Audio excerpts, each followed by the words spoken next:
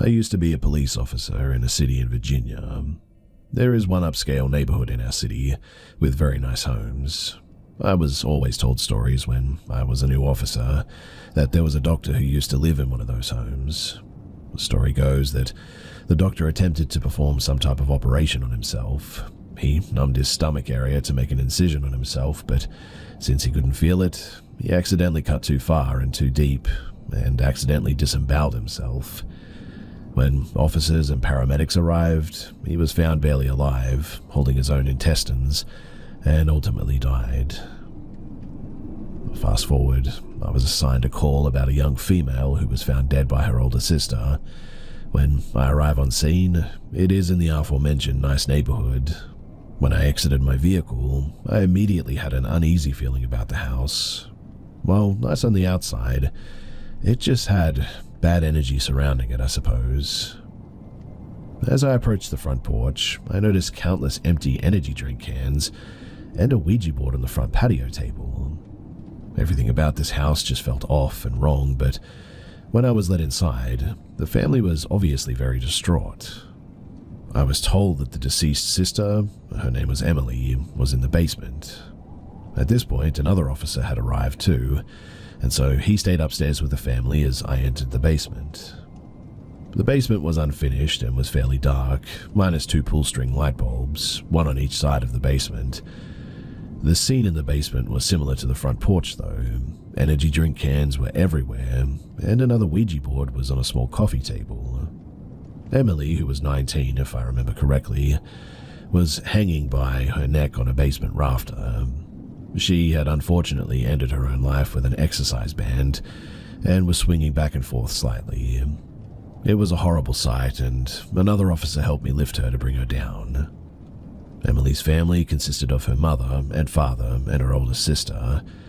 Her parents stated that they had been trying to help her because all she ever did was drink energy drinks to stay up all hours of the night, playing on the Ouija board. Her sister gave a little bit more detail about it. Being sisters, she stated that they were very close and told each other everything pretty much.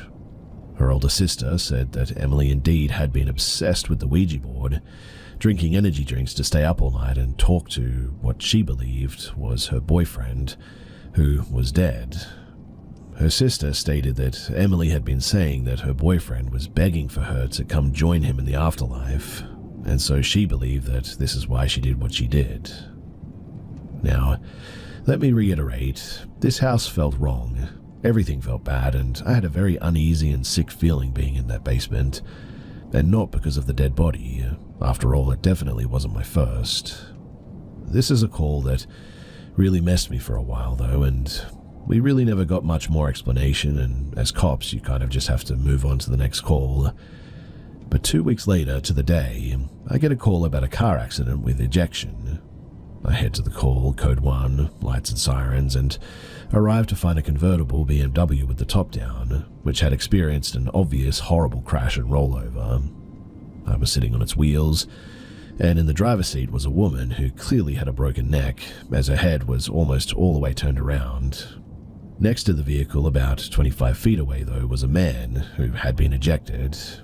Keep in mind this was a convertible, so he was ejected from the top of the car, and let's just say that it was a horrible scene. I went to close off the scene with some yellow tape. I walked about 75 yards away from the accident, where I found yet another chunk of the guy. I'm not trying to be intentionally graphic here, but I want to paint the picture of just how bad and violent this car accident was. Upon obtaining the man's ID, I read the information off to the dispatch, and then another officer and I both realized the same thing at the same time. These two people, they were Emily's parents, who 2 weeks to the day just died in a horrible way. And I tell you that breaking the news to the older sister was absolutely heartbreaking. In fact, I kept in touch with her for a little while after this. She had inherited her parents' estate and all of the life insurance money, etc. She ended up selling off everything and buying a different house to try and start over and repair her broken life. However, it doesn't end here because around a month later, another officer was called after a pedestrian was struck by a car while she was jogging in her neighborhood. And yes, you guessed it, it was the sister. She managed to survive several weeks in a coma, but ultimately, she just didn't make it. If you're wondering why this story about the doctor is relevant, it's because the house that Emily killed herself in was the same house that the doctor lived in. I don't know what you guys think, but to me it definitely seems like either that house is cursed or Emily opened up something really bad. That was all a few years ago now, and I'm no longer a police officer. I moved a couple of states away, and twice now I've found 2 different Ouija board planchettes on the sidewalk when going to check my mail. I never touch them, obviously, and usually use a stick or something to push them into the storm drain, but coincidence? I'm not so sure.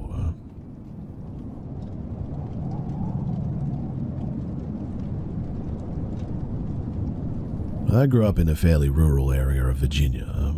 As a kid, I had an obsession for dirt bikes, watching motocross on TV, the X Games, reading Racer X magazines. It was all I thought about. So when my mum and dad bought me my first dirt bike one Christmas, I was ecstatic. From that moment too, my days were consumed with riding that thing. As soon as I got home from school until sundown pretty much, you could bet that I was in those woods somewhere riding around.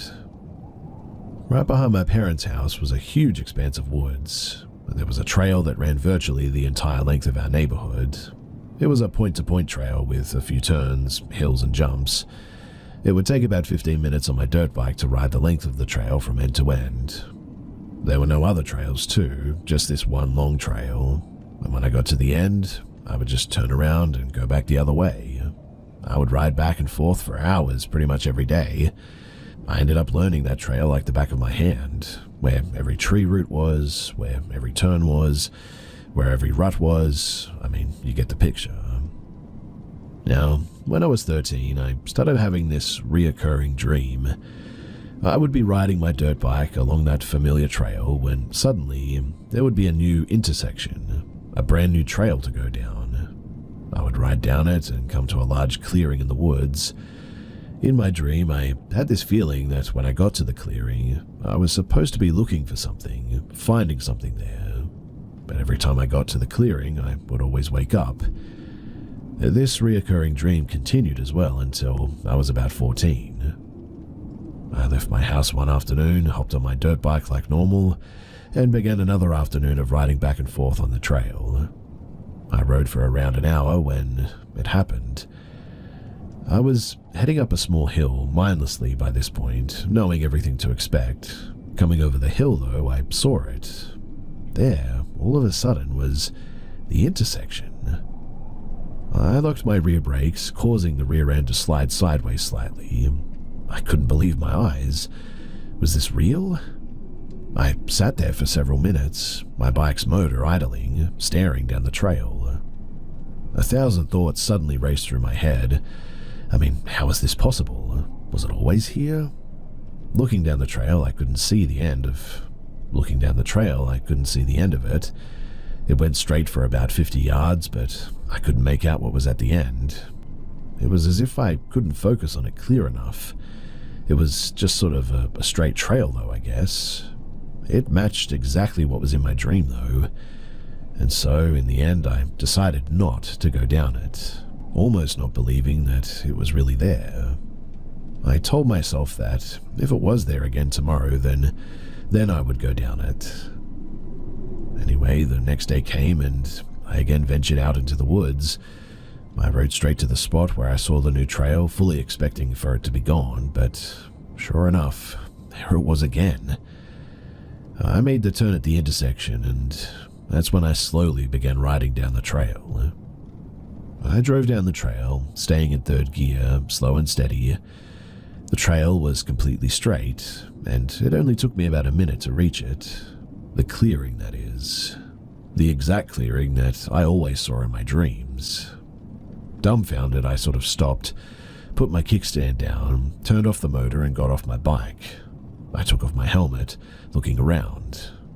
What the heck, I whispered to myself. The clearing itself was a perfect circle, around 50 feet in diameter. It was surrounded by dense forest, minus the single trail leading to it, obviously. I couldn't make sense of this, though. I thought that I was losing my mind or something.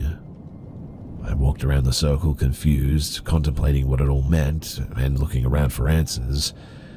I began to feel an eerie feeling, though, all of a sudden, as if I was being watched. A feeling of dread and danger suddenly crept up the back of my neck. I felt as if I was suddenly somewhere that I was very much not supposed to be. Man, to heck with this, I said. I threw my helmet back on, not bothering to buckle it, and I kick-started my dirt bike, bringing life back to the motor. I peeled back down the trail, shifting gears, and I hauled butt back home. I rode for a few minutes when it suddenly hit me, though. Why the heck is it taking so long to get back? I mean, it took less than a minute to reach the clearing, yet I've been riding down this trail for what felt like was several minutes, and I hadn't met back up with my familiar trail yet. At that, I started to panic, getting disoriented. I told myself, maybe I'm just going the wrong way. I knew that it didn't make sense, but I was willing to try anything to get out of there at that moment. I spun the bike back around, and within about 10 seconds, I made it back to the clearing all of a sudden. I peeled around again, back down the trail. Again I rode and rode, never making it back to the intersection though. I stopped, got off my bike, feeling defeated, confused, and a little bit scared now. I threw my helmet and collapsed next to a tree, sobbing. On my knees, I let out a frustrated and terrified scream, I guess. I sat there trying to think of what to do next. I'm not sure how long I sat there for, but it felt like hours. I could see the sun dropping in the sky, the woods getting dimmer. I started to feel like I was never going home. So I closed my eyes and somehow, probably out of mental exhaustion, I must have fallen asleep with my back against a tree. I'm really not sure how long I slept for, but I woke up, immediately jumped to my feet, wildly looking around and quickly gathering my bearings. And it was then that I realized that the sun was shining brightly and I was now back on the trail, my blessed familiar trail. The intersection and the new trail were still there, but somehow I was out. Quickly, I jumped onto my bike, riding as fast as I could to get home. I had no idea how long I was gone for and thought that my parents were probably worried sick. Exiting the woods by my house, I parked my bike and I quickly ran inside. "Hi, honey," my mum said. "I'm sorry, I don't know what happened. I just lost track of time." I managed to get out. "Well, it's only been an hour. I'm surprised you're already back inside, actually," my mum said. I stood there, mouth agape, staring at my mum. "Are you okay, sweetie?" my mother asked me, and a look of concern was suddenly growing on her face. I forced out an awkward smile. Yeah, I'm fine. I'm just not feeling well, I think." I went to my room and a million questions were running through my mind. I spent the next few days confused, replaying every moment through my head. I wanted to just make sense of, well, everything, to have some logical reason for it all, but there just wasn't any. In the end, I devised a plan, though, that, looking back, was honestly incredibly stupid, but I couldn't live with not knowing what the heck happened to me in those woods that day. Now, my dad was a bit of a tool connoisseur. Any tool, hardware, rope, bungee cords, I mean, he was your guy. And among his collection, he had a giant spool of yellow rope, around 600 feet of it. I decided that I was going to use that rope, tie it to a tree at the intersection, and then ride back down the trail to investigate. The rope, it would serve as my lifeline, helping guide me back when I was ready to leave. And that day, I went back out. Getting to the trail intersection, I tied one end of the rope around my waist and used several bungee cords to tie the spool to a tree, giving me slack but staying secured to the tree. And afterward, I headed back down the trail. Feeling a new boost of confidence and determination, I rode back down that trail and quickly arrived back to the clearing. I kept one hand on the knot on my waist, being sure that it stayed there. I got off my bike, leaving it idling, and walked into the middle of the circle. I started to get that eerie feeling again, as if I was being watched, but this time I shook it off. A new feeling of bravery had suddenly come over me. I felt determined to discover what it was that we were supposed to find here, and what the point of all this was. I forced down the feeling of dread. Scanning the clearing, I suddenly became fixated on one tree in particular. This tree was darker than the rest, almost looking burned maybe. I got closer to it. Flaky, black, scorched marks covered the tree. I was staring at the tree, almost feeling stuck in place, when suddenly something began slowly peeking its head out from behind it. The face was black, burned, decayed, and not human, almost like a bad imitation of one. It had short, wiry black hair that looked oily and covered in soot, and as soon as its eyes met mine, my dirt bike's motor shut off all of a sudden. The silence caused me to turn around to look at my bike, then I quickly turned back, but when I did, the thing was gone. Eerily though, the woods suddenly became very silent. For a split second, I froze too, until instinct in my body kicked in and told me to get the heck out of there quickly. I sprinted back to my bike, kick-started it harder than I ever had. I half expected it to not start, but to my relief, it had started.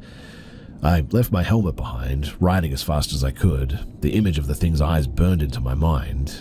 In my haste to leave, I made a fatal mistake though. Having walked a good ways past my bike into the clearing, I had created way too much slack in the rope when heading back the opposite direction. I was shifting gears, going faster and faster, when suddenly the rope caught my chain. My rear wheel locked and I was sent straight over the handlebars. Although in pain, I got to my feet as quickly as I could, dirty, limping, a burning pain in my ribs. The rope was still tied around my waist, but it had somehow been severed in the crash. Frantically, I looked around for the rest of the rope, the end that would lead me back, but it was just gone. I ran to my bike in any case, and trying desperately to get the pieces of the rope out of my chain and sprocket, when I saw it. Movement from the corner of my eye. I stopped, froze, looking in the direction of the movement. I then saw more movement again out of the corner of my eye. It was as if it was, anticipating my moves, staying just out of eyesight, darting between the trees almost. I took off running down the trail, abandoned my bike. My adrenaline was pumping and I knew that I was running for my life. I then spotted the yellow rope, that beautiful yellow rope. I literally screamed yes, running as quickly as I could toward it, following it to salvation. But the rope, it began retracting, dragging on the ground, back up the trail. No, I screamed, running as fast as I could toward it. I ran after it as it seemed to run away from me. I was hoping to see the intersection, praying that it would be there. And then, all of a sudden, I did. I reached the intersection, crying, heaving, trying and failing to catch my breath. For a second, I felt pure relief for making it out alive, but that was when I noticed something. The yellow rope. The spool was no longer bungeed to the tree. The rope now led behind the tree. Slowly, it stepped out from behind the tree, revealing itself in its entirety. It was the thing from the clearing. The woods suddenly fell silent again. A feeling of pure dread came over me. It had a look of pure malice in its gaze, and a terrible smile as it continued to gather up the rest of the yellow rope. I was frozen in fear. I felt as if I was in ice water. I couldn't catch my breath, couldn't scream. I just stood there frozen. I can only describe what I saw as a distorted imitation of a human. Black, charred, its form twisted and contorted into a grotesque mockery of life. Its eyes were pools of endless darkness, devoid of empathy or humanity, gleaming with an ancient predatory intelligence. It then began to move toward me, slowly. Weirdly though, its steps were completely silent. and the air around me suddenly grew cold and carried a stench of like decay or something. With each movement, its body sort of shifted and rippled too, as if it was sort of struggling to contain its own shape. Its presence filled me with an overwhelming dread, a primal fear that seized my entire being. Its voice was terrible too, a twisted mixture of a whisper and a scream almost. I felt as if its gaze seeped into my mind, into my very being, turning my thoughts into twisted and nightmarish desires. And as it approached closer and stood over me, I honestly thought that I was about to die. And then suddenly, everything just went black. I woke up back on my familiar trail, the intersection now gone, the rope now gone, no trace of anything was left. I was in shock and in pain, and I walked back home. In the end, I told my parents that I had crashed my dirt bike and wasn't strong enough to push it back home. My dad went back into the woods to look for it, but he never could find it. Honestly, I didn't care. I was never going to touch another dirt bike for the rest of my life as far as I was concerned. Since then, though, everything has felt different. I feel like something is missing in me, as if that thing took something from me. I know that that's weird, but I felt unable to enjoy anything, unable to have relationships, unable to care. I struggle to sleep. I don't even really feel tired. I just couldn't really feel anything anymore. I didn't know what to do. I just felt like a shell. At Christmas, though, my family and I were getting ready to leave for a Christmas tree farm, an annual tradition that used to bring me excitement. My parents were trying their best, and they saw the change in me. Everyone did. Putting on brave faces, my parents asked me if I was excited to pick out a tree. I wasn't excited, not at all. I couldn't be excited about anything anymore. Sure, I said, trying my best to sound convincing. Before we left, though, my dad was digging in the garage looking for something. Hey, Bud, have you seen my yellow rope? The question sent me into a flashback of full terror, leaving me screaming, sobbing, and begging for help, begging for it to stop. From then on, I spent years in and out of therapy and even institutions. I am an adult now, but I've just never shaken the feeling of pure emptiness. I decided that I'm going to go back to my childhood home, back to that familiar trail that I can still remember like the back of my hand. If the intersection is there, then I'm going to go back down it. In fact, I've decided that I'm going to try to kill that thing and get back the piece of myself that it clearly took. And well, if it kills me, taking the rest of me, well, so be it. Either way, I don't want to live like this anymore, and I'm going to be free of this.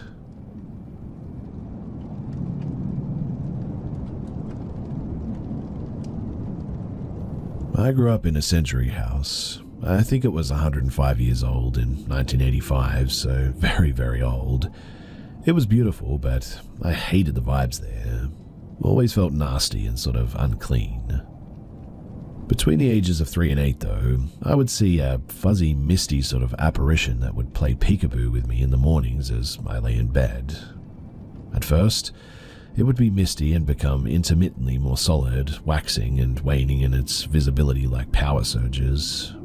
For a long time, I would stare, especially on weekends when I slept in and had time to ponder, thinking that I was half asleep, but I would count, spell words, do my ABCs, later recite prime numbers, pinch myself, move about to make sure that I was awake, and I can assure you that I always was. I'm a pretty straightforward person, always have been, but I couldn't believe my eyes. But then I got used to it, and it would just keep playing peekaboo as I read my books and magazines, when I got some cereal, sometimes take a bath and came back and read. Later, when I got a TV, I would watch cartoons and it would be there. It sort of became my morning ghost buddy, I guess. I did my thing and it did its thing. It was a misty shape of a head and shoulder and featureless but semi-solid. I could see through it, but also it was like staticky and would sometimes be more obvious and then sort of fade back to a less solid fog. Also, it sort of looked like moving particles if you stared long enough, like static from a TV but more white. It didn't feel scary, I guess, but just odd to me. It was almost like I was witnessing something highly unusual, and it was sort of bemusing. A phenomena of sorts, I guess. Anyway, the freakiest part is that it was doing the little peek thing at the top corner of the 10-foot door frame. Sometimes a little more than the head and shoulders would move out, and it would be an amorphous blob, but it's like there was a barrier and it couldn't move far beyond the door frame. I don't even know if it was actually truly conscious enough to be playing with me, or it was sort of stuck there at the frame and doing its thing, but I sort of felt like it had some intention. Just a feeling I had, but that's what it was. Eventually it would stop, or the light got so bright that it would not be discernible, but I think it stopped about mid-morning. I never saw it at night or dusk or any time during the day if I took a nap. This was only in the morning hours, between dawn and say 10 or 11 a.m. Eventually I just stopped seeing it too. It could be because I started closing my bedroom door at night as I got older and wanted privacy, but I'm not so sure. Looking at the history of the house that was built by a distant relative who owned a sawmill and local hotel, he was a bad actor from what I understand. At some point there was a fire shortly after the house was first erected in the 1880s, and the stairwell and the upper floor were damaged and reconstructed. Not a devastating fire that killed anyone, but the stairwell in the foyer on the second floor by my bedroom was not the original, but 20 years or so younger. Maybe that guy though, maybe he killed somebody there because he was a southern gangster of sorts and was involved in getting rid of some folks, or so it said. Some people did pass away at the house of old age and natural causes. Wakes were held there, so maybe a ghost. Appalachia is old with history, predating the settlers, so who knows.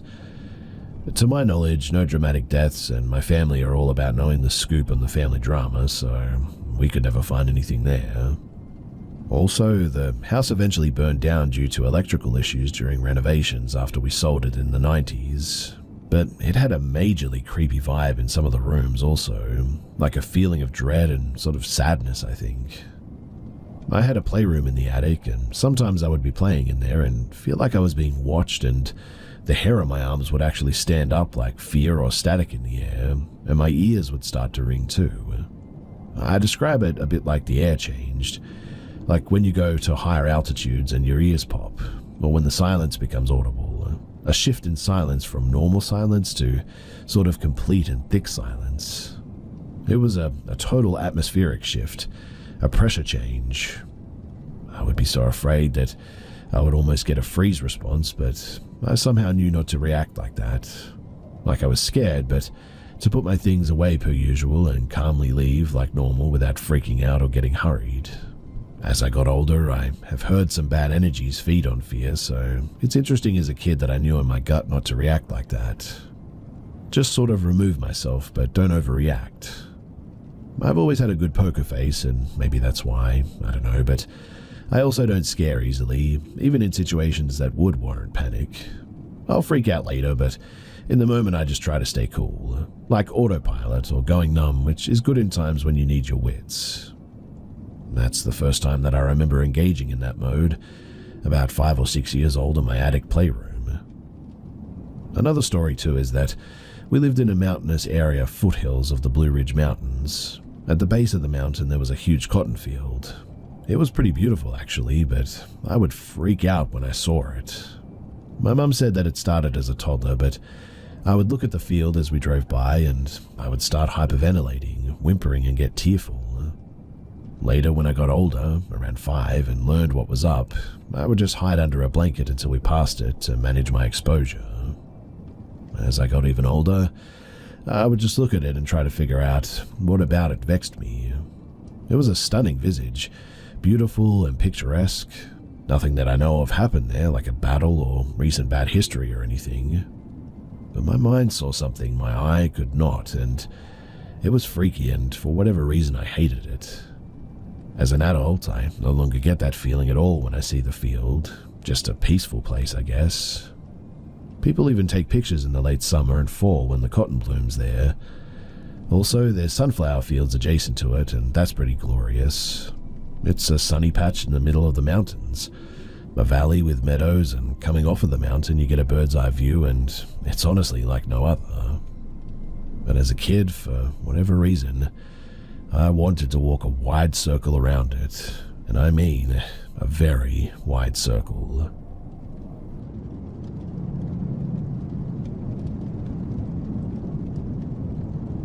My grandfather's family had lived in the mountains of very rural central Pennsylvania since the 1700s. In the 1890s, my great-great-grandfather built an expansion onto a house or loft that his father, born in 1829, had built. The house still stands today, and we still go there most weekends in the summer as it's 8 miles from a very large and beautiful lake. I've been going there since I was a kid, and we call it the old house. The house is filled with very old photos. Some of the photos we know the ancestors in them, some we actually don't. Some of the photos, though, are very creepy. When I was a child, probably about, 9 or 10 years old, we went for a weekend in the summer.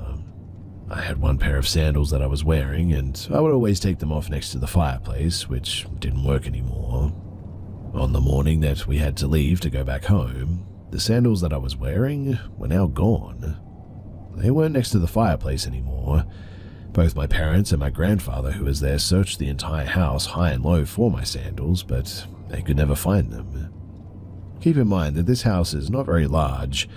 They searched for hours too before they finally gave up, and I made the 2-hour ride back home without my shoes. My grandfather stayed at the house for another day before going back home. When my grandfather woke up the next day, the sandals, they were right there next to the fireplace where I had left them. But my family still talks about this to this day. My grandfather told my mum that they must have not wanted her to leave. I've always loved this house and have felt very close to my ancestors while in it, but that was pretty creepy.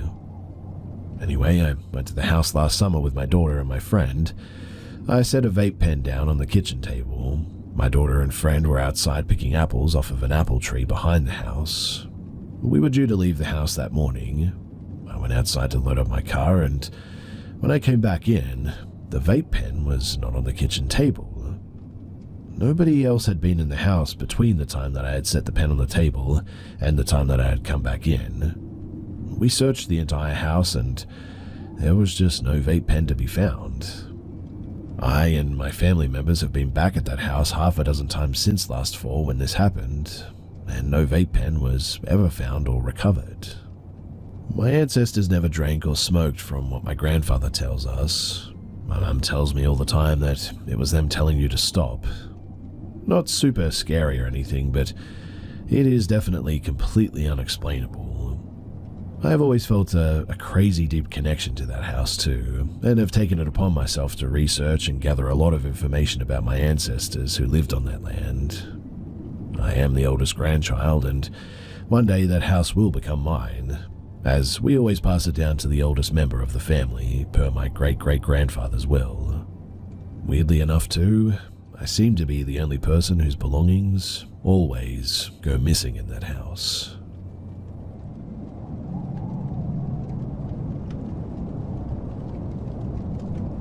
So I live in Pennsylvania, just outside of Philly, and the following happened a few years ago.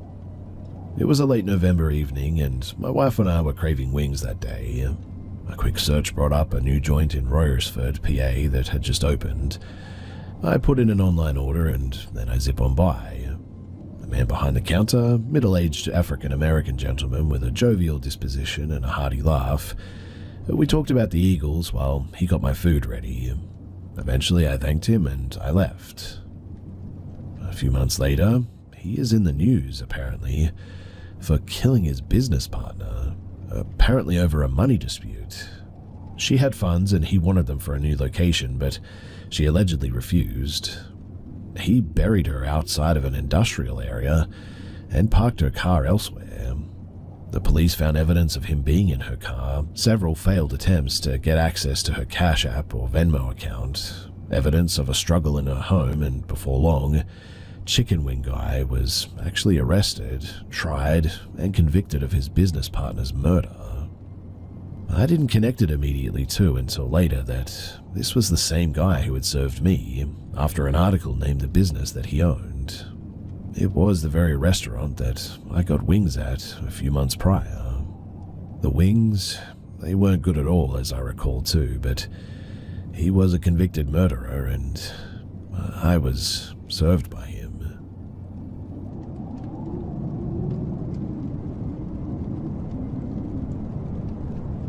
My grandma's property is settled all the way in the back of the woods at the end of a long unpaved road. Along with being comically bumpy, it also has a history of hauntings that were passed between family members over the years. I myself was somewhat skeptical of these tales, not because I'm not a believer of the paranormal, but because my uncle and father have a habit of being very exaggerative. Until one night, about a year ago. Back then, I lived with my grandma down at the end of that road, and at the time, I also didn't own a car. As such, my boyfriend had to walk to my house from the entrance of the road, since his parents didn't want to risk damaging their vehicles on the aforementioned bumpy road. Mind you, this road is a good 20 minutes walk from the beginning to the end, completely overgrown with bushes and trees, and has a puddle every other step. So more often than not, I'd meet him about halfway, and then walk him back to the entrance once he went home. That night, when we were walking back to the entrance, I decided to tell him about the property's haunted history. From the silver buried on four corners of the property to appease a supposed deer spirit, to the knocking on the counters at night, I spilled every tale that I'd ever heard. Now, unlike me, he was genuinely afraid of such tales, as he himself had once had an experience very similar, albeit much more terrifying, to the one that I was about to have. He warned me not to do one thing: don't whistle at night. Now, a thing to know about me, I'm a habitual whistler and tend to do it without even thinking about it. So of course, on my way back, I began to sing a tune. That particular night, it was unusually bright outside for being so late. The sky was still a dull blue and there was hardly a shadow despite being well past 8:30. I got into the quarter mark of the road, an almost gateway of bushes on a small ridge going further into the road, when I heard something. A yell that very, very distinctly sounded like an old man. Later, once I got home, I'd realized that there was a word in that yell too: help. At the time, I didn't think too much of it, which, yes, was especially dumb of me, I know. I'd love to pull out every excuse under the sun, but I was evidently feeling very stupid that night. Now that I've had time to think about it too, I've noted two things. One, there was no possible way that there could have been an elderly man on or near the road. My grandma is the only person that lives on that end of the road. Second, as I mentioned, was the word in the yell: help.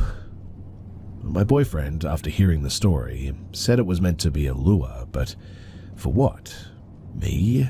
Death? All that fun stuff? As I walked, I got to the halfway mark of the road. A field of dead yellow grass and a single fallen tree on the left-hand side of the road lay there. I'd seen it hundreds of times before, and every time I'd thought, why is that tree still there? As I took my courtesy look at the tree, that was when I noticed something, or someone. It. To this day, I don't know what I saw, to be honest. It wasn't a cryptid, not a monster nor a demon, but standing a good 30 feet away from the tree was, honest to God, and what I can only describe it as was a sheet ghost. A simple, rounded pillar of white, nearly 8 feet tall, and as still as the tree before it. It stood there. And it saw me, too. I know it did. It had no eyes, no face, but I could feel its gaze upon me. I had never truly known fear before that night, but I froze in place and felt like a mouse beneath a cat's paw, caught and hopeless. Faster than I could blink, it ducked behind the tree and seemed to stay there. 30 feet traversed in under a second. Once it was behind the tree, it stayed there and I could move again. The sensible among you probably think that I ran, but I didn't. I didn't want to get its attention again. 10 minutes of absolute silence and paranoia as I walk home. I was utterly terrified.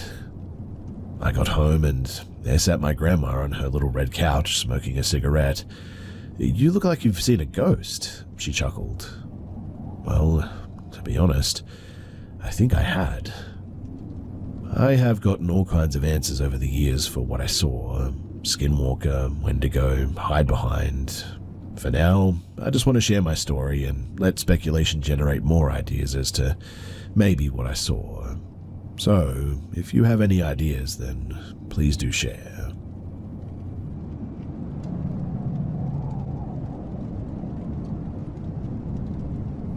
I just recently remembered this story from when I was quite young, so I figured that I could share it here, as looking back, it's, well, kind of creepy.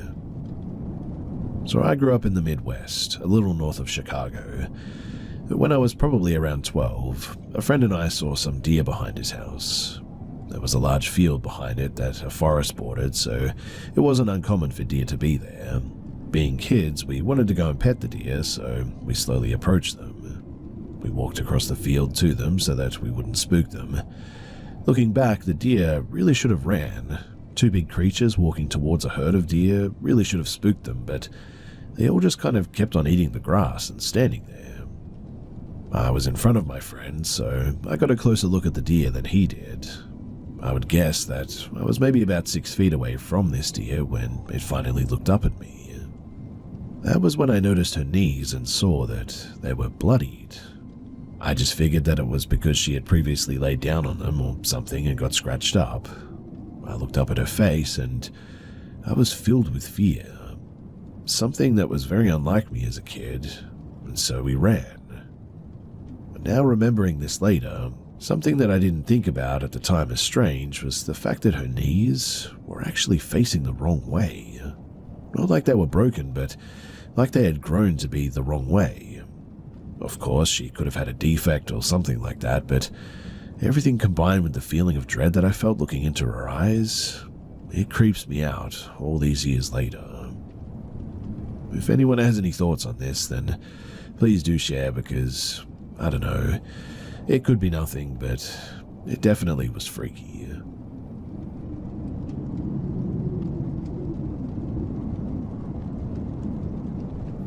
I'm from a small country in South America and attended a religious school. Every year you go to this sort of spiritual getaway in a camp that's situated in an open field next to a small river and this sort of forested mountain area. Said place is beautiful but gives off an off vibe, I guess, almost like it's lost in time due to its very old structures. And because of this, the place has been shrouded in mysteries and horror stories. It doesn't help, too, that the whole town was once burned to the ground in a very gruesome war that almost wiped out my country off the map in the 1800s. Anyway, here's what happened.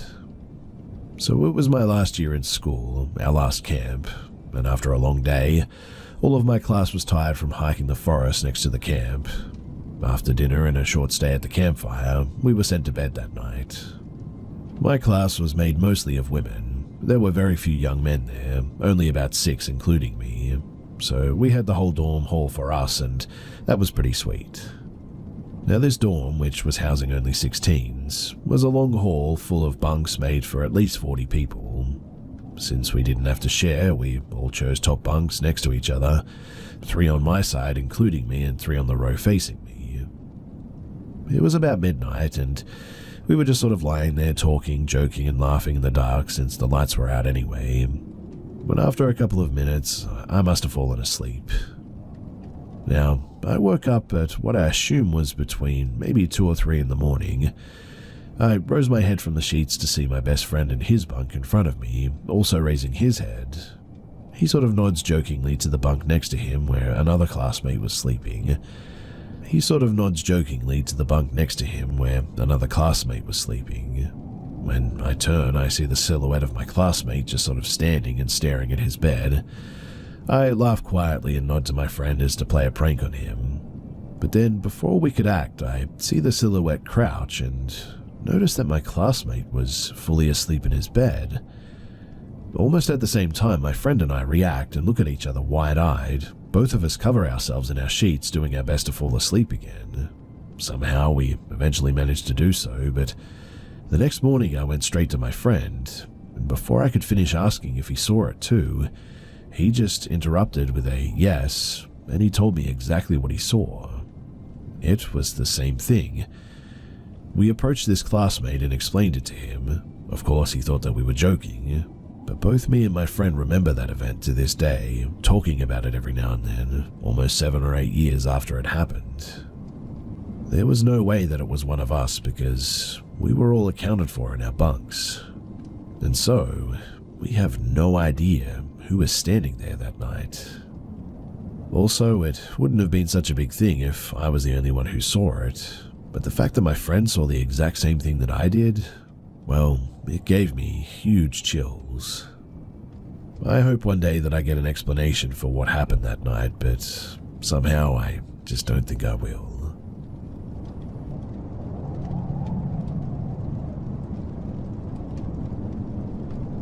Almost 20 years ago now, I was traveling up and down Chile for a while with my friends, backpacking, essentially. But we had some friends here and there, and one of our home bases was the parents of one in our group. His stepfather was a natural doctor. Awesome, right? Except I contracted something severe at one point in the Atacama Desert, and over the course of 3 weeks, while my friends continued on, I was slowly dying while this dude was giving me 30 drops of this and that, or 46 of this and that. And at one point, as I was convulsing in their bathtub, the mother decided enough was enough and I had to go to the hospital. After this, I just remember the feeling of the winter's grass on my heels as I ran down a giant hill to where my friends were. I remember the feeling in my chest. I wanted so bad to reach them.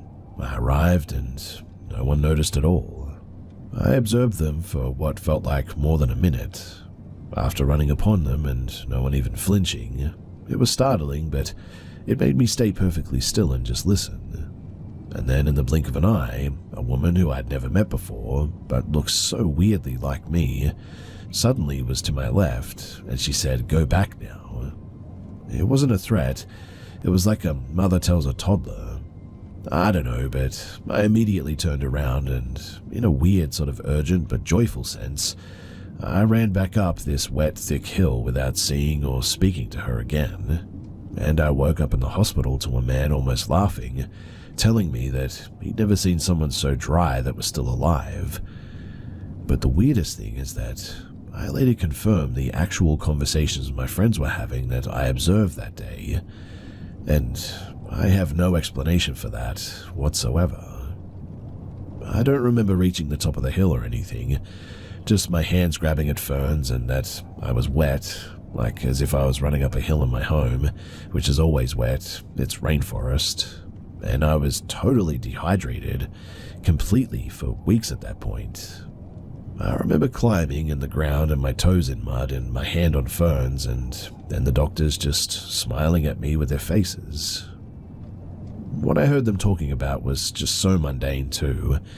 One of my friends was talking about agricultural class where you meet the cows with holes in their stomachs. She was describing how they keep everything hygienic, a random conversation to have with a history and political science major, and honestly nothing that I would have had any prior knowledge about too.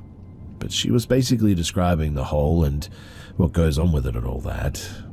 Like I said, I reiterated this to them and they confirmed that this was actually what they were talking about. And it was in the location that I saw in my, well, whatever that state was.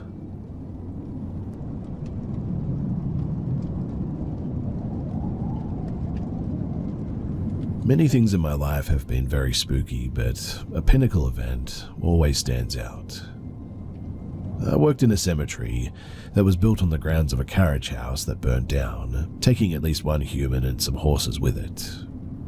Now, there was also a pauper's grave of unknown remains transplanted from a tiny rural graveyard there too. And one Saturday, I was on duty and very, very aware of the male shadow figure who lurked around the office. You could hear him walking with a cane up and down the hall. It always put me on edge. He felt ominous and disquieting. I had a burial that day and the family no-showed. Later on, I swore that I heard someone in the lobby down the hall from my office though, but when I got there, they were gone. I assumed it was the family and rushed out to find them. We played Ring Around the Rosies with a huge funeral home between us. Finally, I realized there were no cars in the lot besides mine, and I hadn't caught a glimpse of someone just rounding a corner since a lap ago. So perhaps they left? Later on, I was in the giant vault that doubled as our records room. When my back was turned, the door slammed shut. It could only be opened with a key from the inside. And guess what wasn't on me? As well as my cell phone. Panic took a while to set in, and no matter what I did, I just could not get that door to open. I could, meanwhile, distinctly hear a man chuckling outside, though. Sitting against the door, calculating how many hours till Monday got here, and the likelihood of the grounds guys coming into the lobby and seeing the normally open vault door was closed. Before I could talk myself really off of the deep end, the door suddenly bolted open, and I flopped back, knocking myself off the metal threshold. Hours later, I woke up after apparently being knocked out. The sound of a dull shuffle stepped near my ear, oddly startling me. Or maybe I got a sudden whiff of the familiar leathery cologne that lingered in the clouds around the building, inexplicably. Either way, I was awake and I wasted no time in locking up and leaving.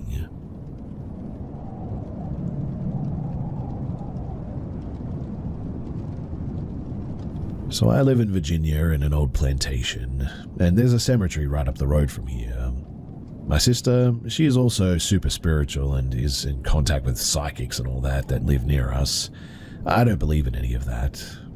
But one time she called her and told her, don't go outside at night because the deers aren't actually deers. Weird, right? Anyway, we have seen some circles of bones. My sister and her friend have also been chased through the woods by something. And if you're outside at night, it kind of sounds like there's double the amount of footsteps sometimes that there's supposed to be.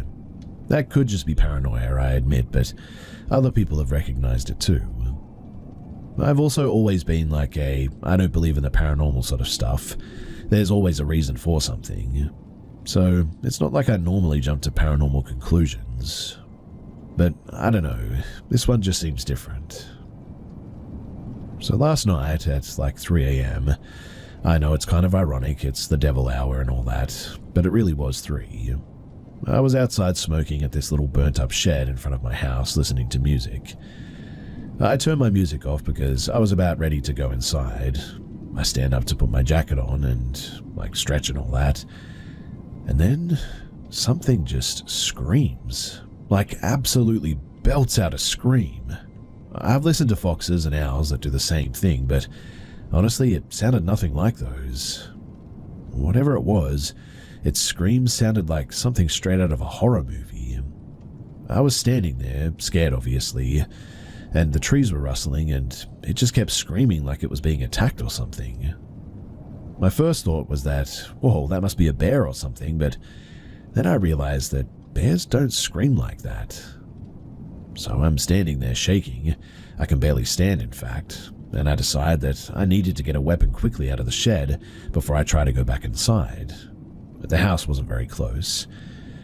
So I wait until the noise stops, and the second, and I mean the second that I move my leg, I made no noise, mind you, something screams and runs into the woods, just screaming. I could hear it getting farther and farther away because it just kept on screaming. Then the dogs down the road started barking. So I finally got into the shed. I grab a plank of wood, it's all I had, and my phone and my jacket, and slowly start walking back to the house, watching over my shoulder. Nothing else happened that night as far as I could tell, but when my sister opened the door, I was in tears and I was shaking. That night too, I just sat there for hours, pondering what the heck I'd just heard. So, if anybody knows what I should do in order to protect myself, or what it could have been, then please do let me know. Also, if you do think it's just an animal, which it's possible I suppose, then let me know what you think it is and I'll let you know if it sounded like it. Quite honestly though, whatever it was, it sounded huge. And on top of that, I'm really not convinced that it actually was an animal.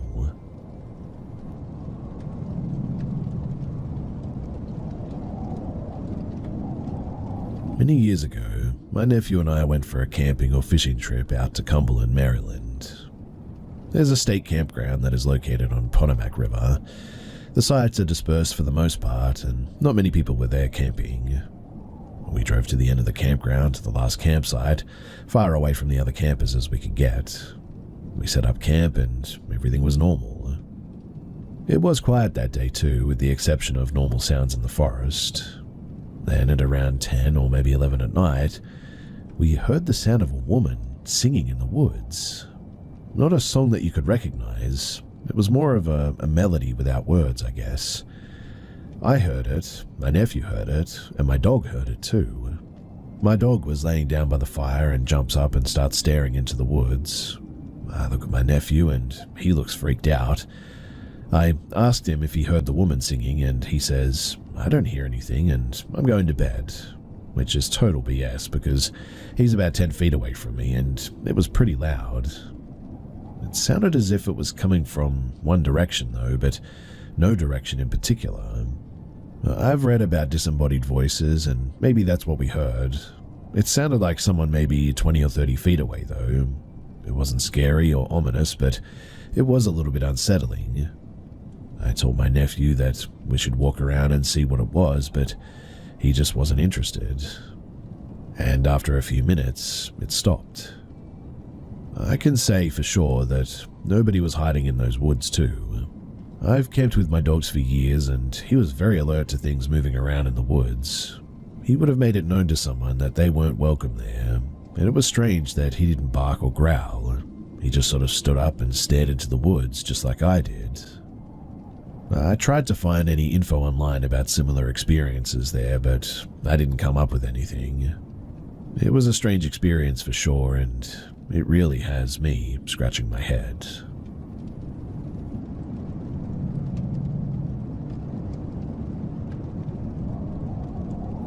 At the time that this all happened, I must have been about 9 years old. I was in bed one night and heard the radio in the kitchen going. My mum would almost always work the 11 p.m. to 7 a.m. shift, but on Tuesdays would take the mid-shift because we would have family night on Wednesdays. I assume it must have been a Tuesday when this happened because my mum was in fact home. My mum worked a lot and, 22 days out of the month most months, so it was not uncommon for us to try to help when she was up late cleaning. Anyway, as I walked down the stairs, I noticed that all the lights in the house downstairs were off and just the kitchen light was on. This already had me running for the kitchen because our walls were a deep green. As I mentioned before, my mum worked the late shift, and my dad purposefully painted the living room area a dark color so that when the lights were out and the blackout curtains were closed, it would be dark enough for my mum to fall asleep after work. As I entered the kitchen, my mum was at the sink, and when I thought about it afterward, I only heard the radio going downstairs, not the sink, but she was washing dishes when I walked in. In any case, her back was turned to me, so I couldn't see her face. I asked, "Mum, do you want some help cleaning?" But she didn't answer me. I asked a second time, and this time there was a bit of a moaning as an answer. This didn't immediately alarm me because it didn't sound like a zombie or anything moaning, more like a, I don't know, kind of moan, if that makes sense. I just replied with, "Okay, well, if you want me to help, just let me know." She didn't turn around, but she kind of, stiffened a bit. So I took that as my cue to get out and just let her be. Sometimes she just wanted to clean in peace as she worked with older people and many would die on her watch. My mum is a dedicated nurse when it comes to her patients because she worked in a rehabilitation center. Many of these patients would get dropped off by their families and literally never see them again. She would often take us to see them when she could so that they could feel like someone cared for them. So, still no alarms went off as I walked back towards the stairs, as I assumed someone may have died and she was sad and wanted to just be left alone. When I hit the corner to round and go up the stairs though, everything in the kitchen just shut off at once. The radio, the sink, the lights, all of it. Man, when I tell you that I ran up those stairs to my room, I was gone. Zoomed past my brother's and parents' room and ran into mine, slammed my door shut and jumped under the covers. I was thinking at the time that this is the end. My parents are big horror fans and they didn't believe in shielding us from stuff like that because they wanted us to understand the difference in what was real and what was not, and that no matter what, God is there and he'll protect us and all that. And I can tell you that I did not feel God that night. I suddenly hear my door burst open though, and my mum yells at me for running up the stairs, thinking that I had gone and grabbed candy or something and run up the stairs to avoid her. I said, "No, Mum, you scared me when you turned everything off." And she was like, "What are you talking about?" And I tell her what just happened. She tells me that I must have dreamt it up and quickly tucks me into bed, and she just closes my door. Now, the next day, I asked her why she would do that to me when she knows that I'm scared of the dark like that. I truly thought that she just thought it wasn't as funny to me when she saw how scared I was or something and tucked me in to calm me down. She then tells me, though, that she was apparently in her room. She had gotten home, took off her shoes, and went straight to her room that night. She never went into the kitchen. Never heard me go down the stairs, but instead assumed that my brothers had left me down there because I fell asleep as they used to do it, knowing that I was scared of the dark and thought that it was funny. When I ask her about it now, she only vaguely remembers this happening. My brothers had bad experiences in this house though as well, and they actually believed me. The common factor that I find in our stories is that they all had to do with downstairs for whatever reason. None of us ever had scary stuff happen upstairs, but generally agree that something was weird about that kitchen, and the fireplace too.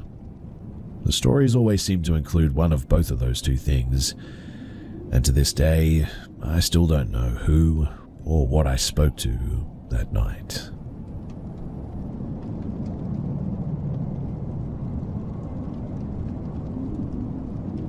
Now that I, a 23-year-old female, am back from Germany, I've had some time to think over the events of my trip.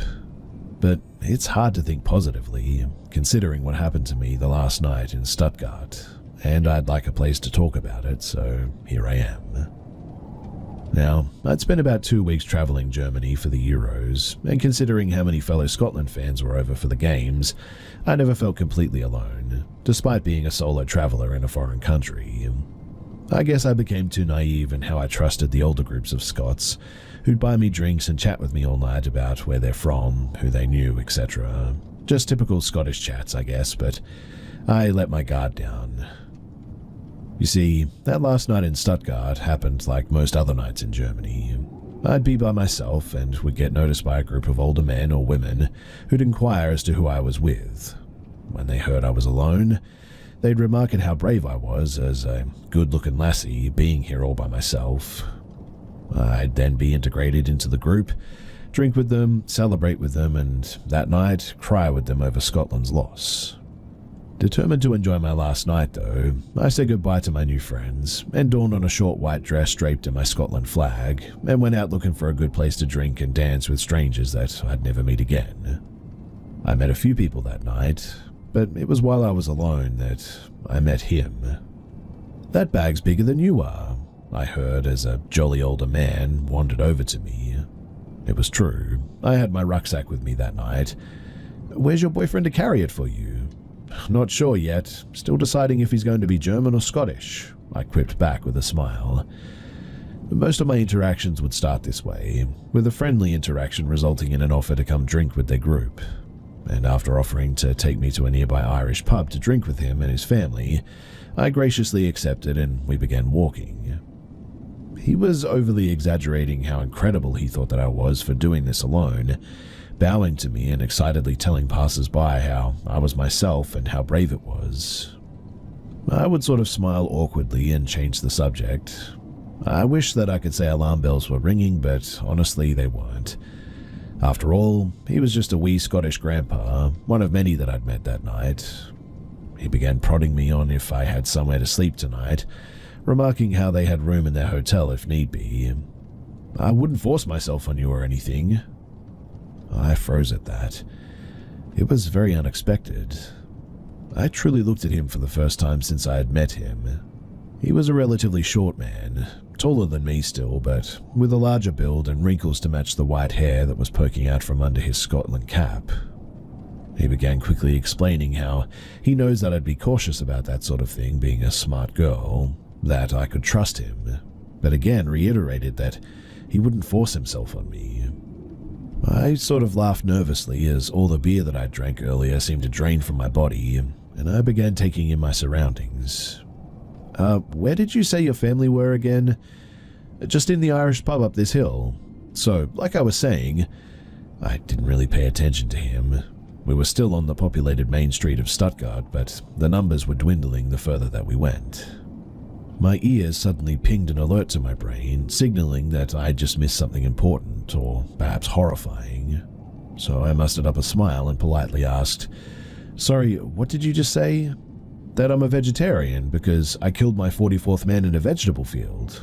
"Oh, I've been deployed in loads of countries. The first 6 lives I took were in Ireland, in fact."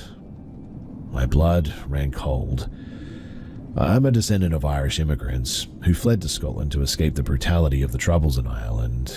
And I mean, did this man kill my family? Yeah, I killed 12 in Iraq. I could only listen to parts of his ramblings as I began desperately planning my escape, locking eyes with every person that walked past. There weren't many. We had almost reached the top of the main street now. "Why are you so tense all of a sudden?" The words brought me back to the conversation. "You know I can read you like a book, right? I'm doing all of this for you, you see. I want to protect you. And Molly, I can guarantee you right now, you don't realize how much danger you're in. You know," I felt a gentle tap on my shoulder, spinning around to see a young German man smiling at me. "Scotland!" He motioned to my flag. "I love Scotland." "Hey, is there anywhere to eat around here?" I blurted out, staring at him, praying that I'd turn around and the old man would be gone. Brief confusion crossed the German's face before the old man began rapidly jumbling up the sentence, "Sprechen die Deutsch," in an attempt to sound as if he was speaking German. "Essen," I whispered. The young man pointed in the direction that we just walked from. "Yeah, there's a McDonald's down there." I turned back to the old man, whose look I could only describe as emotionless now, as if he was staring right through me, like I was no longer there. I felt another cold shiver before smiling. "Hey, I'm gonna go grab something to eat, but I'll meet you in the Irish pub later, okay?" As if snapping back to his jolly self, the man quipped, "Now don't be like that. I'm off to a rave just now. I'm playing at it. You don't want to miss it." "I'll catch you later," I smiled. The man's face again dropped into a blank stare before he turned and walked off. I think the German man called after me, but I didn't hear him. I kept my head down and walked wherever my feet wanted to take me. I couldn't think, I could only walk. I really don't know how I got to the train station, nor how I got to the hostel, and weirdly there were no Irish pubs in Stuttgart, or at least not in that direction. In any case, to all solo female travelers, never say that you're traveling alone. And to the German man that I met that night, thank you for potentially saving my butt.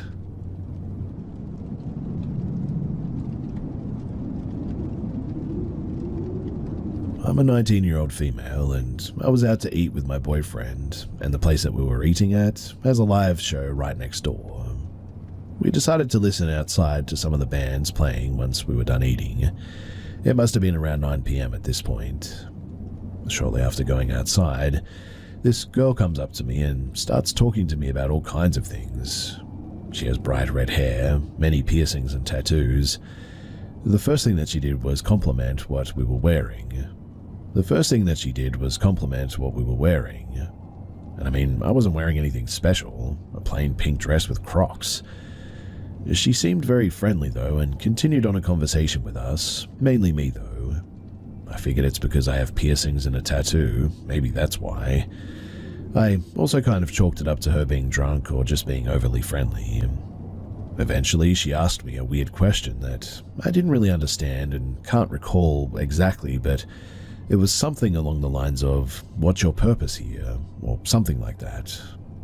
I just remember not understanding what she was asking me and just telling her where I worked because it sounded like that's what she was asking me about. She said that she works at the strip club in the same town and came to dance. She then left abruptly afterward while texting on her phone and went over to this guy. Me and my boyfriend, we went to leave at this point. I didn't think too much of it and we passed by them. After turning the corner though, my boyfriend told me to check and see if I was being followed. I looked behind my shoulder and didn't see anybody. I walked a little further and looked back again. And then there was this guy. He was walking extremely quick and caught up to us pretty fast. He followed me all the way to my car, which was at least a mile away, until we got in and locked the doors. He was only a couple of feet away from my car, but then he just turned around and went back the way that he went. My boyfriend told me to start the car ASAP, and once we left, he told me that when we passed by them, he heard the girl say to the guy something along the lines of, "She's a little nervous, but..." And he had a bad vibe that they were traffickers or that they were going to try and pimp me out or something. Maybe snatch me up or something. I don't know, but it wouldn't have been very hard for him to do that. He was easily at least double my weight, as I'm only 100 pounds. He was following with a lot of speed too, and I mean, really? What else could be the motive? I don't know. The whole thing creeped me out a lot, and I'm really glad that my boyfriend was there.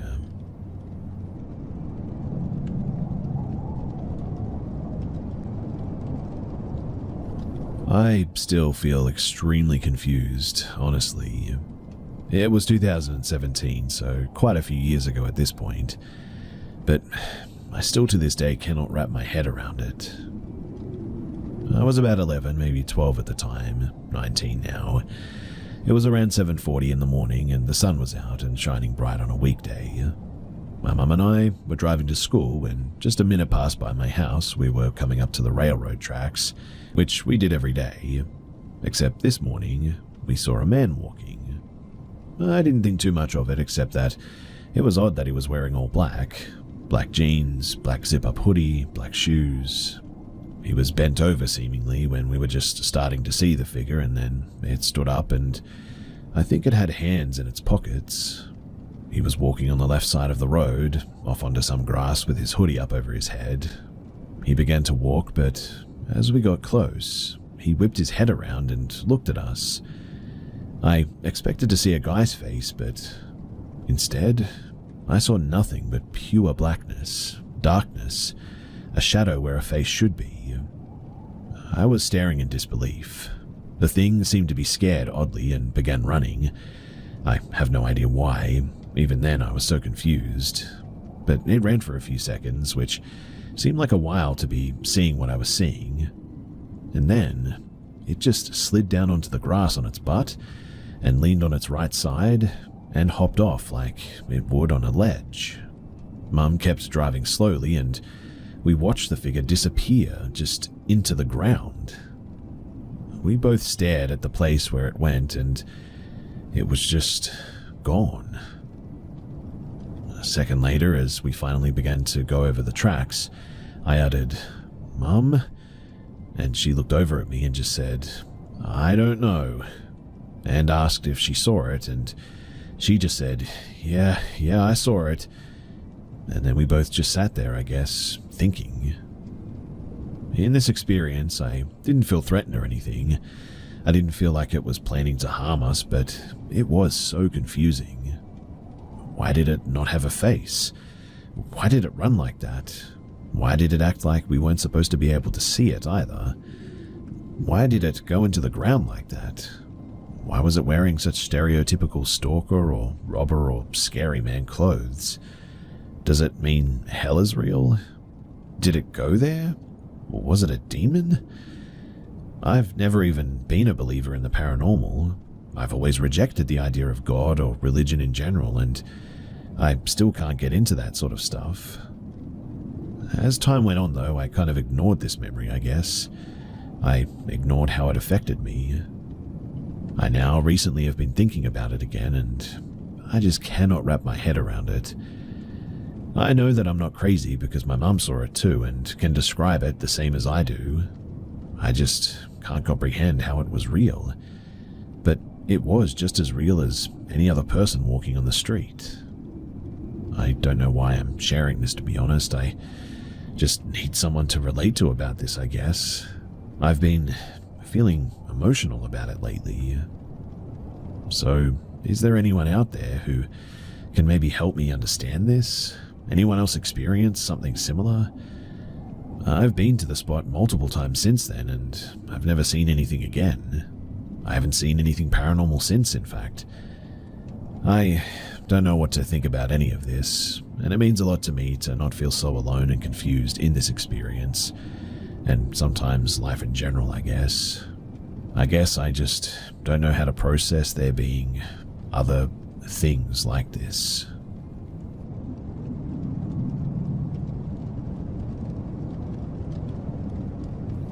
When I was 11, we first moved to California near the Yosemite area.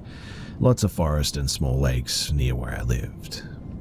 I moved right around when summer was ending and school was starting, so I took a bit to get settled and used to everything. Summer rolled around the next year. My family is pushing me to get out of the house and do something besides staying inside and playing games all day. There was a lake with lots of dirt paths and such that was easy to explore. So I'd go around there a bit and just walk around, especially this one spot that had a cool little waterfall into a smaller lake from the bigger lake of that area. And well, one of those days I'm walking to the lake and I spot someone by the waterfall. She's a girl around maybe my age, orange hair, freckles, and an accent that I wasn't able to understand at the time, which I think was a Tennessee accent. I've always been horrible with names, but I remember her name being a very common one, something like Alice or Cassie or something like that. As a young kid, I never really had crushes on girls. Most of the time, if I was friends with someone, them being a guy or a girl, it didn't really change much in how I interacted with them. And she was definitely the same way because we immediately got along. I remember us going to the lake and just walking around a lot. I talked a lot about living in Washington, what school was like, and video games, something that I could tell went right over her head. She said that she was visiting her grandma over the summer at a house down the road from mine. I remember I had her number saved, so I'd text her whenever I was planning to go on a walk, and she'd meet me at the end of the driveway of the house that she was at. I remember her saying her grandma didn't want her going to my place, which was understandable. I mean, I'm a stranger to this woman, and so would my family be. But Alice didn't want me to come visit the grandma either, which I remember finding a bit weird. I remember my friend Eric, who lived near the lake, would always come by, and wanted to come with me to walk around, and Alice told me that she'd rather it just be the two of us. Maybe it was because she didn't know him, but she would only come with me on those walks alone. I remember one time we walked out a bit further than usual on one of those dirt paths. This one was a bit awkward because of a hidden incline on this hill, and she'd have to pull me up for us to walk around and jump down when we walked back. Anyway, cut to near the end of summer, and she's still hanging out with me, even meeting me at the end of my driveway. I remember one time I was having trouble finding my jeans, so I didn't get cut by the bushes that we walked past all the time, and told my mum before she went to work to tell Alice that I was going to be a little bit late. I'll explain in a bit why this is important as well, but on our last day walking around, we went to the rock that kind of overlooked the lake, and we just kind of sat there. I remember she was talking about her family and how much she preferred being there in California than where she was from. Something I don't remember, though, is if she ever told me specifically or not. And well, I said bye to her and said that I'd try to meet her at her house before she took off. I never did. I think I was forced to go school shopping or something that day, so I sent her a text telling her, and she didn't seem upset or anything. I don't know if I just never checked in with her or I had forgotten her, but I I never saved her contact. It was on an old flip phone that my parents had given me at the time when I was that young, and they didn't have a good texting or calling plan at the time. Anyway, cut to a good while later, 2021. A lot of drama is happening in my family, which I won't get into, but topics about my childhood and how I was treated are being brought up. I asked my mum about that year being forced to go outside more and if that was her decision or my father's. Spoilers, it was my father's. I brought up how it wasn't that bad though and that I had Alice to hang out with. And that sparked a bit of a nostalgic happiness that I hadn't felt in a while, thanks to how bad that and the previous year was for us. Well, my mum then dropped and would tell me something that I continue to think back on over and over again. You mean that imaginary girl you walked around the lake with? I immediately thought that she was just messing with me, but she looked serious, and thought that the time that I asked her to tell Alice that I was going to take a while, that I was talking about an imaginary friend, because she claimed that she never saw anyone when she went down the driveway, apparently. But I know that I had interacted with this girl. I know that I had gone with her to this lake many times, but I never thought about how I was the only person who ever saw her. And never my friend Eric or his brother who sometimes went to the lake with me, not my family, never even met her grandmother as well. Today, I cannot even confirm if I ever had this girl's number, or if I ever even actually texted her. It threw me off a good bit, but then I remembered one thing that made me know that I was right, and that she was real. You see, one time in July when I was walking with Alice to the lake, my grandma had stopped by to give me a soda while she was heading to my house to give my dad something. Well, when I had next talked to my grandma, I brought it up, and she didn't really know what I was talking about at first, not until I brought up Alice. Oh yes, I remember your dad always brought up how you and some girl would walk around the lake, and I thought it was cute. Weird that he thought it was a real girl and not one of your imaginary friends. This absolutely rocked me to the core. I mean, there's just no way that I imagined all of this, and I still have no idea what she could mean by one of my imaginary friends. If I ever find that old phone, if I even still have it in a box somewhere, I'm getting to the bottom of this because I am certain that she was real. Otherwise, who the heck have I been imagining this whole time?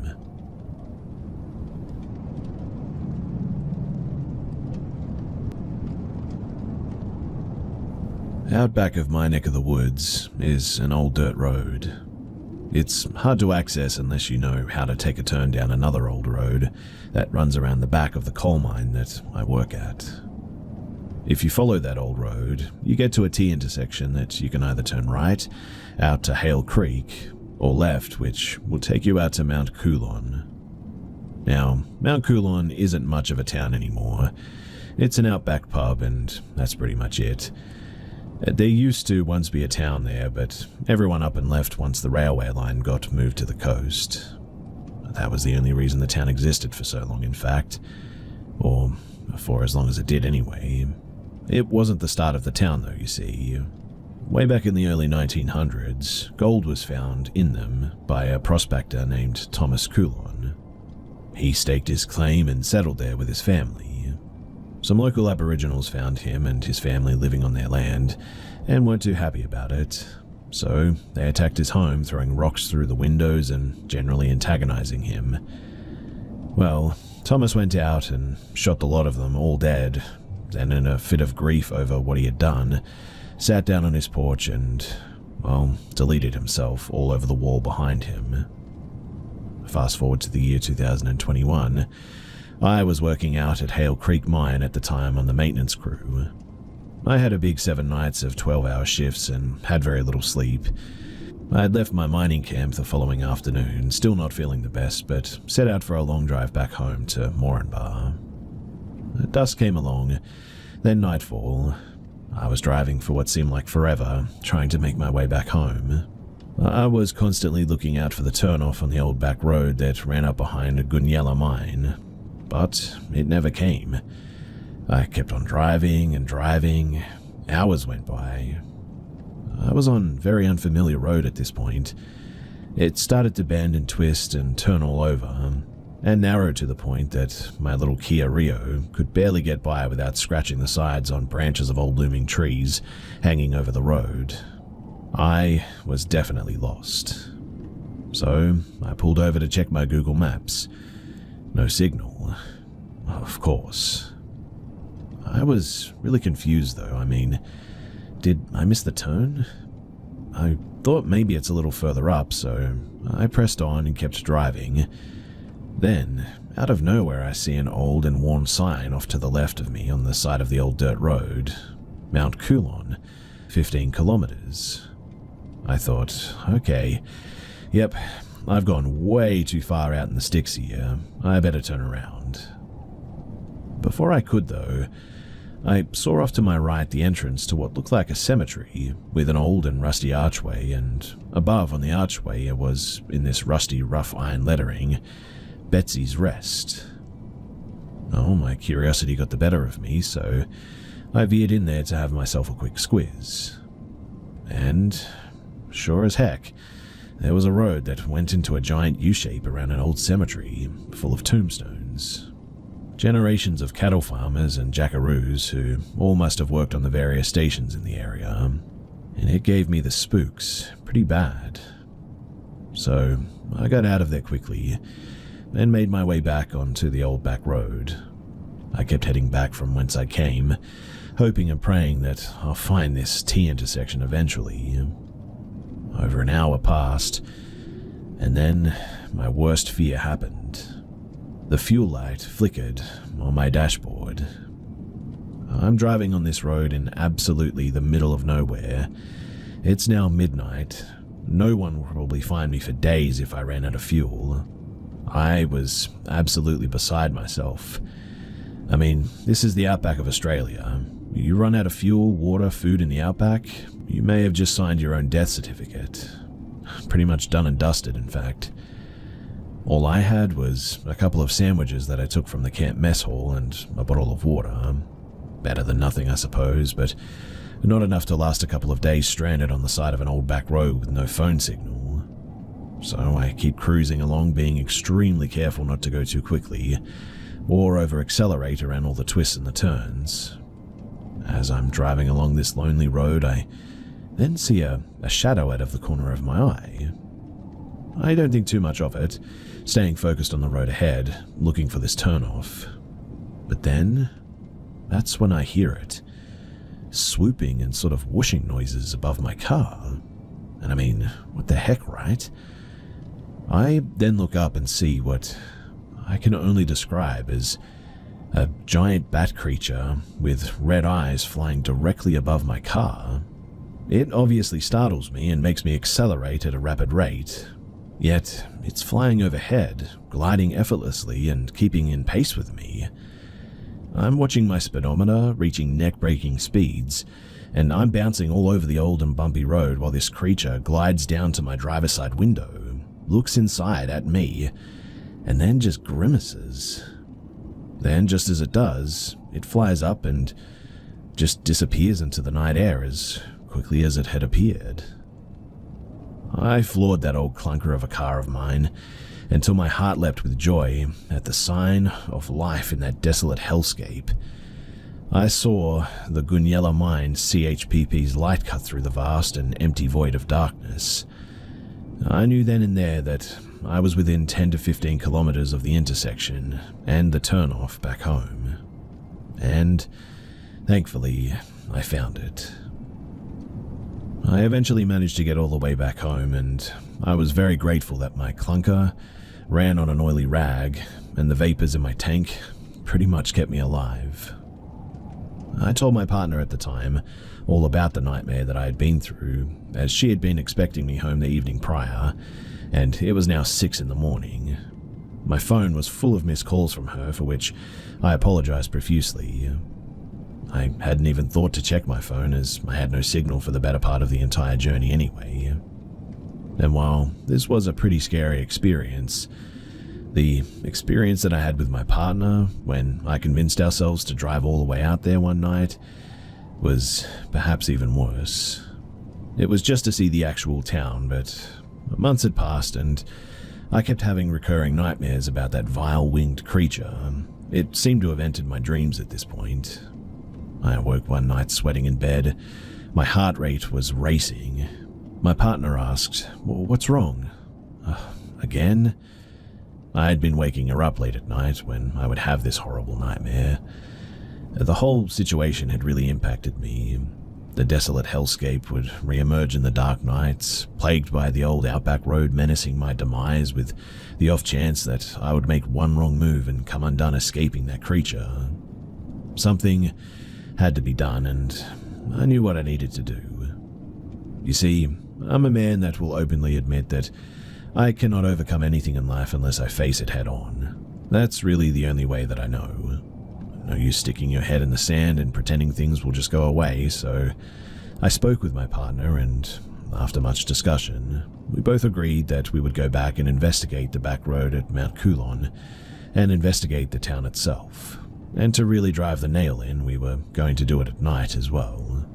I just needed answers, I guess. I needed to know what lay at the end of that old road, and whatever else I may have missed on my first misadventure. We set out at 6:30 p.m. and headed for the old back road, which now is inaccessible. You can go take a look for yourself, but the mine has shut the gate as it runs along the inside of the mine's boundary. Anyway, we were driving my partner at the time's new Mitsubishi Mirage. It was a real beast of a car, I guess you could say, but it had all the kit that we needed for the long drive, and we made sure that we left prepared. Esky full of food, water and snacks, my toolkit in case of a breakdown, torches, first aid kit, two-way radio, battery pack for phones and the two-way radio, my trusty hunting knife, which I kept in my side door compartment.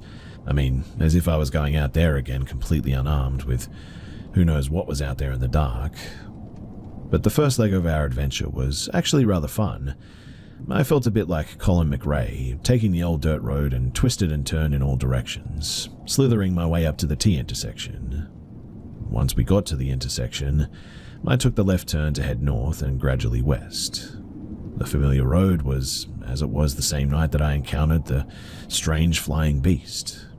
Except tonight brought a slight amount of comfort as there was a full moon in the night sky illuminating the surrounding and edges of the road.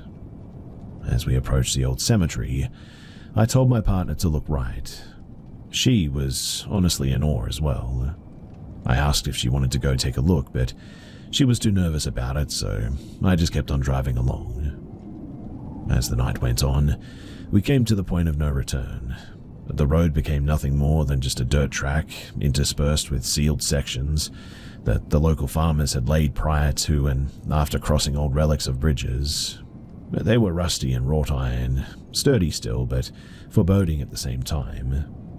We crossed two of them on one stretch, one built over the coal fields railway line heading eastward to the port. Another was over a deep ravine. The bottom was clouded by dense native plants. The road got very narrow at one point, and snaked right and left and down and up.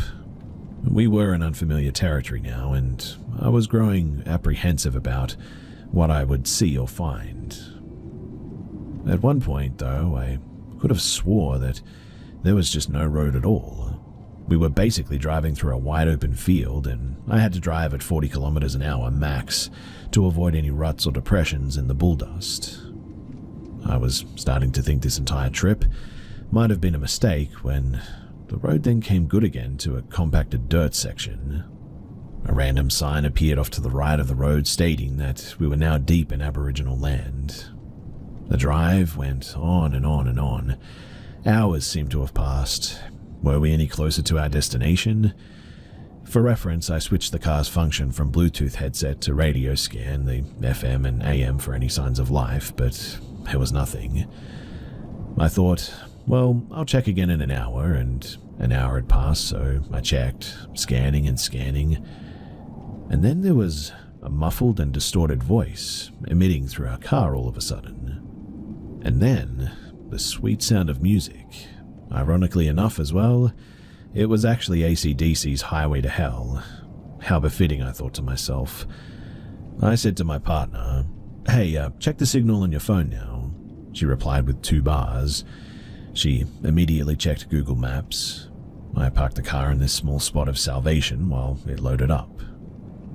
Now, according to Google Maps, we were about 30 minutes away from a fork in the road. One way heading west out into the Never Never, another heading towards Mount Coulon. A good thing we checked as well, so we headed onwards. And sure enough, there it was, the fork in the road. No signage indicating which way to go, just one road slightly more compact than the other and a bit wider as well. So we kept true to the road that we were on, and then came to a faint glimmer in the distance, a faint yellow light on the horizon. As we approached the light, it developed into a service station, off to the left of the old dirt road with a storefront that looked completely empty, save for a cash register on a countertop. We were now at the main intersection, signage indicating that to head right was to head towards Collinsville, left out west into the Never Never. I came to a stop off to the right shoulder off the road on a dirt patch made by trucks that had obviously turned here before.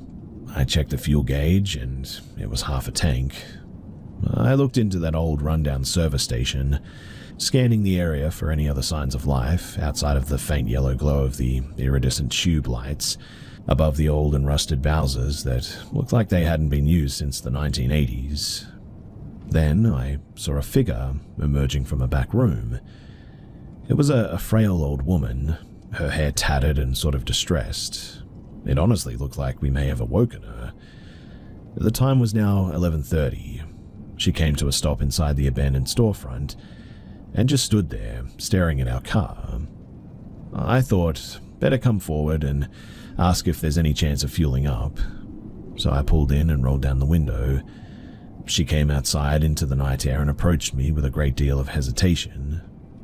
Excuse me. Look, I'm really sorry if I woke you up. We're just wondering if you had any fuel." She stood there, glaring and studying me. Her face withered from the harsh outback climate. She then said, No fuel here. You better leave now." Something felt off about that, the way she spoke.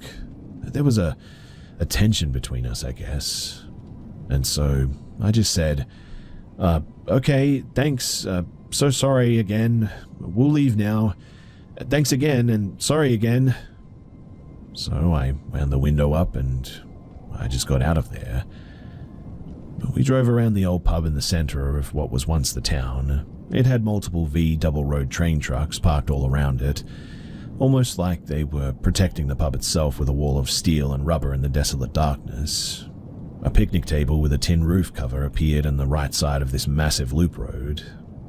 The only road in the entire area was sealed, even if it was rather narrow. As for lighting, well, what lighting? This place clearly was not welcoming after dark.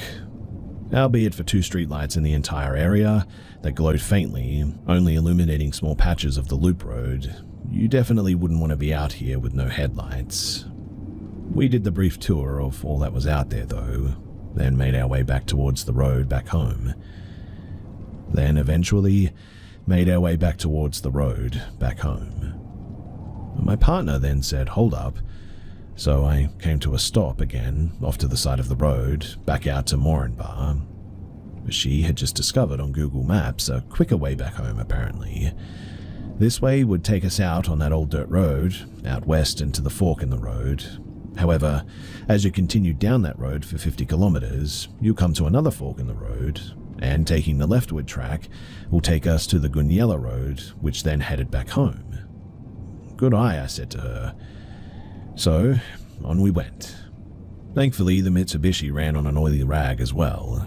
It was only a little 4-cylinder powerhouse like my Kia Rio, so I felt confident that we'd make it back. On the drive back, it was another long and slow slog. At some points, I'd have to slow to like 20 kilometers per hour, just to make it around some tight bends and twistings, and turning through the roughened thoroughfare which went between wide-open cattle farming properties. Then at points, the bushland would thicken around creeks and runoff areas, and you could see a meter off the sides of the road. after taking the leftward turn in what was a slight fork in the road, we made our way homebound, and that was when it happened. Some sort of a large creature came bounding out from the dense bushland and right in front of our car. I came to an abrupt stop immediately, and there in our headlights was a massive cow. It looked at us, then took off back into the bushland. I was a little bit stunned, because that was close, too close. After gathering myself, we went back home, and the rest of the journey was, well, rather mundane to say the least. I guess the only exception was an interesting stretch of road that had been well sealed and snaked through dense bushland. I was impressed by the craftsmanship of how well compacted it was. Then suddenly we were back on dirt road again. Hours on, and we made it to the Gunyella Road, intersections with lighting signaling the turn-offs to local mines and explosive factories that make the bomb products for them, and so on and so forth. The usual kin of the coalfields. Then we made it home as the first light of morning emitted from the horizon. Pulling into our driveway, we both looked at each other, shrugged as if to signal, what the heck was all that about? Then got out of the car and we headed inside. It's a strange feeling out there. It's the desolation, I think. The lack of, I guess. It's what really drives the tension, I suppose. I mean, any moment can be fraught with demise, but it gave me the closure that I needed to put to rest the monsters in my head, because whatever I saw that night when I made that near-fatal misadventure, I guess it's going to remain a mystery for me. Who knows? Maybe that might actually be for the best.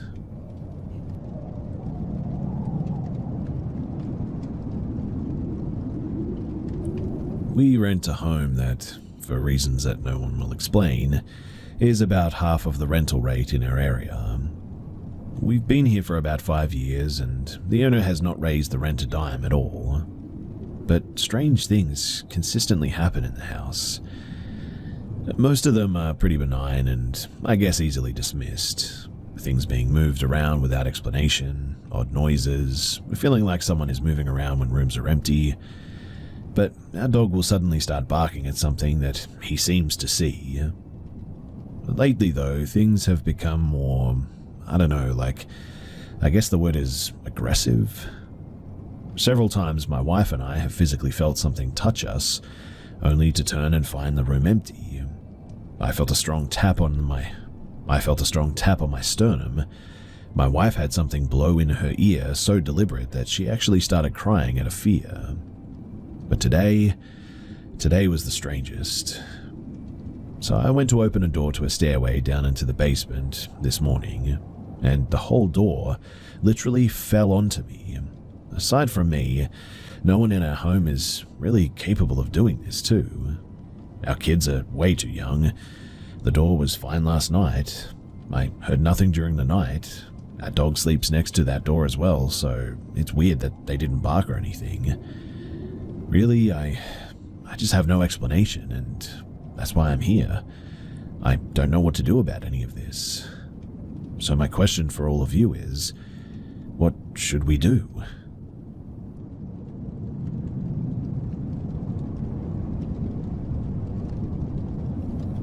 So, me, a 32-year-old male, and my brother, 28 and male, and our disabled mother, all live together in a trailer about 30 minutes from Nashville, Tennessee. I was wary of moving there at first for the stereotypes you may hear about trailer parks, but luckily we've had zero issues in the 10 years that we've been here. We have very nice neighbors, well-kept yards, etc., etc. About a week ago, we were finally putting up our Christmas tree, drinking probably too much beer, listening to Christmas music, Christmas spirit in full swing. During our random banter, my brother says, "Oh yeah, I can't believe I forgot to tell you earlier today. At work, the owner had to kick out some guy who was acting super creepy." My brother works at the Stocker, at a family-owned little market about a mile from our home. He went on to tell me that this younger-looking guy was pacing the aisles, sometimes standing still for minutes at a time and not responding when the owner would ask if he needed help finding something. After about 20 minutes of this, the owner asked him to please leave because he was apparently scaring the customers, and without a word, he left. Anyway, we continue with our good time, hanging ornaments, drinking, getting our mum involved as well, with ornaments, not the drinking of course, and all is good. We wrap up at around 10:30 p.m, help our mum to bed, she's in a wheelchair, and decide that we might as well finish off the ton of beer that we have left and just admire our decked out tree. Around 11:30, we decided to go on the front porch to share a cigarette as we usually do, when we've tied on a good buzz. My brother opens the door and almost immediately closes it. I ask what's up and he says, "No way. The guy I was telling you about, just like Michael Myers, walked down the street past our house, dude." I thought that was pretty strange, but I wasn't super concerned. We waited a few minutes, then went and smoked as we did usually, and went back inside. Now, my brother and I aren't troublemakers at all, but I'm pretty confident in our ability to defend ourselves if we had to. At this point, these are just thoughts in the back of my mind though. After all, I haven't even seen this guy. Yet, anyway. Fast forward to about 2 in the morning. We're more than drunk enough to go ahead and call it a night, after one more ciggy. My brother opens the door, and within seconds I hear him say, Whoa, hey man, you good? Hey, buddy, what's up? You good?" I'm in the kitchen at that time, but quickly decided that this doesn't sound right and rush over to the door.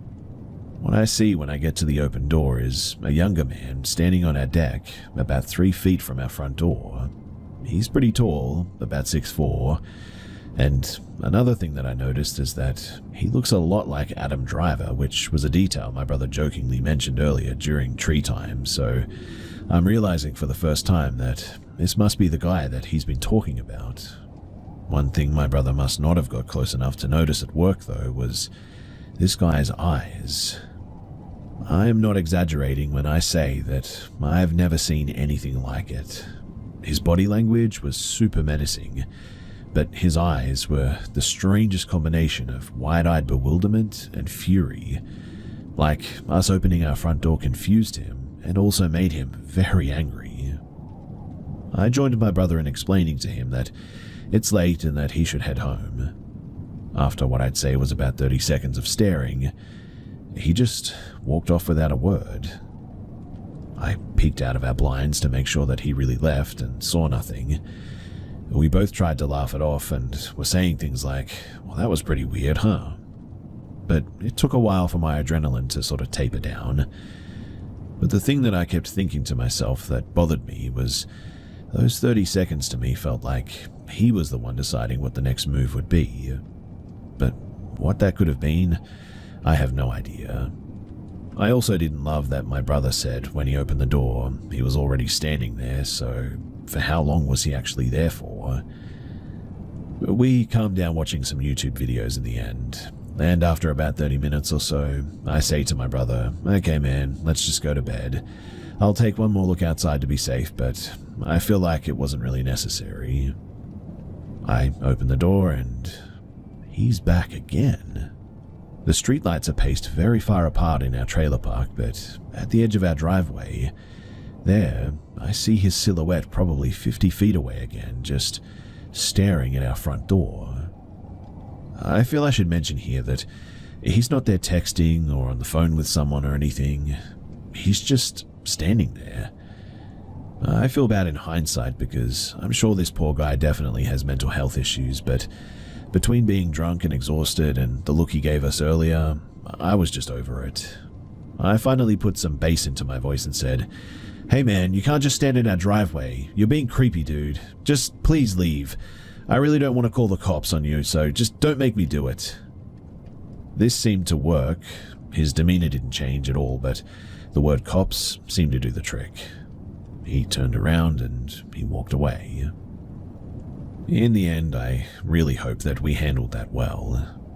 I understand and empathize with people with mental health problems and have friends and family who unfortunately suffer from those things too.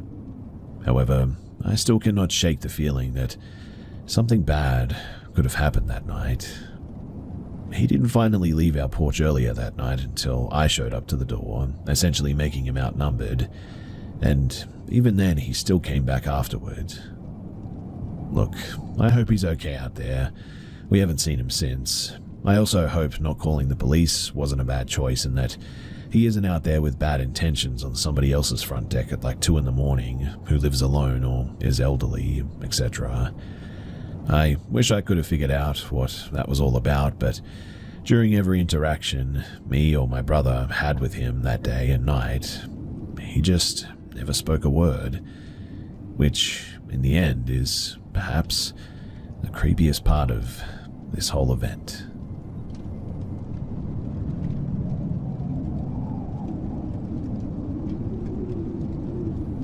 I don't know what it is. I've lived in the same house for the last 18 years and it's only gotten worse too. I live in an old coal mining town in Pennsylvania.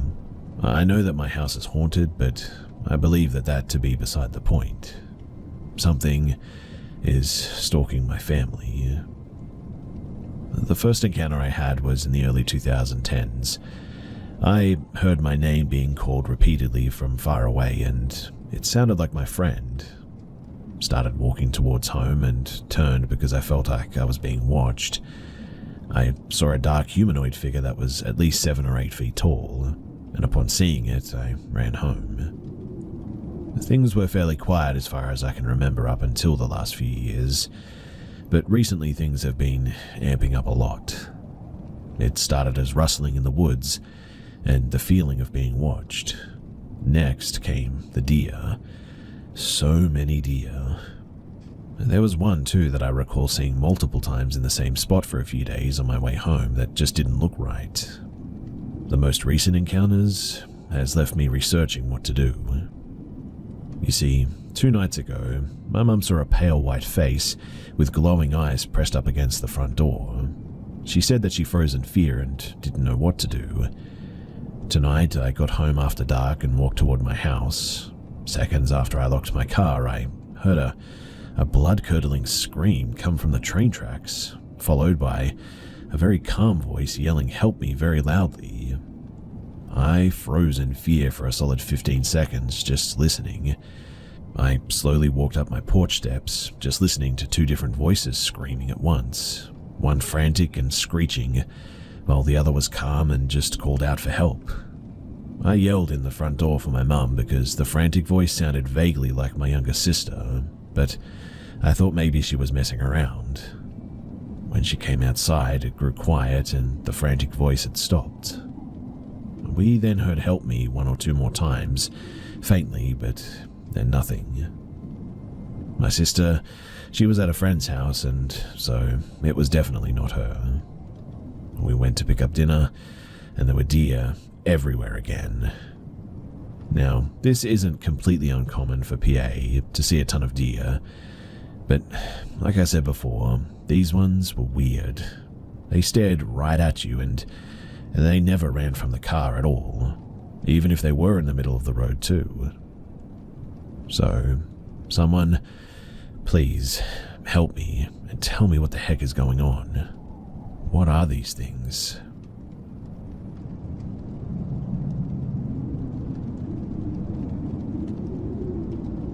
So every summer in my city, me and my friends like to make small campfires in chill, secluded areas because we don't want to drive an hour to an actual campsite and pay any campsite fee to do so.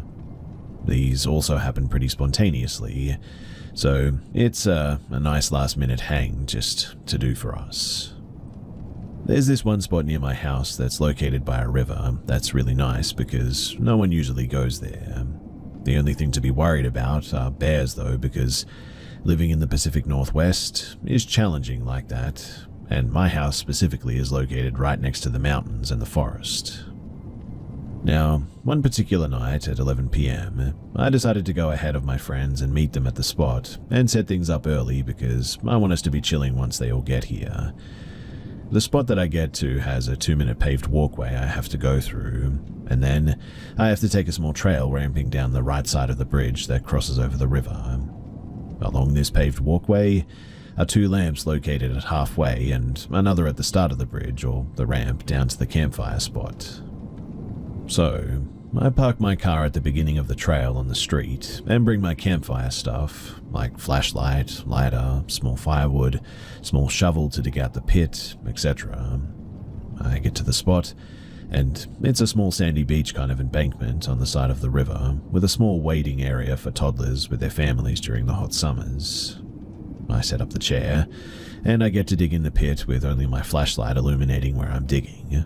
I'm also shoveling the sand right next to me, nowhere near the water. But all of a sudden I hear a loud splash. A splash so loud that it can only come from something equally large, like a 2-hand-sized rock or something.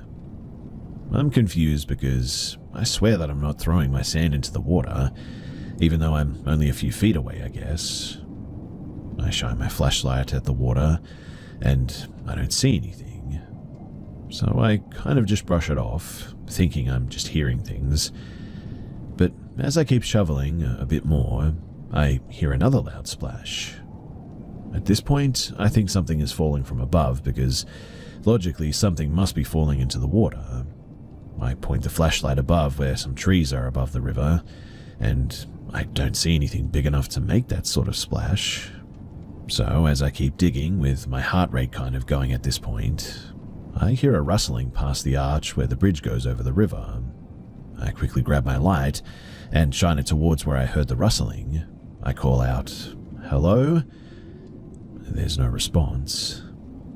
In my own head, it was a bear. I should be getting out of there immediately, but there was no bear or signs of anything for that matter.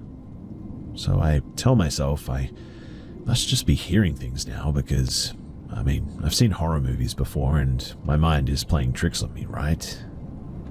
But then I hear the noise again and it clearly sounds like leaves being rustled, so I shine my flashlight over to the area again, and as I focus my eyes towards the illuminated area, I then see the naked back of a man hunched over. I was kind of frozen in anxiety and stress because, honestly, of all the things I was to see, I didn't think that I'd see the naked back of some dude. From the quick analysis my brain could muster up, he looked to be in mid-40s, shaved, not bald, and medium-ish build, like a mix between chubby and built, I guess. But as I had my flashlight staying on his back, he started to stand up, and the first thing that I noticed was that he was not wearing any pants either. My next reflex was to start packing up all my stuff and getting the heck out of there because now I'm piecing in my head that he must have been throwing things into the water to scare or shoo me away. So after using my reflexive deductive skills, I proceeded to speed walk out of there with all of my stuff. I'm carrying all of my things with me and briskly walking up the ramp, and I'm now on the paved path out of the forest. I can feel my heart beating in my chest, and I'm frequently looking back to make sure that I'm not being followed. I am in Crocs, mind you, so I'm hoping that if I have to book it out of here, I'd regret not being in sport mode from the get-go. I make it to the halfway point though, and a sense of relief starts setting in knowing that I made it safely out of this very scary situation. But as I check behind me for the final time, I see something. Slowly creeping over the ramp is the naked man crawling on all fours as if he was a primate walking. His head was positioned towards me, looking at me as he made his way to the middle of the paved walkway. He slowly then gets up from his stance and starts standing on his feet and positions his body to face me. After setting himself into this new position, the man then starts running towards me. Well, at that, I absolutely booked it. I ran as hard and as fast as I could down that path. My flashlight jumped out of my pocket at one point and I lost it, but I didn't care because, a whole naked man was chasing me at 11 p.m. at night in a secluded forest. I looked back for a split second, and the man was still running towards me, still completely naked. He could have my flashlight for all I cared at that moment. I wanted to make it out of this situation alive. I finally made it out of the forest, and I run to my car, which is only 30 feet away from the end of the forest. I desperately get to my car, and like a classic horror movie, I fumble with trying to get my key fob to unlock my car. And yes, I actually dropped my keys and quickly think to myself, I'm actually going to die. But I brush the thought off and pick them up. I finally get a hold of my fob properly, unlock my doors, and throw my things into the back seat, before quickly getting into the driver's seat. This felt like an eternity, but in hindsight, was most likely about 6 seconds altogether. As I try to guide my key into the ignition, I am fixated on the end of the paved path that I was just at a few seconds ago, waiting to see if the naked man was still coming. I feel my key to go into the ignition, and I switch my sights onto the road in front of me, and then I zoom out of the area as fast as I could. As I drive away, and I'm a good 30 seconds from the location of the horror that just took place, I get a call on my phone. It was my friends calling me asking if I'd made it to the spot yet, and all I say to them is, "Guys, do I have a crazy story to tell you?" They pull up to my house because, again, it was actually decently close to the campfire area, and I told them the whole story the way that I told it just now. They swear that it was none of them trying to prank me or anything like that too, and I also knew none of them would try to full sprint at me with their dong out like that. But as we're just talking out in front of my house, there's a college student who looks like he was walking home that's going towards the direction of where I encountered the naked man. I just yelled out to him, "Hey, man, be careful, there's a naked guy that was chasing me by the bridge that crosses over the river there." He responds saying, "Oh really? I gotta go over the bridge to go home." All I tell him is, "Good luck, man." The next day I reported it to the police by phone, but they sent over an officer so I could tell them in person and show them where the area that I saw these things was at. When we went to see where I initially saw the man's back hunched over, they said that they didn't see any trace of anyone being there previously. But the officer did say that they would make a note of it anyways, in case it ever happens again. Some friends say that it was a skinwalker. Others say, more realistically, that it's either a homeless, mentally ill, or drunk or high person. One theory I've heard my friends say is that it's a future version of me pulling a prank on past version of me because, honestly, if or when time travel is real, I would totally screw with my younger self like that. Anyway, that's my story, and it's something that will always stick with me. That feeling of running away like that in the dark is something that will never leave me. It is something that I often still talk about with all of my friends.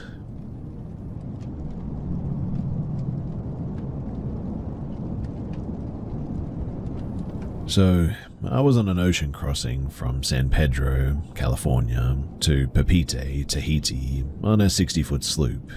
We left in early July. It was 5,500 miles, and it was me, first mate, another crew, and a first-time captain. I was the head of night watchman along with the other crewmen. It was the night of day 12 as well, and we were like 1,000+ nautical miles from any land, and there were no ships on the AIS for hundreds of miles. It was around 3 in the morning, 2 hours before my shift was done, and we had a policy of only using red light in the cockpit at night to save our night vision in case we need to go forward and fix something. I was looking at the nav when I felt something watching me from the aft of the ship. There's not a lot of interaction with anything other than the crew out there, so you know when there's another presence almost. Happens a lot when there's whales or dolphins too. Hard to explain, but if you know, you know. Anyway, the ship had a swim step on the stern and a 2-ish-foot tall transom until you got into the actual cockpit.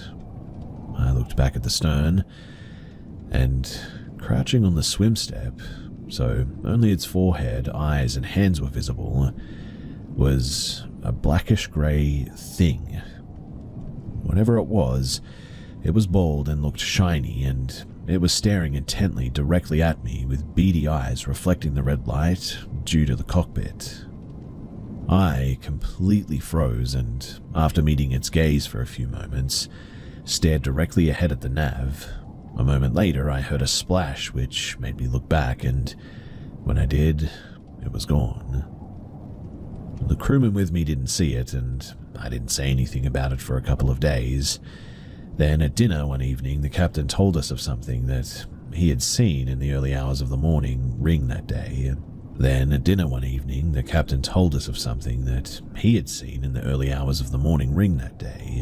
A dark, slender thing, treading water next to the ship, lazily bobbing there but never taking its eyes off of the captain. I then relayed my story to him and the crewman, and we just couldn't come up with an explanation. We didn't see anything else for the rest of the trip, but we all did get that sense that we were being watched when we were alone on the deck. So, Soren, mermaid, sea demon, I have no idea.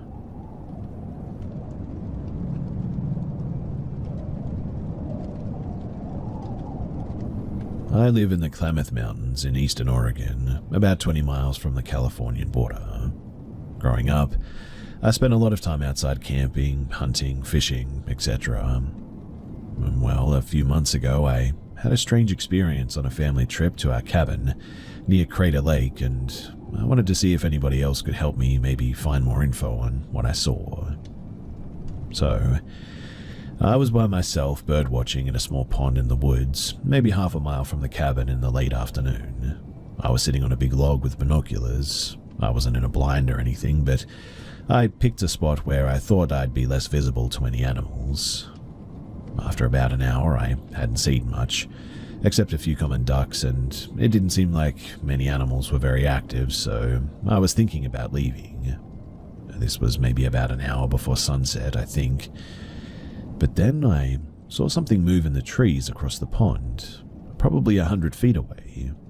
It was just a flash between trees, and I didn't really get any kind of good look at it.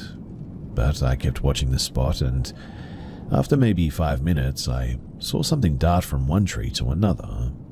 It was bigger than most any local bird, except maybe a heron, and moved very fast without making any noise. But I still didn't really know what I was looking at. This happened again a few minutes later, and then again a few minutes after that. Each time it seemed to be moving closer as well, to the pond that is. I don't think it knew that I was there, but it was staying incredibly well hidden, and only revealed itself for a split second at a time. At this point, I'm thinking maybe it's a kit fox or a pine marten because of how fast and silently it moved. But I still hadn't got a good look at it, any part of it, in any detail yet. It moved between trees a few more times, until it was behind a big dead tree right on the shore. I was staying as still and silent as possible, but still worried that it would see or more likely smell me and I would spook it.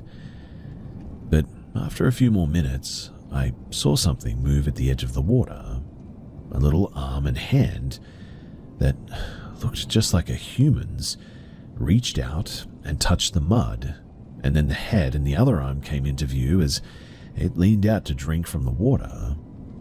I could only see the head and the shoulders and arms from where I was, but they looked so much like a person's, except it was way too small and covered in what looked like, I don't know, like grayish-brown fur. The face wasn't exactly human either, more monkey-like, but it was too far away to see much detail. I decided to lift my binoculars to get a closer look, but as soon as I moved, it looked up and then disappeared back behind the tree again. I watched until it started to get dark, but I didn't see it again, not even darting behind the trees. I went back to the cabin and I told my grandpa what I saw. He's been a rancher in this area his whole life, and he said, "Sounds like you ran into a hide-behind," and just laughed. I said, "No, Grandpa, seriously, this isn't a joke." He said that he'd heard stories about Bigfoot and hide-behinds and several times saw little human footprints on hunting trips deep in the mountains where, really, no children would be. What I mean is that I think he believed me, but he really didn't know much. I asked my dad and brothers, but they just started giving me a hard time about squatching.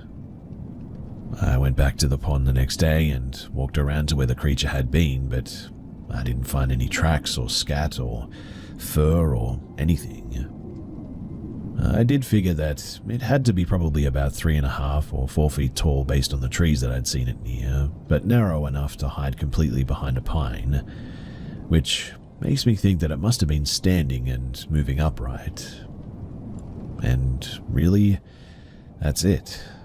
I wish I'd seen more of it, but that face and hands were absolutely not like any local animal. It looked very much like a monkey or a furry little human. I've tried to find more info, but the only cryptid people seriously talk about in this area is Bigfoot. The hide behind seems to be like a joke around here. There may be little people or humanoids in some of the local Native American folklore, but not a lot of detail that I could find. Anyway, I really do hope someone here has some idea as to what I might have seen. It was a very unique and memorable experience, and any further information would be appreciated very much.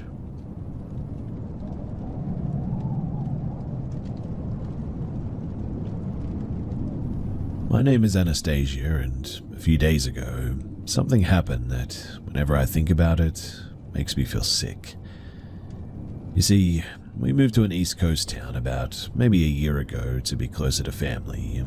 So close, in fact, that my aunt, her wife, and my cousins are only 10 minutes walk from my house. Granted, we are very spaced out and borderline rural despite living about 15 minutes from the outskirts of a big city. But in any case, I was walking my 2 little dashhounds back home from my aunt's house. My mum hates it when I'm alone the majority of the day, so I spend time at their house, and I was genuinely enjoying my time. It was cold and quiet, but oddly beautiful that day. I got home, fed my pups and 2 birds, and FaceTimed a friend. I was talking with them and doing chores, and was admittedly being loud and giggly when taking out the trash to the cans on the side of my house. I get back inside and lay down in bed still chatting, when my bird starts calling out at something. Now, anyone who has owned a parrot knows that they have a distinct noise for certain moments. She's been in my family for like 76 years and with me my whole life, so I knew the sound was alarm or intrigue. I brush it off as her seeing herself in the window reflection and go back to talking to my friend. I get up to get some water and my back is to the sliding glass door, thankfully locked, when my friend has the wind knocked out of him. I'm confused and think that he's hurt, and he tells me, "Go back to your room now." I initially scoff, but then I see it in my camera view. There is a man with his face and hands pressed up against the glass door. He's a middle-aged white guy in a grey pullover and dark pants, and with a grin on his face. My friend, ever the best in panic situation, tells me, "Don't look at him, just go to your room." I was shaking so hard, I'm blubbering and decide to lock me and my dogs in my closet. My parrot is still going crazy, mind you. English isn't my first language, and it's bad when I'm shocked, so I revert back to my native language, which he doesn't know. Luckily, my friend knows to take charge, and he tells me that he'll be over in 10 and he calls the police. I'm thinking that I can run to my mum's room and find the gun, so if the guy comes into the house, I can blow a quarter-sized hole in his chest if I need to. I'm debating getting up when I hear tapping on my window. It's slow and intentionally creepy, and my stupid dog starts barking. I'm ready to accept my death at this point. I'm a teenage girl, home alone, and I am about to die, it seems. But wait, my aunt should about to be leaving for work at this point. I shoot her a quick text telling her that there's a man at our place. The tapping has stopped, and I then think it's over when I realize something that makes my heart fall into my stomach. I left the front door unlocked when I took out the trash. This keeps getting worse, and I beg my friend to hurry. The tapping thankfully returns to my window, and I can only close my eyes and hope that someone gets here quickly. It felt like such a long time crying to another teen who's breaking multiple traffic laws. And never before have I been so grateful to hear another man's voice yelling outside of my house at 1 a.m. It was my God-sent neighbor. Apparently his pregnant wife was having bad nausea and went out on the deck, and where it's situated you can see my whole backyard. She got a bad feeling after seeing the unfamiliar man approach my door and woke her husband up to check it out. And honestly, I thank God every day for that woman, because I think she may have actually saved me. I let my neighbors into my house, and my aunt comes about 4 minutes later, packing major heat. My friend was not long after her. I went from home alone to an impromptu house party of concerned people. The police get there like 10 minutes later, and they didn't just take 30 minutes to arrive to the scene either, which is not normal, right? On the brighter side, my bird wasn't too alerted by this encounter and went back to eating not 5 minutes later, and my dogs were just as happy to see all the people as I was. My friend has been staying the nights with me since then. I'm honestly finding it hard to be home alone at this point, despite the fact that an arrest was actually made. I'm thankful that my neighbor had such good instincts and that my aunt and friend were so quick on their feet, because honestly, this could have been just so much worse.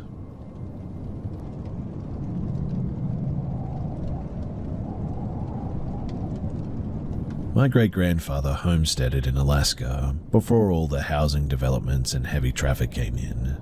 It used to be a really quiet area, very swampy, super cold in winter. You'd walk through the swamp and hit patches not quite frozen all the way through, even in the deepest part of winter. Now, obviously, that in and of itself isn't unusual. Running water doesn't always freeze. It's a geological active area too, like there's reasons for that. However, my great-grandfather spent time in Ireland before settling in Alaska, and he liked to tell how when he was there, he rescued a pair of fairies and made a pact with them, in exchange for being able to see things nobody else could. He'd apparently take them with him and provide alcohol to their liking. When he settled in the homestead, he liked to tell this story, that he brought the fairies with him. And so long as they had a drop of alcohol and good company in the cold winter, there they would stay. Now, we did see something on occasion at the swamp, not just as kids too, but even as adults. They looked like fireflies or a ball of light, mostly in white, but you'd see one in red or blue now and again. Not like slightly red or slightly blue, like red M&M or blue M&M sort of color, but glowing type of red or blue. We also saw them inside the cabin a couple of times. Sometimes they would follow you or collect nearby while we were chopping firewood, but not always. The red one was almost always around when someone got hurt though. We were all fairly convinced that it made bad things happen. I'm not sure if people outside of our family saw them, but I do know everyone within my immediate family had at least a handful of direct experiences with them, and at least one negative experience with the red light, or fairy as my family's always called it. The cabin had a sort of lodge-style design, I suppose. The rooms were lofted and to either side of the living room, kind of like in hotels, where there's an open middle section, banisters surrounded it, with rooms on opposite sides. And while none of that really matters all that much, except that from upstairs, you could see either side of the wall dividing the kitchen and the sunroom, and on more than one occasion you would see these little balls of light hit the wall and just keep going out the other side. You would also hear whistling sometimes, kind of an echo of what my great-grandfather sounded like when he was drinking, and as he liked to say, chatting with the fairies in his putter room. It would happen when you were in the swamp as well and in the house, and when you were the only one on the property at all. The homestead burned down shortly after my great-grandfather passed away, maybe 7 years ago, and so far, nobody is in a hurry to rebuild there. I do wonder sometimes, though, if the lights are still out there or the whistling, but I'm really not in any rush to go and find out. Mainly because, I don't know, something tells me that they're not fairies.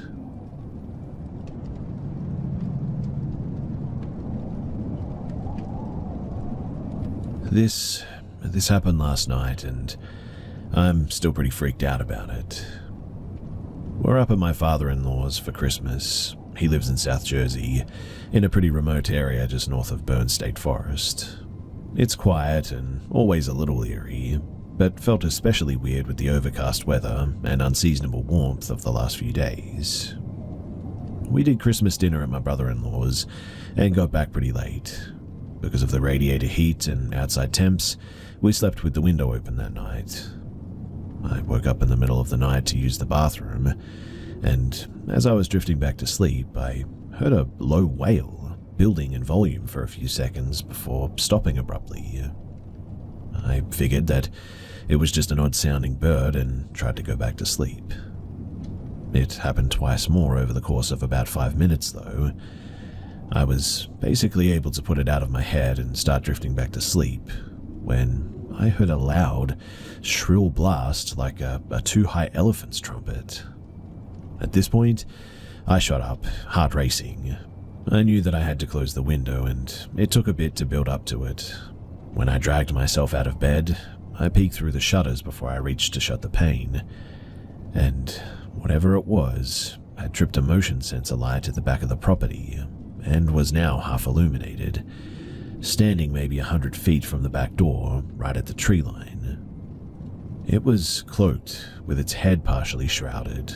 The bottom of its face looked flat and round like the back of a dinner plate, with another smaller, half-uncovered black circle at its center. It was humanoid, and that was enough for me. I immediately slammed the window shut, and it didn't move, just stood there with its face tilted towards the window. I shut the blinds and crept back into bed, and basically hid until the sun came up. I didn't hear any more sounds after that. I dared another look out of the window after dawn, and the figure was now gone. I managed to drift back to sleep for a few hours after that too. So, has anyone seen anything like this or know what it might be? I'm frantically Googling, but nothing is really coming up.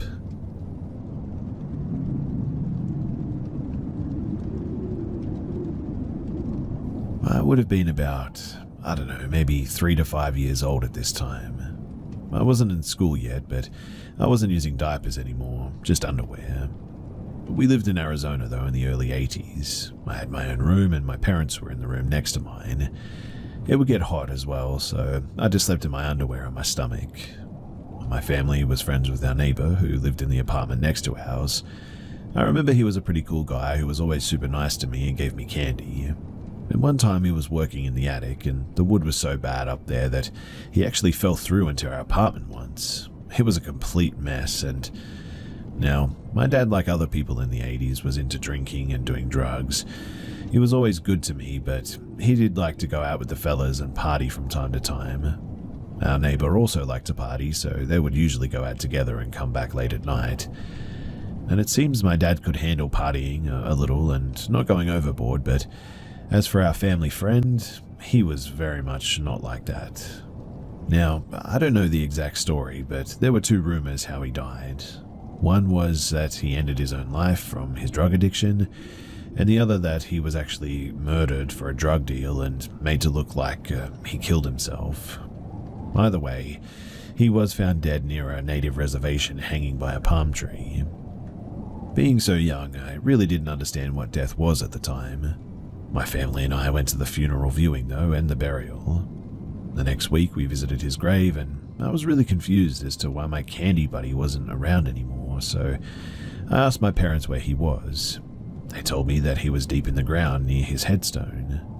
Being a child, I started hopping up and down on his grave, yelling his name, and asking if he was down there.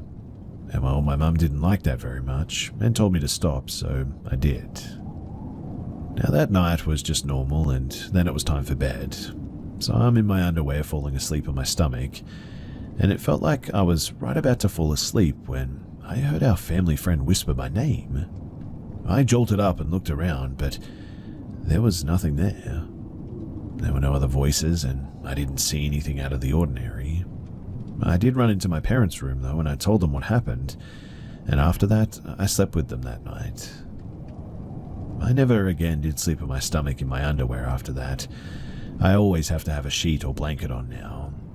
I never heard the voice again, but I do distinctly remember hearing his voice that night. I knew that it was his voice, and I knew that I heard something. Also, I never did jump on anyone's grave ever again after that.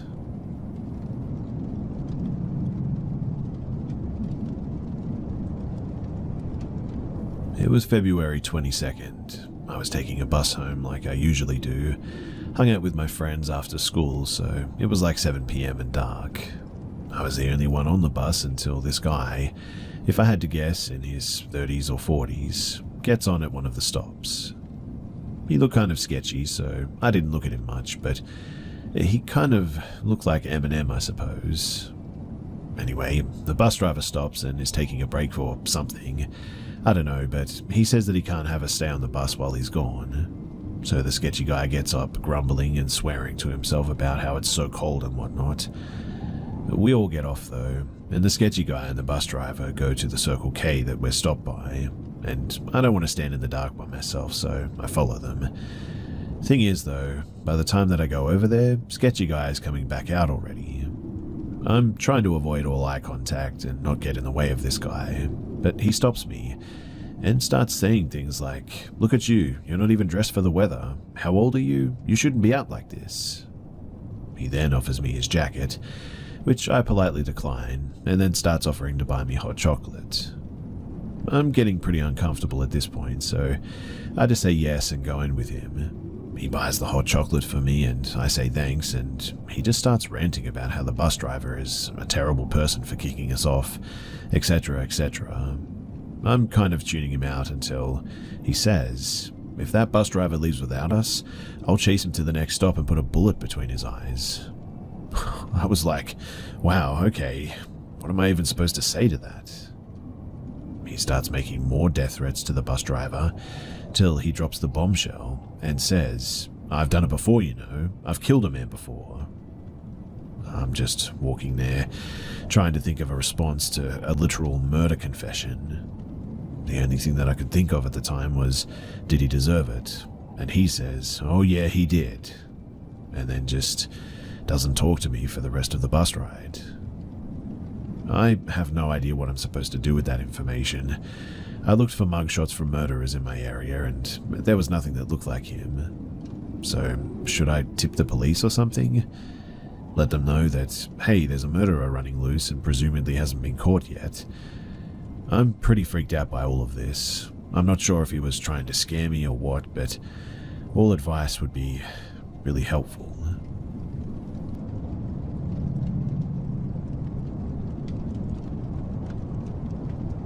I'll preface this by saying that we were 12, 13 at the time, and my friend and I often snuck out of either of our houses during sleepovers for late night walks. This was the basis of this terrifying encounter as well, and it stopped us from ever sneaking out after dark again. My friend lived opposite a huge forest, so her house was the preferred choice to sneak out for us to roam around at night, because the forest was more scary and thrilling, I guess. And we always took flashlights, food, and blankets so we could camp out for a couple of hours before going back home again. Well, on this fateful night, we inadvertently fell asleep instead of staying awake, so when my friend suddenly jolted me from sleep, it was past 3 a.m., which was a lot later than we usually snuck out. We grabbed our essentials and creeped out of the back door into the cold and dark night.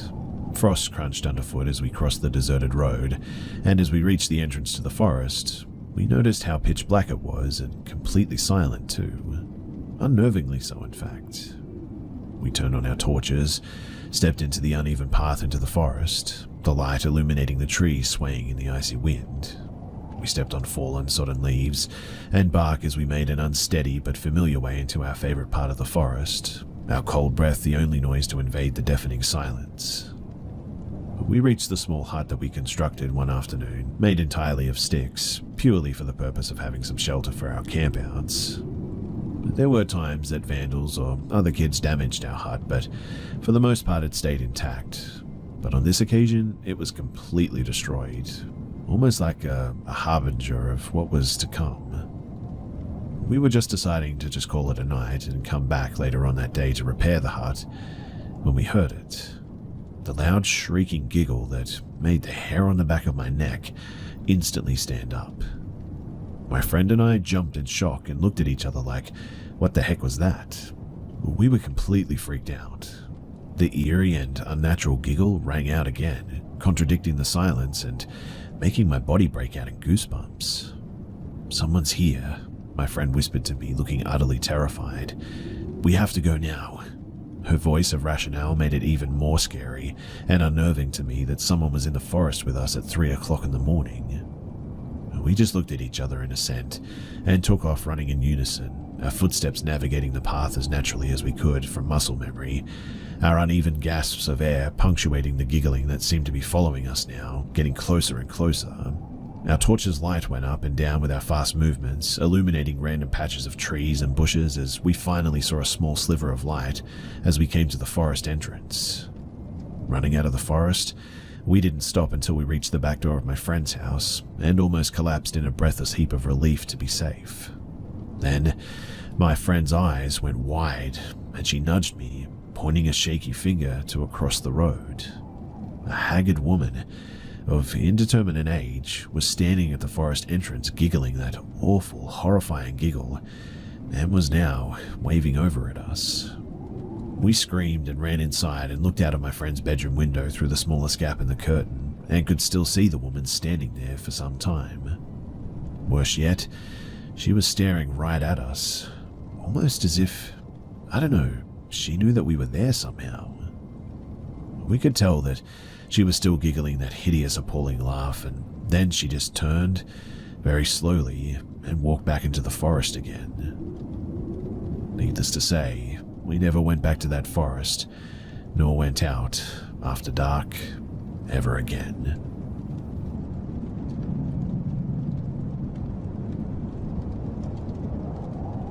So I'm going to start by saying that I'm basically a skeptic when it comes to the paranormal. Although I do love hearing stories and listening to others' points of views when it comes to that kind of stuff. This is why I'm having such a hard time, I think, of understanding what happened to me last September. You see, my dad, grandma, grandpa and I were attending my cousin's wedding in a small rural town just outside of South Haven, MI, late last summer. We rented a small house in town which was located in a very wooded area, just off of a small lake. Something felt extremely off as soon as I got out of the car at our rental property though. That's the best way that I can describe it too. Something felt off and I was just immediately uneasy. But being the skeptic that I am, I shrugged it off and just chalked it up to being tired and anxious, I guess.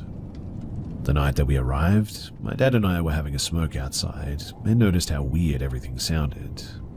It was about 11 p.m. and there was nobody else around. But the trees were crackling incredibly loudly and we were hearing strange animal noises too. But nothing too out of the ordinary, I guess. Just the type of animal noises that you would hear in rural Michigan, I guess. But they just sounded particularly strange to us for some reason. In any case, we said our goodnights and we went to bed. The next morning, my dad told me that he went outside for a smoke at about 2ish that morning and heard what sounded to him like somebody close by banging on metal siding or something. He said that it sounded like it was just next door, but didn't hear anything leading up to or preceding the loud banging, like footsteps or anything like that. We shrugged it off in the end and we just laughed it off. It was the second night though, it was when I heard the thing that I still cannot stop thinking about 6 months later. It was about 11 p.m. to midnight and I was having my last smoke of the night. My grandparents were already asleep and my dad had gotten into bed, but still awake just watching TV. I was sitting on the stairs outside of my back to the house, looking straight out into the backyard, when I heard someone shout my name in a very abrupt manner, loud and quickly. It sounded like they were shouting toward me from the front of the house, like they were standing on the front porch shouting for me, knowing that I was at the back of the house. And it sounded just like my dad, but it couldn't have been him because I didn't hear the front door open or close or anything. Being a skeptic, I reminded myself to stay calm and I quickly walked back into the house. My dad was sound asleep, so there was no way that by the time that I got to him, he could have gotten back into bed. I woke him up in any case and I asked him if he was outside screaming my name. He looked confused and said, "Of course not." I started to get really freaked out at that point. I tried to go to bed, but just couldn't get the scream out of my head. I was up all night trying to figure out what had happened. I was honestly contemplating leaving, getting a hotel room somewhere close by and returning in the morning. Miraculously, I must have fallen asleep sometime around 3 in the morning. We woke up in the next morning and I was so ready to get the heck out of that town. As soon as we left, the uneasy feeling that I had the entire weekend disappeared. When I returned to work the next day, I told my coworker the weird experience that I had. Her face immediately dropped. She proceeded to inform me that this is apparently quite common in the Appalachian area regarding cryptids and other types of creatures.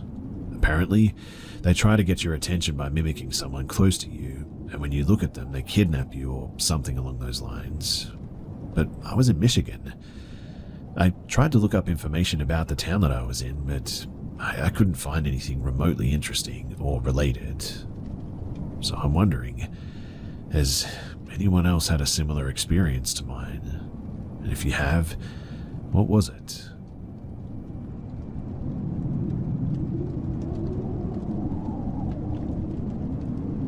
It was April of 2008.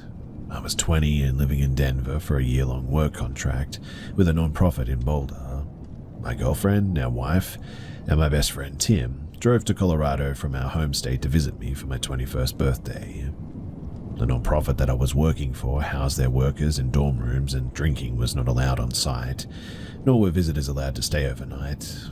So I booked a hotel in downtown Denver for the weekend where we could drink in honor of my 21st. The hotel was big, very nice and in a safe central area of the city. So nice, in fact, that it was the same hotel that most of the politicians would later stay at during the DNC convention of '08 that took place in Denver later that summer. My wife and Tim, they arrived Saturday morning and we all met up at the hotel. The day was fantastic.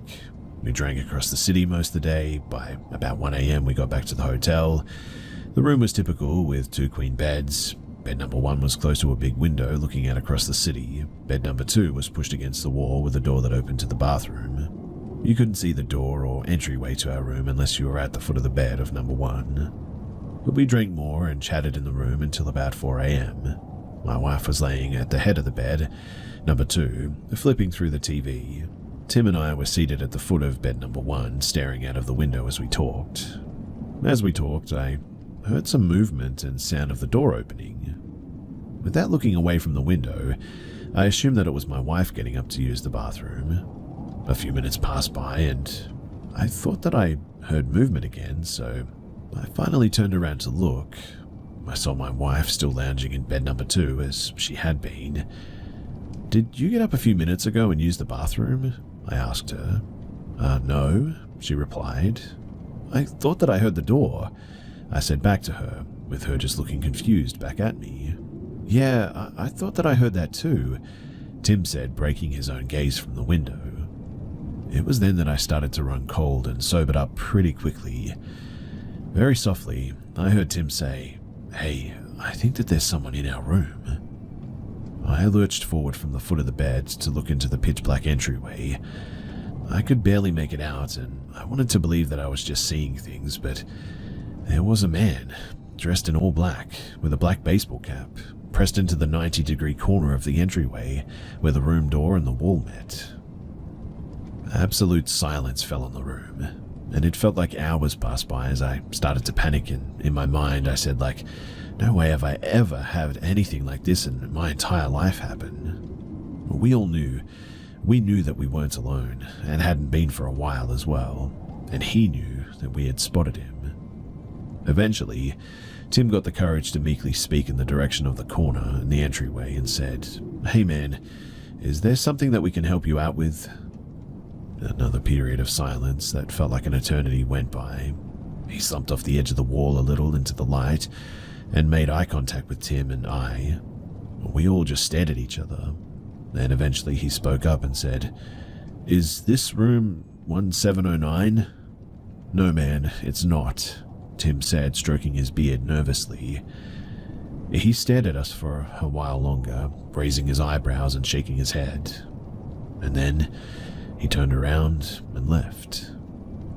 We then erupted into a million curse words and paced around the room. I called the front desk. They told me that he was drunk and that they found him in the stairwell, but directed him back to the right room. Minutes later, Tim called the front desk and they told him that he was not a guest. He was apprehended in the stairwell, apparently, and taken into police custody. And a while later, they told my wife that he had disappeared, and they had no idea who he was or what he was doing. They told her that there wasn't even a room 1709 in the hotel. We got 3 different stories from the front desk is what I'm getting at, and we still have no idea what it was all about, or how he managed to get a keycard to our room. We were sure the door was closed, in fact. It was easily the most terrifying moment of my life, and always use the latch in the hotel rooms is my advice. We got the stay refunded and about $200 in credit for food from the hotel. We would have sued, but we were young and stupid, and to be honest, we just wanted to get out of there and forget about it.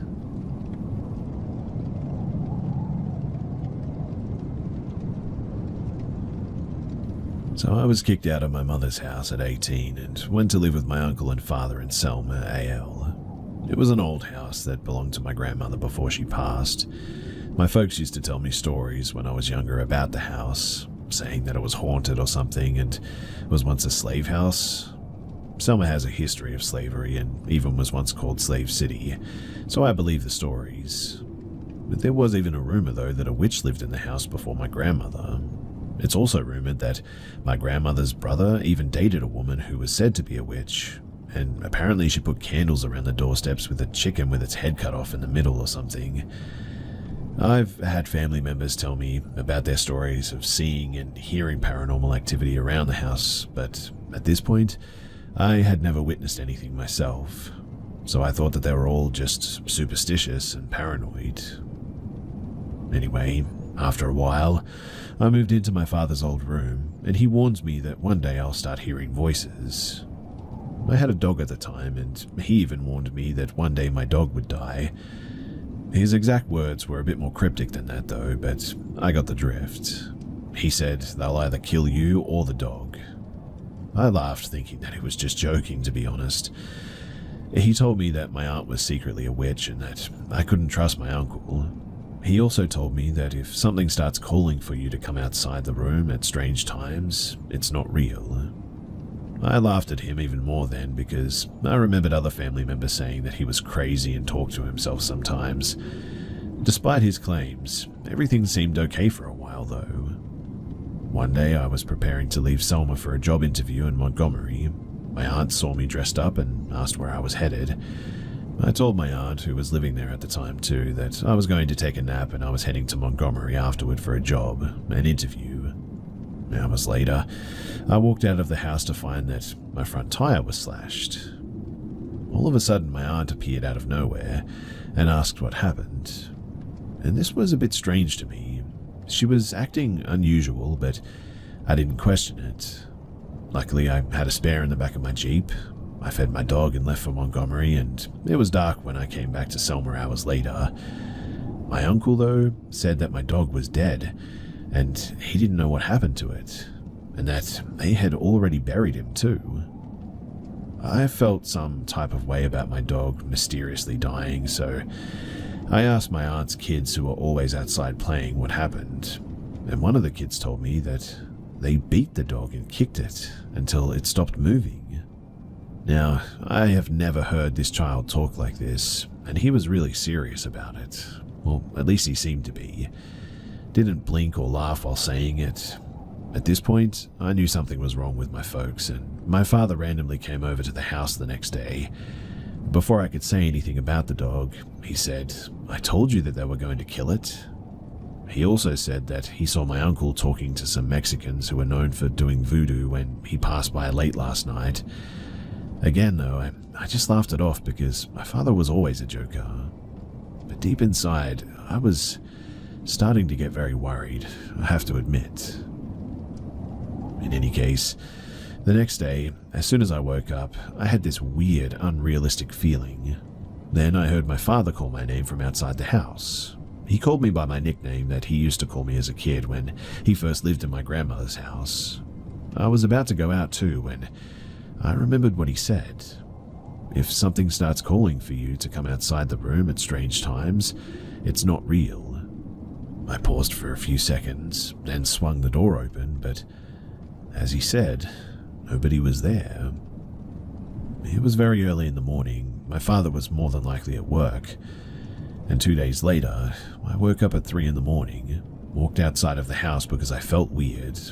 As I walked around the outside of the house, I heard sounds like birds swooping over my head. When I looked up, I saw nothing but black shadows flying everywhere. I looked to the sky and the moon was so close to the earth that it might as well have been a giant eyeball staring right at me. A few days after that, the people from the job interview called back and said that I got the job. I was supposed to start next week. Later that night, though, I felt a presence in the room with me as I tried to sleep. It felt negative, so I put my headphones in and played some positive music. But even with the music playing, the presence felt like it was getting stronger and stronger. Somehow, too, my left earbud fell out of my ear, and it was then that I heard a dog or a wolf or something like that growling in the room. I could even feel the vibration of the growling. I instantly got up and left the house, and I didn't come back until the morning that night. Later in the week, I was preparing to leave the house so that I could live with my family in Montgomery for the job. I had gathered all of my things and was ready to go.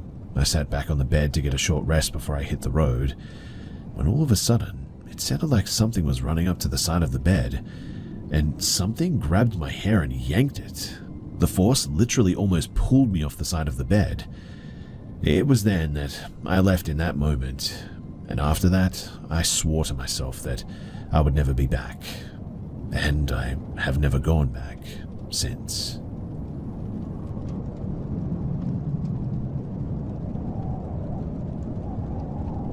December 3rd, 2022.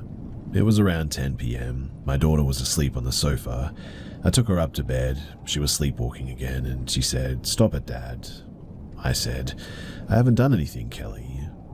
I laughed, and she then stopped in her tracks, and then had this odd sort of bent forward posture, with her arms stretched down to her sides, with her fingers spread out, and said, "I'm not Kelly," but in a sort of old woman's voice, with a deliberate pause before she said her name. "Of course you're Kelly, silly," I replied, and laughed. She then carried on walking half asleep to her bedroom. She got into her bed and closed her eyes. I kissed her on her head and I said, "Love you, Kelly." She started to fidget in her bed, and with her eyes still closed, announced, "I said, I'm not Kelly." The same old woman's voice and a pause before her name, and also now a bit of irritation in her voice. Then I realized this wasn't my daughter mimicking someone. This may be somebody else. I got goosebumps up and down my arms and said, with a little stutter in my voice, "If you're not Kelly, then who are you?" My daughter then opened her eyes, lifted her head, and adjusted herself to be eye to eye with me, and started to stare intensely into mine with these matte black eyes with no color, then put herself back on her pillow, shut her eyes, and just instantly went back to sleep. I woke her up, and it was like I'd awoken her from a deep slumber. I said, "Kelly, are you okay?" She says, "Yeah, Dad. Why did you wake me?" I said, "Oh, nothing, just checking that you're okay," and then asked her to pray with me, which she did with no issues, maybe a little bit of confusion. Then I kissed her on the head, said that I loved her, and I left her to go back to sleep. The next day, I had to drop a parcel to my neighbors next door. The brother and the sister opened the door. I gave them their parcel. Then I asked how they were because their mother had died in the summer. And I said, "Do you feel like your mum is about it all?" The daughter replied, "Oh yeah, they feel her presence a lot, and that they also had seen a ghost out on the fields in front of our house of a young girl, 6 years old, who had died on a playing area that used to be there." She then told me that she and her mother used to regularly use a Ouija board to contact the little girl, and had done this many times, speaking to her, and the little girl had replied saying that she is protecting the area so other children don't get killed there. And also a friend of the family who had died and was still visiting them in spirit form, apparently, dressed in a hood, and was seen moving through their rooms at night to check on them. I replied that I don't really mess with that stuff, and I just said my goodbyes to them. But I left with a really sick feeling in my stomach. 2 days later, I was going to bed for an early shift at work. I went to bed at 11 p.m. and went straight to sleep. And suddenly I awoke, but I had my eyes shut, and in my head I heard myself say, "There's somebody in the room." I opened my eyes, and in the dark, I could see a man with white hair and black glasses working on a device, pressing into it, where my wife's side of the bed is. I jumped back, shocked, and I started to get out of bed. I turned my head away just for a brief moment, and when I looked back, he was gone. It was a real person, though, totally solid and real to look at. I wasn't scared at that time. I guess I was just completely bewildered. I laid back down after getting a drink of water and went back to sleep somehow, and then again it happens. I'm suddenly awake with my eyes closed, and once again my mind is telling me that somebody is in the room. I open my eyes, and this time it's more sinister though. To my right, at the side of the bed where my wife sleeps, there's a creature with matte black eyes staring at me. In fact, the eyes reminded me of how my daughters looked a few days before. Whatever it was around 4.5 feet tall and seemed like a mixture of maybe a gargoyle and a gremlin with no wings and long pointed ears that pointed straight up, nostrils like a gorilla's. Its skin was dark green and leathery with light orangey sort of brown tips going down its arms. It was looking straight at me with a mouth that seemed to be frothing on one side, and it looked very old, exhausted almost, very hungry perhaps, and was slowly panting while looking in my direction. I slowly got out of bed, not taking my eyes off of it for a second, and slowly walked around the bed towards it, and noticed that it had very long arms, with what looked like 5 clawed sort of fingers on each hand. The way that it was standing reminded me of the bent forward posture that my daughter had had earlier in the week, with the arms hanging down to its sides. I also noticed when I was moving from the bed, its gaze did not follow me. It seemed to be just looking to where I had been sleeping, and as I got a little closer, maybe 5 feet away, it then just disappeared from the room. Like it just was here in reality, and then all of a sudden it was gone. Not like it faded, but more like it just blinked out of reality. Well, obviously I was scared now, and after that I didn't get any more sleep. The next 2 weeks were fine, but from late December 2022 into now February of 2023, I have started to have real trouble sleeping. I feel like I'm constantly being watched, but also I feel an icy cold wind blows on my neck, around my spine and knees sometimes. My wife and the rest of my family are just fine. Me, I get really cold in areas of my body around my neck and knees and face, especially between my eyes and nose. If I'm lucky, I'll have like 1 to 2 days of good sleep and then a couple of days of bad sleep, maybe 2 hours sleep each day. I've seen a doctor and I've had a urine and blood test, and they've all come back fine. I've been given sleeping tablets and I have been taking calming tablets. They do help, but it's still happening, and I'm getting cold and sometimes feeling like, I don't know, something's here, watching. I also saw a vicar and had myself blessed, and also a crucifix and a Holy Bible blessed as well. And when I went around the house saying the Lord's Prayer and then telling it to leave by the power of God and Jesus, that seemed to help for 1 day. The house got very positive and light, and I slept really well. But the next day I had terrible sleep again, and it was almost like back to square one. I really don't know what to do. It's really disturbing me for obvious reasons, but To other people, it probably just sounds like a bad horror film. I know that. I don't know if I'm going crazy. I don't know if I'm actually seeing something.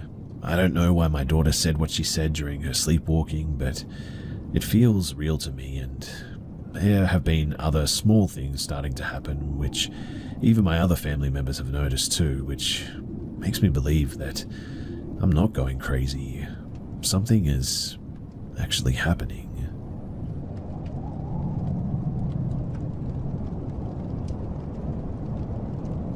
I was about 8 or 9 and lived in a small town in Alabama where everyone knows everyone. We lived in a subdivision of duplexes. The front of the neighborhood had a small rent office with the tenants' mailboxes outside on the wall. My favorite task was going to get the mail. This particular day, my sister, 5 or 6 at the time, asked to go with me. Our duplex was right behind the office, up at the top of the grassy hill. The backside of our home faced the office, so my sister and I would get to the mailbox, and as I'm removing the mail, a white middle-aged couple, irrelevant, I'll explain, pulled up in front of the building. This being Alabama in the 80s, our neighborhood was all black. The white people lived on the other side of the railroad tracks. I knew a lot of them as most families were here for generations, but I'd never seen this couple. The woman on the passenger side rolled down her window and said, "Excuse me, can we ask you all a question? We need directions," and I knew about stranger danger, so just planned to ignore them. My sister was starting to walk to the car window, though, as my back was partially turned, locking the mailbox. I ran and grabbed her hand and said run to the house. She tried to ask why as the woman continued calling us to the car. I raised my voice and said, "Get up the hill now." She started running up the hill. I turned to follow when the driver, a male, opened his door and in an angry voice said, "Get back here now." At this point, my sister was up the hill. I started running up the hill, and when I got to the top, I saw that the driver was standing a few feet from the bottom of the hill. I started to laugh and said, "Ha ha, I beat you. You're too slow." I even stuck my tongue out. He turned and walked back to his car. My mother was not home, don't remember where she was at, but I went into the house and stupidly never mentioned this incident until I was much older. I was around 15 or 16 when I remembered and understood the actual danger that I had been in that day. My mother was shaking when I finally told her. This took place around 2 years ago. I was driving to work, a 5-hour drive. It was already dark. About 3 hours of driving, and I started to get tired, so I bought myself a coffee and some snacks at a gas station, and I went on. But snacks and coffee can only keep you awake for so long, and I started to feel tired again. This part of the road was nothing but thick, dark pinewood forest around me, no other cars on the road, nothing, only insects smashing my windshield now and then, and an empty road. I was now extremely tired, and at one point I even nearly drove off the road, for almost falling asleep.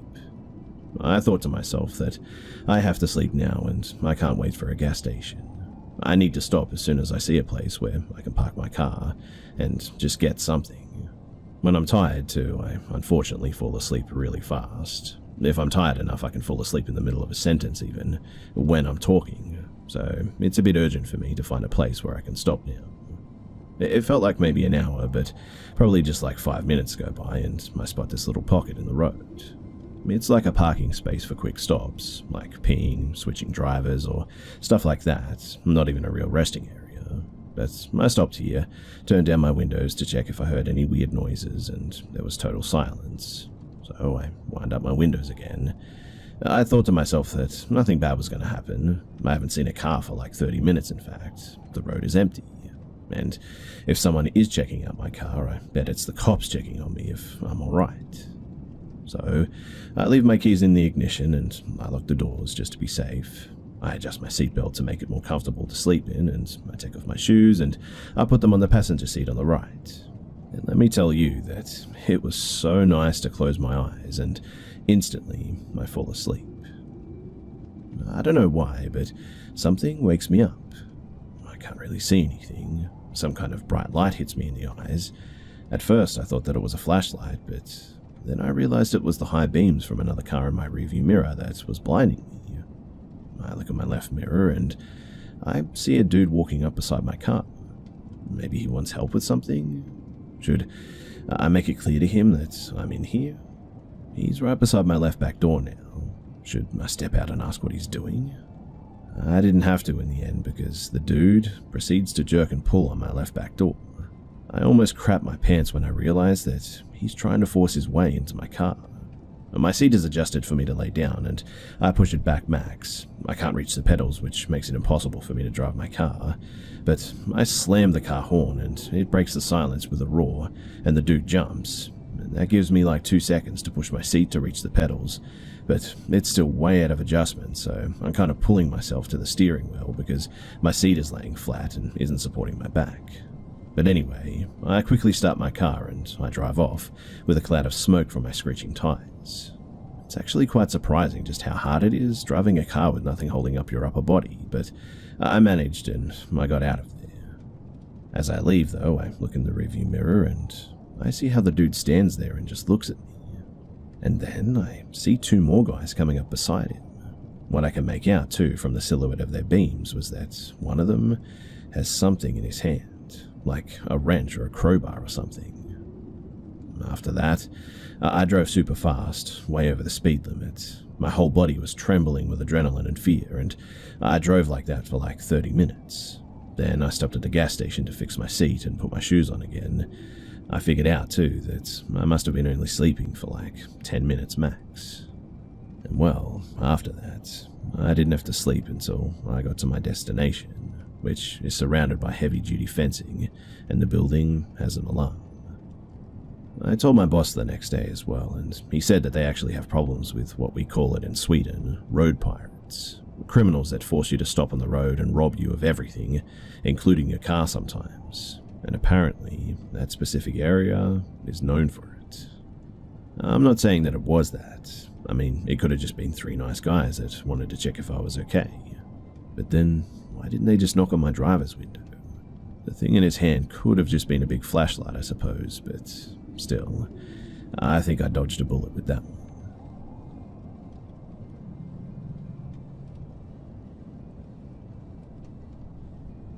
A few months back, I went on a date with a guy who seemed familiar to me, but I just couldn't put my finger on where I'd seen him before. I assumed that I might have met him on a night out or something. It was a last-minute thing, though, and I told him how I wasn't looking for anything, but it would be nice to hang out. And that was a mistake.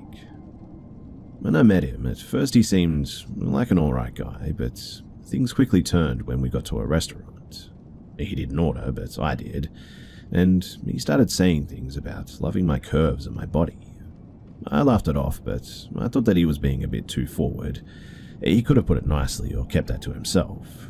While having my food, he began telling me about how I was different from other girls because they don't give nice guys like him a chance. Red flags were immediately going off, so I came up with a story that I could only be out for a little bit because my parents wanted me to dog sit and stuff like that. He bought it, but then proceeded to stare at my breasts and say things about how he wished he could see me without clothes on, even saying that I should send him a picture. I told him that I don't do that and that he was making me uncomfortable. He stopped, but then told me how he brought me a gift. He pulled out of his bag a bouquet of roses, which I did think was actually quite sweet, and a bag of Tesco prawns. That confused me, and honestly, I just kind of burst out laughing. I asked why he got them, and he said that he knew that I liked tempura and prawns. But the thing is that I never once told him that I did, so alarm bells were definitely going off again. My head was now telling me to run, but I didn't want to be rude, so I stayed until the time that I said I would, and after that I left. So I had less than an hour left. He kept talking too, but he actually started to scare me because he started guessing aspects of my life, like uncannily, like the school that I went to, what I was like as a kid, what I'm currently doing. He just got every part right. It scared me because, well, I haven't told him any of this and I haven't posted any of this online, so I backed away and asked him how he knew all of that. And it turns out that his mother was actually one of my teachers in school, and he asked her everything that she knew about me and looked online for anything about me currently.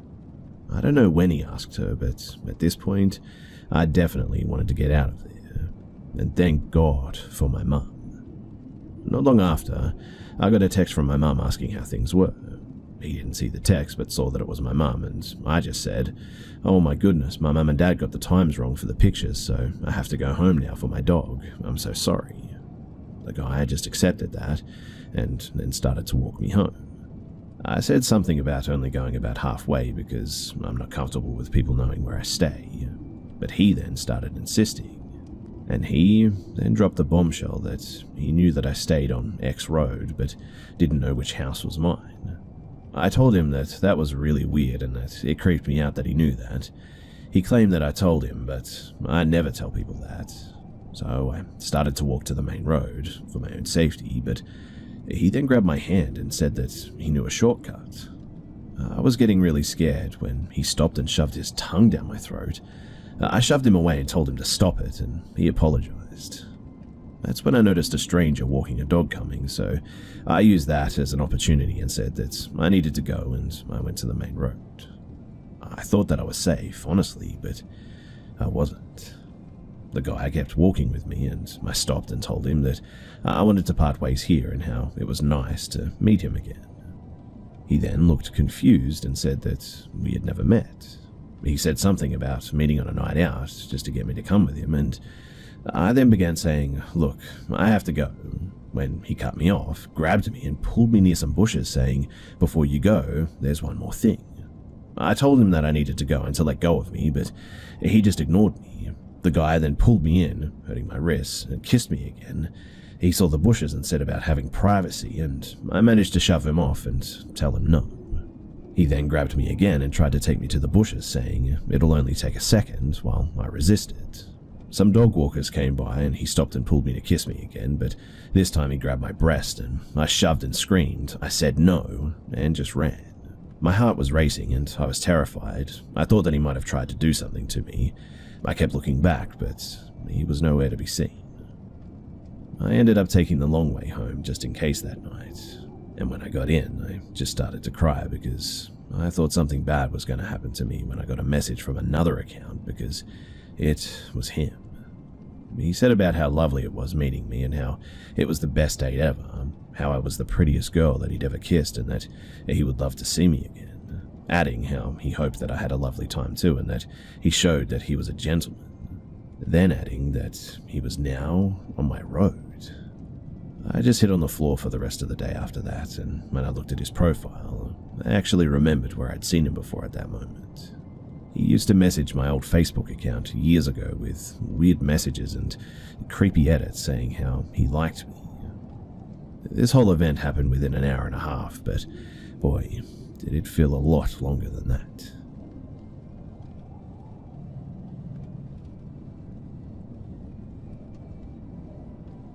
So I was vacuuming my house at 9:30 p.m. with my music playing when I get a knock on my door. My boyfriend was at work and I was not expecting company, especially so late at night. So I turned my music down and realized that the door is actually not locked. Instantly, I'm terrified. I mean, I'm only 4'10", so I had to prop myself up to the wall to look through the peephole, and I carefully locked the door. More pounding, and the man outside my door is no one that I recognize, and looks kind of disgruntled, dirty, and quite frightening. He was short and stocky and looked angry. He grew frustrated knowing that I'd just turned my music down. He heard me lock the door and started calling out, "Ma'am," more knocking, "Excuse me, ma'am." But how did he know that I was a woman? I looked around the room and see my blinds were open and realized that he must have been watching me vacuum. Thankfully, my neighbors right across from me opened their doors, and the husband asked, "Hey, excuse me, who are you and what are you doing?" Startled now, the creep fumbles and says, "Oh, good evening, sir. I was just going to offer my carpet cleaning services to her." The husband goes, "That's great, buddy. She doesn't want it. You need to leave, right now." And the creep left promptly. Afterwards, I called the police, my boyfriend, and closed up my blinds and texted the neighbors to thank them for scaring him away. I paid extra to live on the top floor as well, but it seems that this creep must have been watching me from below.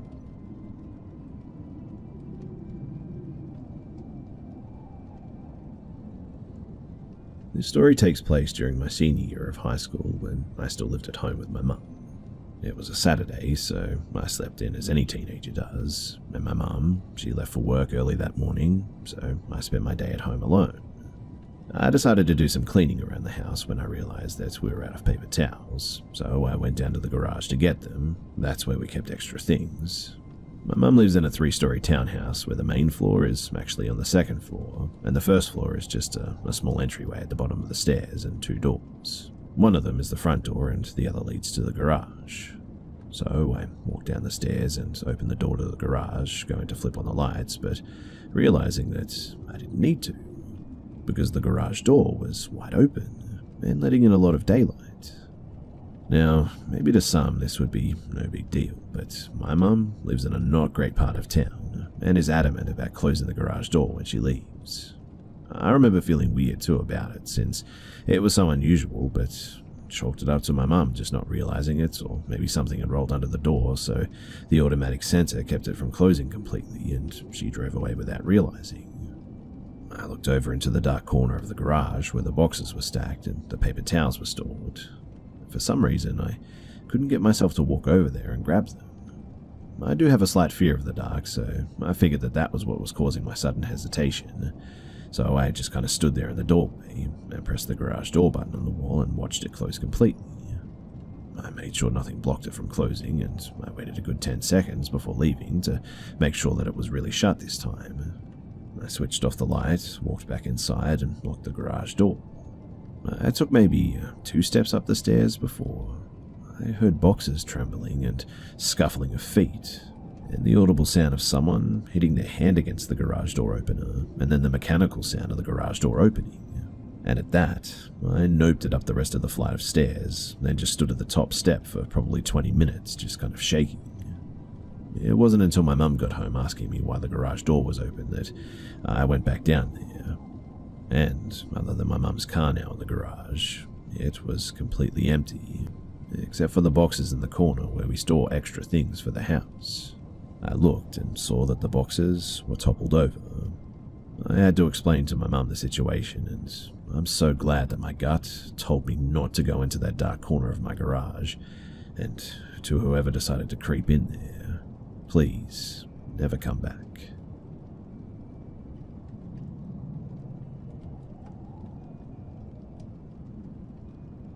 So when I was 13, I had not long broken up with this girl who supposedly had a psycho family. One of this girl's family was a close friend who was supposedly obsessed with her. I was invited out with my friends after school one day, and this boy latched on. Everybody told me to come out and that he wanted to make amends and he understood why I did what I did, etc., etc. Being the pushover that I am, I went out and we hung out in the parks and smoked and drank and whatnot. As it started to get dark, I decided to go home, and I felt uneasy about being around him, and he started acting all weird, talking about fights that he'd been in, and bragging about bashing some guy's face in with his fist in school. And so, because I didn't feel safe whatsoever, I just left. Now, the next day, my best friend and all the other kids that were out that night came into school and told me that it got worse after I left. Apparently, after they had drunk some more, he started waving this huge kitchen knife around. It was telling everybody how he was going to stab me in the stomach for breaking that girl's heart. Now, let me point out too that I only know the details of this because I have a relative in the local police force. In the end, my dad made us move too because he actually knew where I lived. I continued getting death threats on social media though until about a year or two later when it was in the paper. It was spread around town that he had broken into somebody's house and stabbed a man to death and then slit his wrists in the man's bathtub. They found high amounts of cocaine and cannabis in his system, along with a lot of alcohol. The elderly neighbors phoned the police when they heard some commotion and they hadn't seen the man leave for work that day. And they found him barely conscious and he's now in a psych ward. This was also supposedly over this girl again. Anyway, I think that I dodged a big bullet there.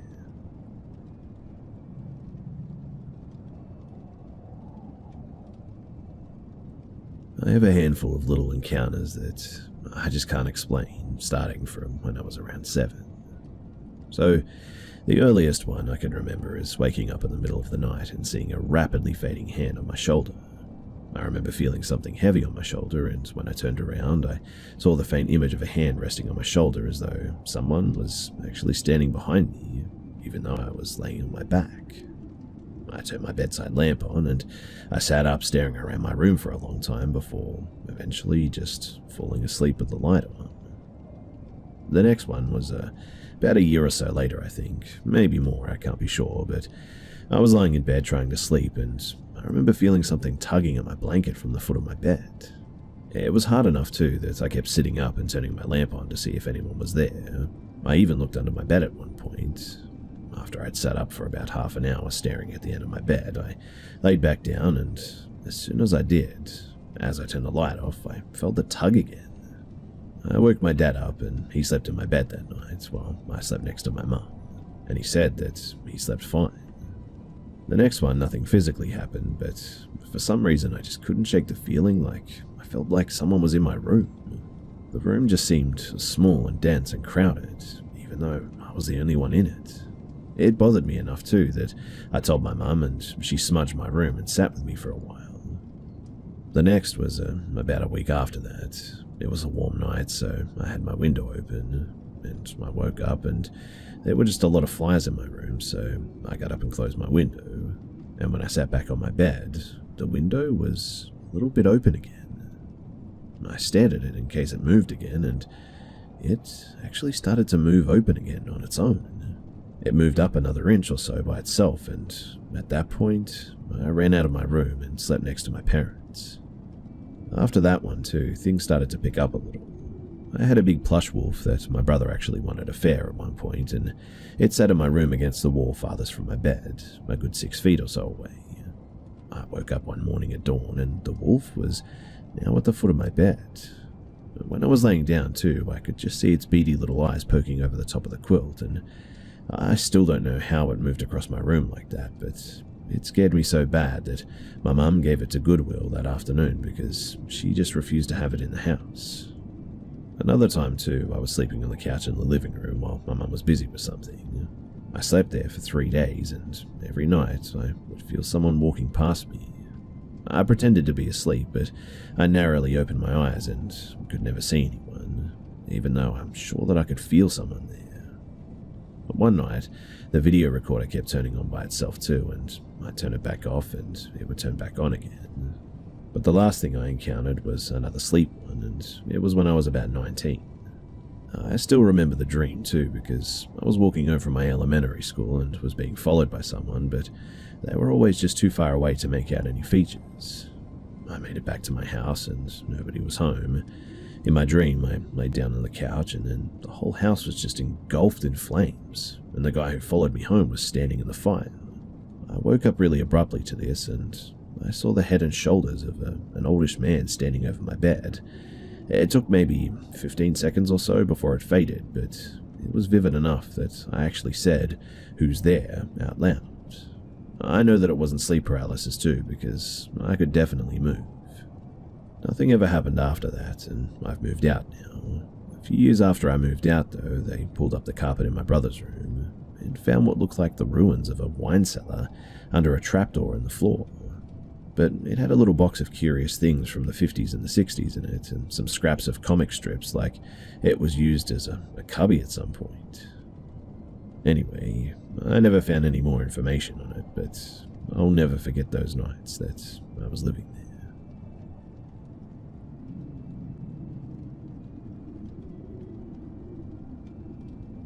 So this happened when I was in high school several decades ago.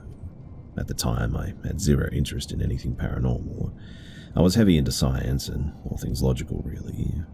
And anyway, in the 11th grade, I switched high schools to one closer to home.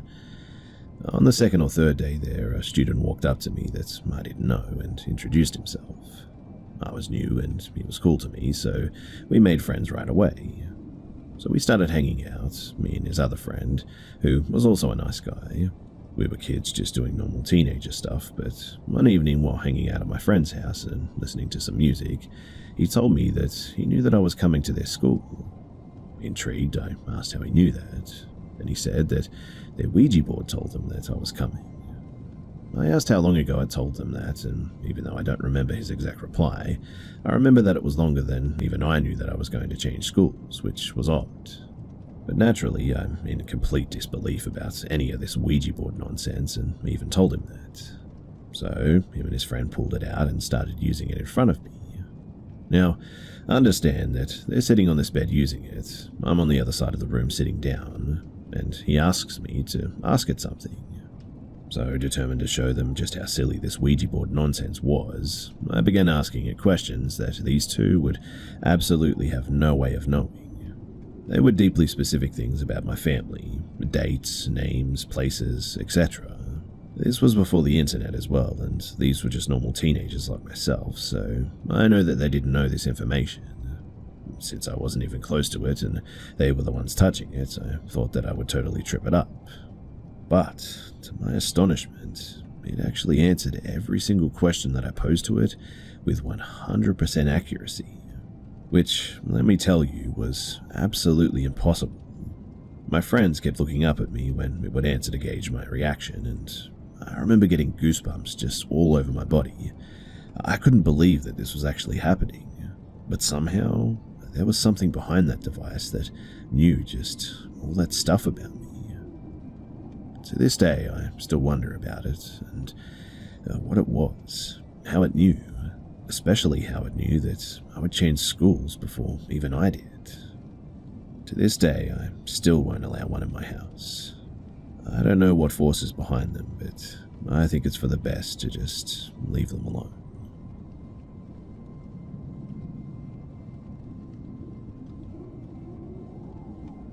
This happened about a week ago. I was going to a gothic fair in a place that I didn't really know well, but it was in my city, so I thought that I was going to be okay. Now, for context, yes, I'm a 20-year-old woman walking alone. Sounds like an easy target, I know, but this happened at 4 p.m. in the middle of summer. It was broad daylight, and even though it wasn't crowded, there were definitely people around. So I got out of the subway and I started checking my phone for directions, but I quickly put it away in my bag so I don't look distracted or get it taken from my hands and stuff. I had actually had a phone stolen that way before. I started walking while checking the street names and numbers when a couple, and they must have been around 35 years old, approached me and asked for directions. I told them that I was lost too, and they said that they weren't from here either and asked where I lived. I'm not stupid, so I gave them some sort of a vague answer and then I left. But 2 minutes after that, they approached me again and told me where the fair that I was going to was located, and I said thanks and I started walking that way. As I walked, they followed me and tried to start a conversation. I tried to walk faster and leave them behind because I don't trust strangers, but they just kept going with me. At some point too, the conversation, it was only the man talking to me, shifted to jobs and occupations, and the man said, I do have a job, but most of the time it isn't enough, so I have to do what I do. Usually I'm not violent, but I have a gun to use with dumb people who scream or make a scene. And then said, now show me if you value more your life or material things. He obviously expected me to hand my bag over, and I know that this is going to sound so edgy, but I'm deeply depressed and my train of thought went straight to, I either hand over my hard-worked for money that I was excited to spend in nice things today, or I finally die. I acted calm, although my heart was beating fast and I was sweating. I didn't scream, I didn't hand over my stuff either, and instead I just took my bottle of water and took a sip, and then I just kept walking, thinking that it wouldn't be all too bad to get shot and die there. And they just kind of stood there confused, and after a while they left. In the end too, I ended up going to the fair and I had a nice time.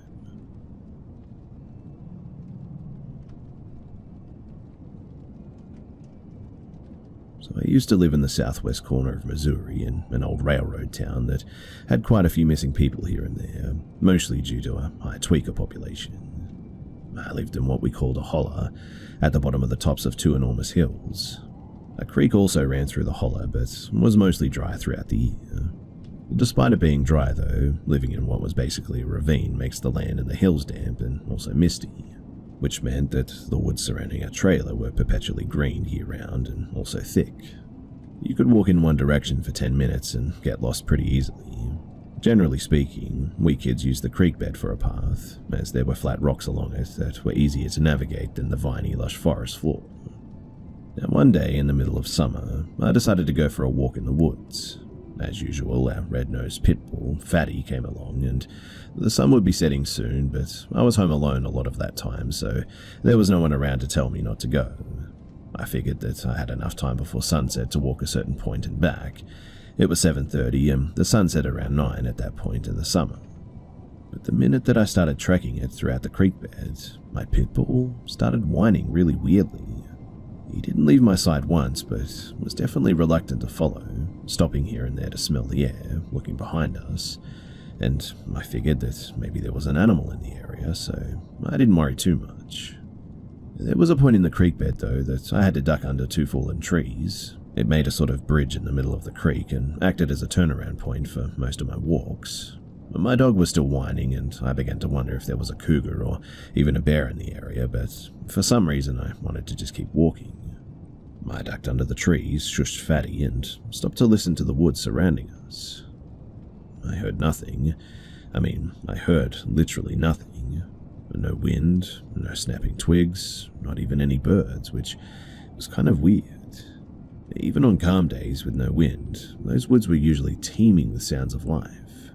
And nothing was ever still, but all of a sudden, now it was. It also made my stomach feel like I was dropping down into a pit. Then I began to feel really weird. I can't really describe it, but it was kind of a gut feeling, when suddenly my body felt very queasy and oversensitive.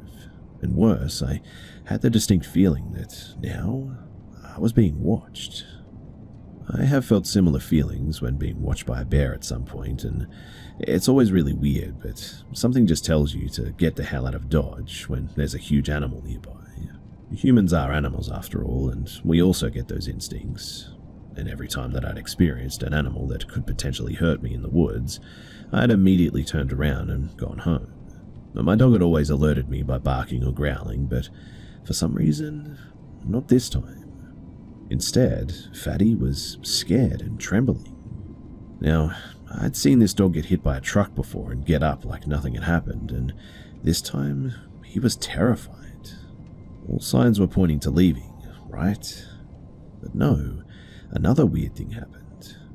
Call it an edgy teenager or anything you want, but I felt this strange pull into the woods. There was no sound, but I felt like something was calling me, luring me deeper into the woods. It was the worst part of that day, and also the creepiest thing that I'd ever felt. But I was also curious, so I wanted to know what the hell wanted me to wander further ahead. I walked forward, aware that my dog had firmly planted himself at the fallen trees. He was shaking all over and yelped at me as I walked away, but he didn't come with me. He also didn't leave, which I believe potentially saved my ass that day. But I left Fatty behind and eventually got to the part of the creek that I'd never been to. It was a clearing with a ring of trees surrounding it, with the creek stretching far ahead and going around an unseen corner. But the sun hadn't moved and it was still silent. I stood in place for maybe a minute, I think, and considered turning around. But the clearing was creepy and felt kind of devoid of everything. I can't really explain it well enough, but I felt like if I walked around that corner, which was about 100 feet away, that something terrible was about to happen. It felt like something was just waiting for me to walk into it, unsuspecting. In the end, I brushed it off as paranoia. I had plenty of sunlight left, and I could explore alone for once, and besides, if something was drawing me further in, then it's also possible that I might find something amazing. So I took a couple of more steps, and suddenly, I heard my dog yelping frantically behind me. Startled, I turned around quickly, my dog looking like a little white speck far back into the trees. He was pacing back and forth at his spot and barking like it was going to kill him if he didn't take off running. He kept lunging forward, but wouldn't move any distance forward. That was when I realized that something was just very wrong. I turned around again to look back at the clearing, and all of a sudden, it was pitch black outside. Like seconds ago, the sun wasn't even close to going down below the horizon, and all of a sudden, now the stars were out. No sun, no light. I stared hard at the trees around the corner, seeing nothing but elongated shadows. I heard a twig snap when all of a sudden my ears just started to ring, and panic flooded my entire body. I whipped around and shot back towards the fallen trees, sprinting towards my dog. He was snarling and barking like mad, and when I ducked under the trees, both of us sprinted back towards the house. The entire time, I honestly felt like death was on my heels, and Fatty never once ran ahead of me, staying right at my side the entire way back. When we eventually made it back home, I quickly checked the clock, and during the walk that usually took about 10 minutes, I would say, I had been gone for 3 hours. I had left my home at 7:30, and now it was 10:30, which meant that my parents were due home in an hour. The next day, I walked only part way back to where I could see the clearing. The very farthest that I could walk was about 2 miles, and so that meant that it took me 3 hours to walk there and back. To this day, I have never felt so prowled upon in the woods as well. These woods weren't part of a national park or anything, but if you walked about 10 miles or so, you could reach Mark Twain National Park. And people go missing there quite often, seeing as the woods can be impossible to navigate after dark, and it has large hollows in the middle of the woods that people go rolling into, and they get stuck as well. I don't know what wanted me in that woods that day. I didn't see what it was, and it didn't say anything, but I ignored every natural instinct that I had to run until it was almost too late. My dog being there may have just been the reason too that I didn't wander deeper into the woods of the Missouri and succumb to someone or something in that dark place. I've never told anyone in my walking life about this, and what do you guys think? Have any of you guys heard of the 411 cases involving Missouri woods and hollers and whatnot? Or do any of you guys have any similar experiences if you're from this area?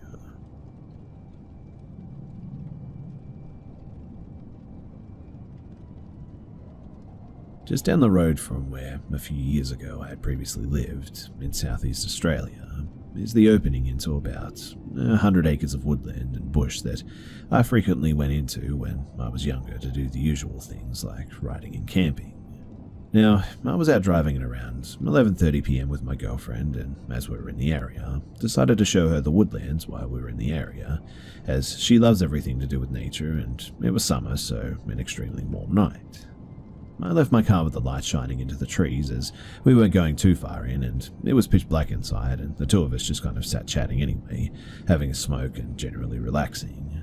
She was sitting on a sort of map of the area that had been put into some plastic, and I was keeping an eye on the trees as, for some reason, I had a feeling that something was just not quite right. I've heard a few people say that they felt that they were in danger, although nothing around them was off, and it was kind of like that feeling. Every sense was almost reaching out, and my adrenaline was up, but there wasn't really anything in my eyeline that seemed any different. After lighting another cigarette to calm my nerves, I scanned the tree line again and realized that it looked different to before. It was only after staring in the dark that I saw that there was moonlight now lighting up the grass where it couldn't before, as there was a black shape blocking it that before I thought was a tree. Now, the only way I can describe the next part is that all the sound just kind of ceased, and everything, and I mean literally everything, went dead silent. And a few seconds later, this disgusting feeling of dread just fell over me, and I saw motion in the dark of the path as this thing crawled toward us on all fours.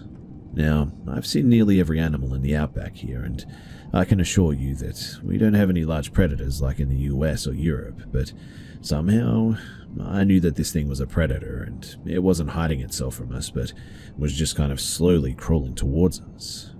I don't know if my girlfriend saw it or not, as I couldn't look away, but just as it reached the line where my car lights were able to illuminate, it reared up onto 2 legs and just sat there, staring at us. So I'm 6'4", but this thing was about another meter larger than me at least, with arms that were just far too long that reached down near the ground. and all I could make out was a sort of off-white, almost yellowish fur on it, and in the dim light, could make out the silhouette of its head as like a dog or a wolf maybe. I wasn't able to move as it stared at me, but it was at this point that my girlfriend gasped, which seemed to break whatever was stopping me from thinking logically.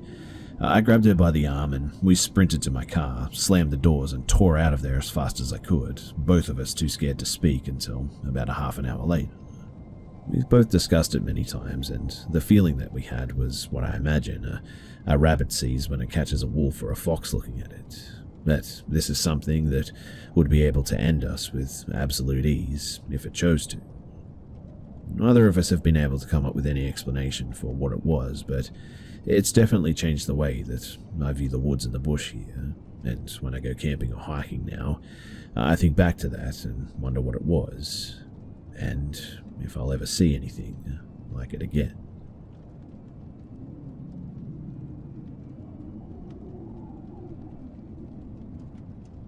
So, it's been about a year since my last story, I suppose, and I visit this place every now and then to listen to other people's stories, but haven't had much interest in contributing any of my own. The stories that I have shared were mainly for entertainment. What I mean is that I could recount the events with ease because they virtually meant nothing to me. Just interesting stories to tell, you know? However, what I'm about to share is not something many of my closest friends or even family know about. The events that happened to me were, well, traumatic. The effects have cemented in the way that I think, view people, and my ability to trust or lack thereof. I'm afraid to admit that this is not a story in which I showed immense courage or resilience or anything. Instead, I just kind of buried these memories deep until recently. This is a pretty messed up encounter story that is about a truly sick man. The kind you hear about on TV or podcasts or something. The kind of evil man who managed to build something of himself despite his unnatural desires, only to use his wealth and resources to further manipulate and take advantage of kids. So, a little bit of background. I grew up in a very poor part of New England, a Hispanic-dominated area. The city is pretty small and has always been a conundrum to me, really. The city is known for its drugs use and violence. It was once a prospering mill city, one where immigrants came to work and secure their own slice of the American dream. The city and much of its residents have since disintegrated like the stones that make up the massive factories that loom over the city. The conundrum I speak of is while this city remains open to high criminal activity, the surrounding towns are just doing great. Less than 10 miles north, you enter New Hampshire, where things are generally quiet, and south you'll pass through multiple rich and thriving towns. And the man that I'll introduce later would come down from New Hampshire to prey on the poor kids from my community. So, I was maybe 13 years old, I think. It was definitely summertime because I remember the heat. It was a fun summer though. My friends and I were outside all the time, and while none of us had a car, we made the most of walking where we needed to go, and I was a bit younger than the guys that I was hanging out with at the time, so they were always able to kind of stay out later than me. It's funny how everything that happens while you're not there feels like you've missed out on the best stuff. Anyway, one day while we're all just kind of hanging around, a friend of mine mentions, "Hey, maybe we can get Ryan to come by and buy us some food." Always feeling left out, I acted as if I knew who Ryan was, the whole time thinking that he was a teenager, perhaps in his early 20s, I suppose. I let the conversation go on for a bit before I could not resist, and I asked, "Who's Ryan?"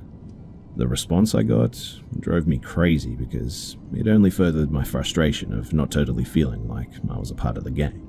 "You don't know who Ryan is? We've been working for him for a few weeks now. He owns a junkyard and we go and strip cars, log spare parts, and just mess around really. We get him to buy us stuff and he lets us drive his cars." I thought, how could this be? I felt so embarrassed and betrayed that all my friends apparently had a job and were going out to eat and drive cars, and I was just finding out about it. So, wanting to fit in, I urged them to get me a job too. My friend Eli, a leading figure in our group, pulls out his cell phone and gives this Ryan guy a call. The way Eli was talking to him made it seem like Eli was in control, like he was bullying Ryan or something. He spoke to him aggressively and told him that we were hungry and for him to come and pick us up and buy us some food. And Ryan agreed. Shortly after this, the man pulls up in his red pickup with a tow in the back and his company logo on the side of the truck. He was a white man, mid-40s, short and kind of chubby. He had a high-pitched voice that screeched out when he would laugh. And when he arrived, he immediately turned to Eli and started talking shit to him, making fun of him, letting out a bit of a laugh. It weirdly made me feel at ease too, because it just wasn't the way I expected an adult to act. It was kind of like he was one of us and you were in if you were cool with him. Eli introduced me to him and told him that I want to work. He examined me and asked if I knew anything about cars. I told him that I did, and he agreed that we'd talk about it over lunch. He told us all to jump into his truck and asked me to sit in the front seat so that we could talk. I remember that drive like it was yesterday. We were listening to the radio, and I could see that it was singing underneath his breath, so I purposely started singing the song out loud, acting as if I didn't know that he was also singing. He noticed and turned the music up, looked at me and started singing loudly. We did this the whole ride until arriving at an Italian place, and the food was amazing. I had only ever been out to eat a handful of times at this stage, and none of them were with friends, ordering whatever we wanted and goofing off the whole time. It was a real treat and only really made me want to be in with Ryan even more. It was clear that he played favorites and those who he liked received more gifts. And at the end of lunch, he agreed to give me a job and made Eli agree to let me know the next time that we had to work. The next month or so felt like I was having the best summer of my life. Ryan owned a junkyard in New Hampshire and also had a car rental service. He was expanding his business, so there was a ton of construction going on. His office was in a construction trailer outside the yard. This is where you would find him if you needed anything. He would pick us up in the morning and bring us to the yard, and for 8 hours we would honestly just kind of mess around. We'd walk to the very end of the yard and hide out in cars. We would take naps and scavenge through the hundreds of cars hoping to find valuables, and occasionally we would actually have to work, but even then we would mess around a lot. And all the while, we were getting paid. Not a ton in retrospect, but more than any of us had ever received. But more than the pay, what we really wanted was our own car. He easily had 30 of them, not including the cars that he rented. Each car was in fair shape, and each day he would throw Eli a different set of keys, and it really made the rest of us jealous. You see, Ryan didn't really care if you had a license or not, and Eli didn't, and he drove a different car pretty much every day. I personally had my eye on a Mazda sedan. I wanted the car so bad when I approached Ryan that I nearly begged him for it. He agreed that we would talk about it at the end of the day, and I spent the whole day just kind of imagining my life with that car, how cool I would look, pulling up to places, getting girls' attention, and a car at the time was like entering a new world, and I just might have one at the end of the day. The end of the day came, and he threw Eli some keys and told him to bring everyone home except for me.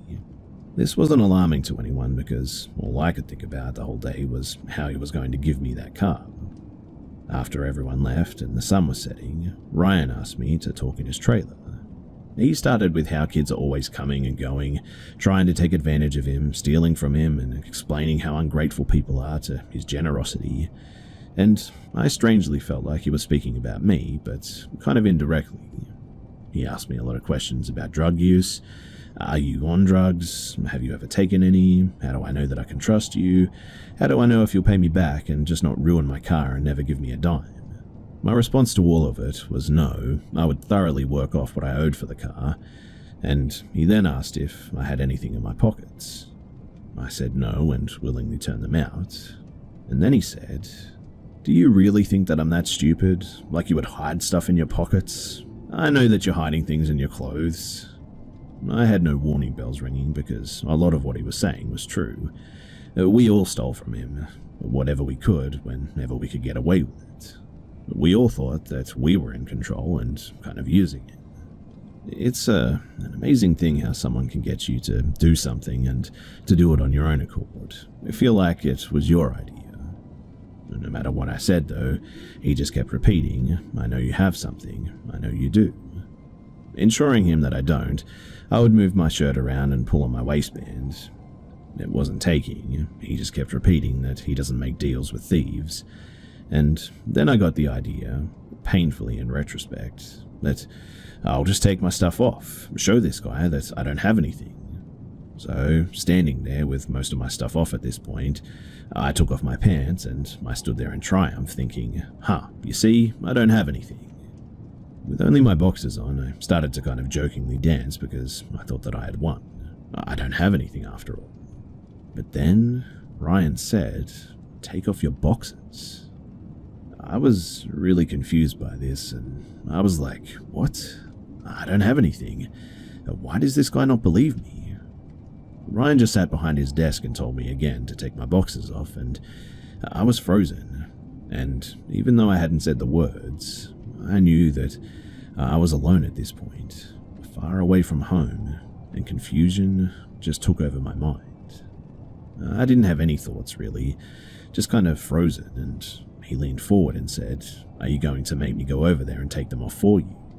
It's weird how I still did not think that I was being taken advantage of. Honestly, my brain still thought that this guy really thinks that I stole something. And I actually remember thinking to myself, what the fuck could I hide in my boxes? I said to him again that I don't have anything, and, well, he completely dropped the whole stealing bit. And then just said straight out, "I want to see your dick. Pull it out." At this point, I didn't know what to do. It really sucks that you don't have any options to freeze time, actually think about what's happening, and instead, you're forced to make a choice, as fast as you can choose the words while having a conversation. My brain went into survival mode though, and that mode was to not look at the situation for what it actually was. I did what he asked, choosing to believe that it wasn't a big deal. He just sat there and looked at me, and honestly, thank God that that's all that he did. I began to shake, and I grabbed my clothes, and he snapped out of whatever world that he was in and started moving things around on his desk, looking in drawers, and I couldn't meet his eyes because I was ashamed and confused. He eventually spoke and said something like, "Don't crash it," as he threw the keys to the Mazda. I caught the keys and left, trying really hard not to think about what had just happened. I didn't want to face it, and that's why when I got home, I just chose not to say anything. My father, who I am sure would have killed him, I was embarrassed to tell him. Knowing he would think, "Why would you do that? Why didn't you fight? I raised you to be tough. Why would you do that?" And so in the end, I just showed up like any other night, except this time, I had my own car. Now, I clearly did not think things through because I was like 14 and I just came home with a car. My parents were pissed and they told me to call one of my friends and have them pick the car up, and they also said that I couldn't work there anymore. To be honest though, I wasn't upset. The next day, I told Eli that I was quitting and asked if he could pick up my last pay. He tried to convince me not to quit, but I stuck to my parents being adamant on my quitting, and Eli would call me a few days later and tell me that Ryan wouldn't give me what he owed me. Instead, I had to get it myself. I never tried to get the money because I just couldn't face it. Fast forward a few months though, and I was with some of those guys, and my friend Joe said something. "Hey, guys, did Ryan ever ask you to show him your dick?" And to my surprise, everyone said yes, but they all said that they didn't do it. I lied to them all and made up some story where I freaked out and threatened him, and over the years I found out that all of the kids did it. There were 8 of us. One kid did it with his mum waiting outside in a car to pick him up, in fact. Not sure if Ryan knew that she was outside, but the kid just never said anything. We all just kind of buried it. We were tough guys, or wanted to be, and no one wanted to remember that. Fast forward again 7 or 8 years this time, and I was 22 or 23, and a newer friend who was struggling to get work tells me that he landed a job at a junkyard in New Hampshire. Except the guy who owns it asked him to get naked and show him his dick. And my mind nearly blew up. By then, I had grappled a bit with it and developed anger, and I freaked out. Asked him to tell me everything, and he said that he's known to pick people up for work, and after a couple of days of working, he invited my friend Joe into his trailer and basically did something that he did to me. What actually really disappointed me, though, was that my friend, who was in his 20s, actually did it. And even now, I understand the craziness of the request and how he's able to get you to do it, but I so badly wish that Joe acted the way that I wish I did, knocking this guy's teeth down his throat. What's even crazier, though, is that while he was telling me, this girlfriend that we both had overheard and says, "Are you guys talking about creepy Ryan?" And again, my mind just blows up. She tells us that he's apparently gotten multiple people over the years and he can't be touched, that people have tried, but he does tow work for the city and PD of that town and has since made connections. Now, I don't know the details of these reports, whether or not investigations were underway, but people told the truth and he was still out there doing what he wanted. And while hearing that he was still out there was truly shocking, my thoughts on him ended with that drunk conversation. Fast forward another 3 or 4 years, and I was 26 or so. I was out after a night of bar hopping, and a couple and I decided to get chicken at a late night spot everyone goes to after the bars close. And while I was there, I was approached by a guy who recognized me. I didn't recognize him at first, but then realized that it was an old friend, Brandon. We were friends at that time, and we both worked for him. Last I heard, he had a bad heroin addiction, and the rumors were certainly true because I could barely recognize him.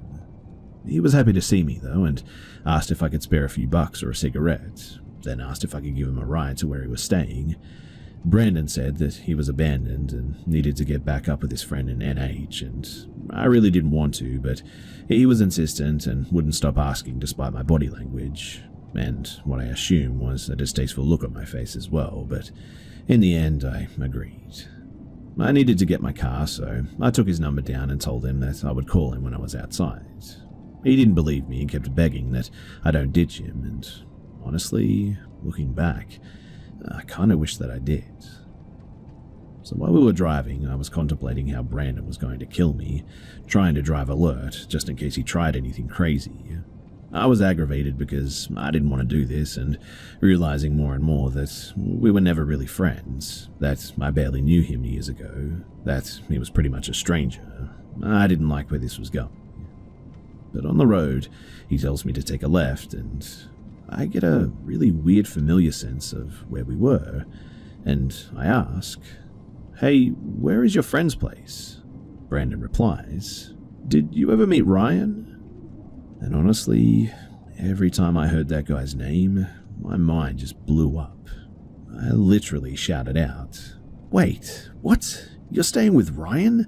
That guy's a fucking piece of shit pedophile who takes advantage of kids. What the fuck are you doing there? I assumed that guy was in prison already." Brandon just laughed and said, "Yeah, I work with him. He's weird, but you just need to smack him up a bit and he doesn't try that weird shit on you." I was pissed and kept trying to explain to Brandon how severe this guy was and that it wasn't a small issue. But Brandon just kept shrugging it off and said many people have paid him visits and put him in hospital a few times even, and something about him being kidnapped at one stage and having to pay money to families threatening to kill him. He also said that the cops have paid him multiple visits and there was a charge against him at one stage, but he paid his fees and may be on some registry, but he still has everything that he had before. None of it was satisfying to hear, and I wanted to hear that he was rotting in prison, or even dead. After hearing this, though, I just refused to drive him all the way there, and I dropped him off at the top of the street. I said good luck, and I just sped off out of there. I was so angry driving home that he was still out there and even walking around. Eventually, though, I got home and I just kind of passed out and slept in late. When I woke up, though, I had a missed call and also a voicemail.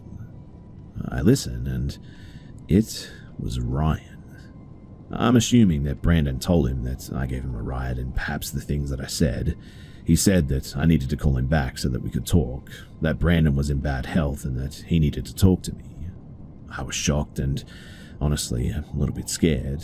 Hearing his voice seriously gave me chills, but I paced around my apartment and eventually decided to call him back. But when I called back, I just completely lost it.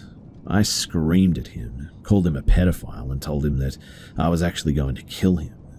I reminded him of what he did, all while swearing and describing how I wanted him dead.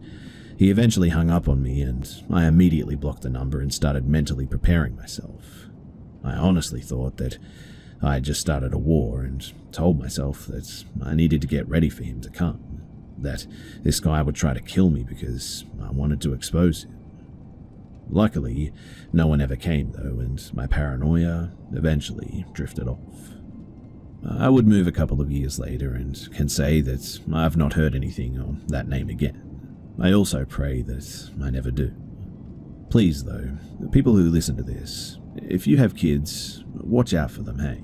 There are real psychos out there, and even though you think that you're well put together, things can happen to you or the ones that you know real quickly.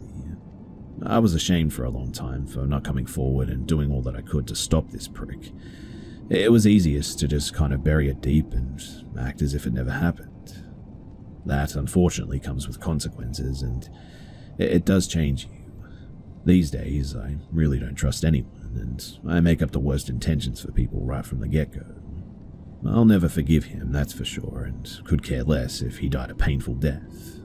I'll admit that I've grown from it and have moved on, but it still does sting a little knowing that he never faced the punishment that he deserved.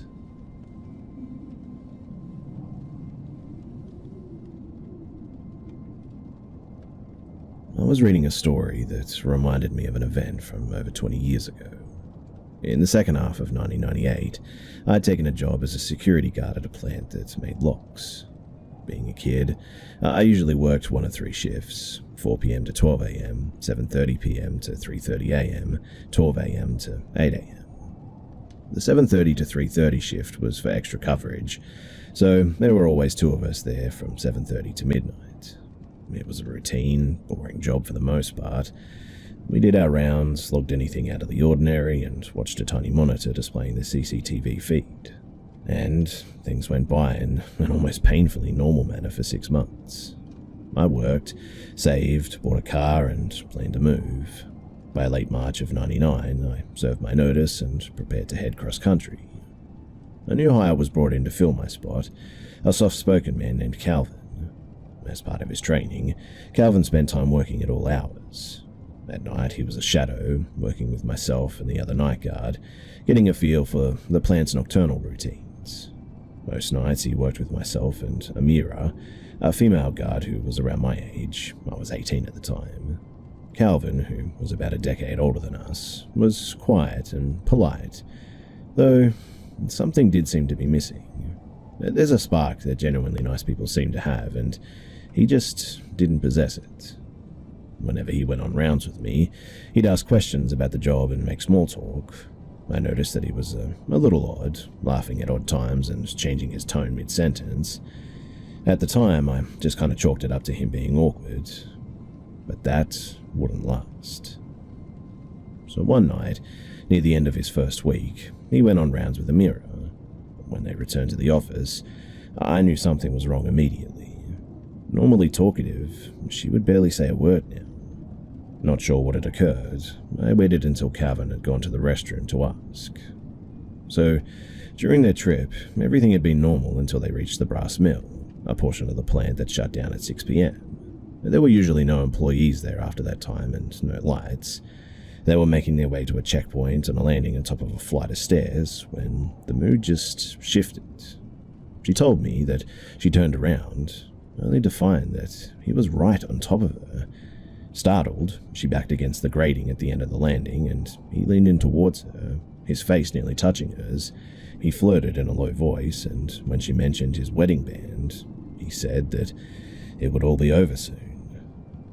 From then on, I did the rounds, taking Calvin each time with me. The night ended without further incident, and I left a note for our supervisor detailing what had occurred. The next night came and went, though, with no Calvin. I did the rounds while Amira stayed in the locked office, and the same thing after that night too. Then, on my second to last shift, I come in to find her freaking out because she found out why Calvin hadn't been at work. He had been arrested for murdering his wife. She had been dismembered and burned, parts of her body placed in a pond less than a mile from where we worked. That night and next, Amira called the jail to just make sure that they were still holding him. And based on the time frame, he had killed his wife months before he started the job.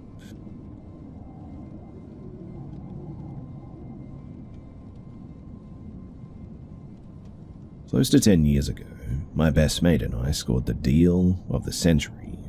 Live in her parents' recently purchased and refurbished home for cheapest chips rent so that the property wasn't considered unoccupied and their insurance still covers it.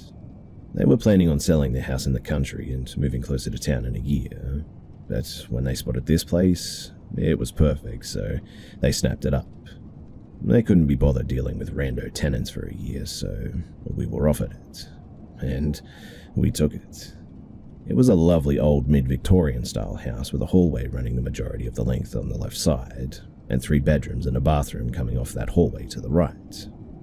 At the back of the house was an open-plan living room and kitchen, and a backyard. It was an inner Melbourneian suburb, so it was totally fenced in with 6-foot fence on 3 sides, and the front had a courtesy white picket fence. On the right side of the property, an outdoor gravel pathway was wedged beside the bedroom walls and the fence line. It began with a gate in the front yard and ran the length of the property to the backyard. This is important for later too. So, my mate obviously scored the master bedroom at the front, with lovely vertical opening bay windows facing in the front garden and the street. I had the next bedroom with a window facing the gravel path and the fence, and the third bedroom was our study. We lived here for close to 10 months, I think, pretty much in total bliss. Great house, great company, and even though the area was considered a little bit dicey, the location was just stellar. Now, one hot summer's night, we said our good nights and I hit the hay and zonked out immediately. My housemate stayed up in bed to read for a bit, with just her bedside light on. She was doing that for just over an hour before she heard a weird kind of scratch on the front window of her bedroom. Initially, she put it down to an overhanging tree branch, till she realized that there was no overhanging tree branch there. She sat, kind of frozen in fear, blankly staring at her book for what felt like an eternity, till she heard the noise again, and again. Slowly looking up now, she saw a dude wearing a hoodie trying to open her window, looking her dead in the eyes.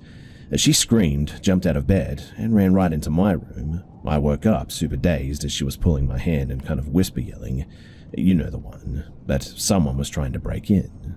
She had a tendency to be a little bit overdramatic sometimes, but I swear to you that I've never seen someone look so genuinely terrified. I went to grab my phone to call the cops, but we just went completely still, and we heard the distinct crunching sound of someone walking down the side path of the house. We both rolled off my bed onto the floor and went completely still. The crunching continued, getting closer to my bedroom window now. I don't know what it is about distinct sounds at night when it's otherwise quiet, but it sounded deafening. And then I realized why it was so loud.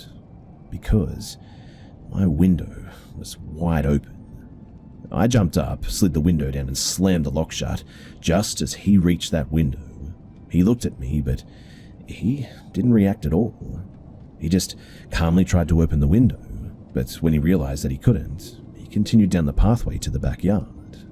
I was thoroughly shitting myself now, and my housemate was sobbing in the floor looking up at me like a bunny about to be torn apart by a fox. I sprinted to the back door to thankfully find it locked, and ran back to my room and immediately called the cops. I don't know what the cops knew that we didn't, but they must have broken a land speed record to arrive all of 3 minutes later, both lights and sirens off. We saw them go down the side path, guns drawn, straight to the backyard. There were some noises from the yard, then a knock at the door a moment later, and the police identified themselves. Turns out, the dude had vaulted the back fence, an impressive feat, and another patrol car was headed to the next street over to look for him. The 2 cops at our place asked if we were okay, then asked if they could come in and take a look around. The cops were honestly amazing. But they managed to calm us down whilst making sure the place was safe, and I was just really impressed with how they handled the situation. I offered them a cup of tea, which they politely declined as they took our statements, and they asked if there was anyone that we could stay with tonight. My housemate and I stayed at her boyfriend's place for a few nights after that, and when we stayed in the house, it was just never the same after that. We felt completely violated and ended up moving out a few weeks after that. We never found out if the dude was actually caught, but strangely enough, there was a random stabbing a few nights after the incident at the train station 2 streets over. If it was related or not, I don't know, but all I can think is that we were very lucky that it went the way that it did.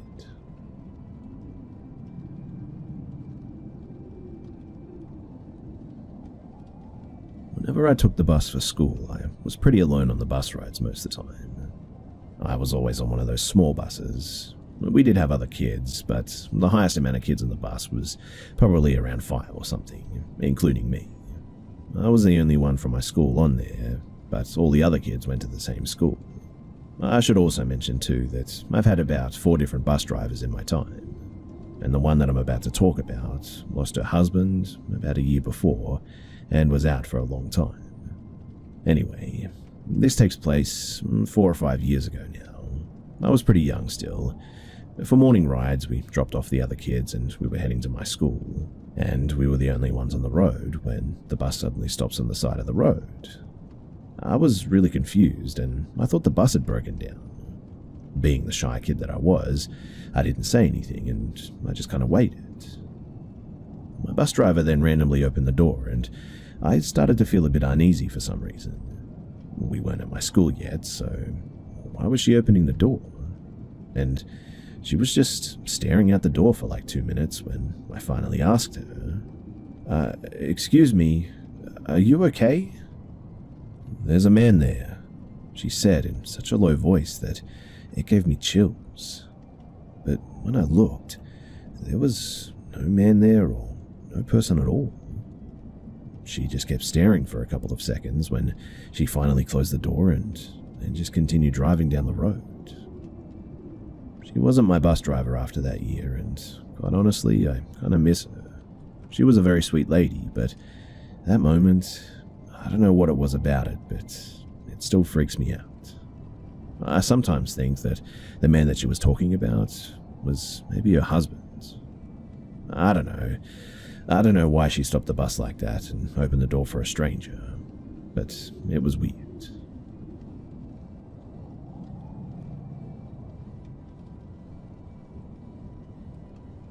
I attended a pretty awful university in the UK. In fact, it was so awful that Vice even published an article written by a student that attended at the same time as me, titled "The 3 Years of Hell at the University of Wolverhampton." I lived in a student building in the middle of the city. Of the 3 student buildings available, it was the middle choice. But literally, it was situated in the middle of the 3, and also figuratively, it was the middle, not as fancy as the fancy one, but not as unbearable as the worst one. Most of my friends lived in the fancy building, and to get there I had to walk a small trek through a residential part of the city, but somehow my friends found a shortcut. You could actually cut through and climb up at the back of the garden behind this abandoned house, I think, to get there in less than half the time. And so I started using this shortcut all the time. Now, one morning, I walked around towards the garden and down to my shortcut and found 3 grown men just standing there. They all looked, for lack of a better word, thuggish and quite large. I uttered a small "oh" when I saw them, and they looked up at me. A pale 19-year-old gay country boy with a blonde mohawk. I think that I apologized for barging in on what I was pretty sure was a drug deal, and I turned to walk back the way that I came and take the long way around. As I walked away, one of them shouted to get my attention. I ignored them, and then I heard them coming after me, so I started to run pretty quickly.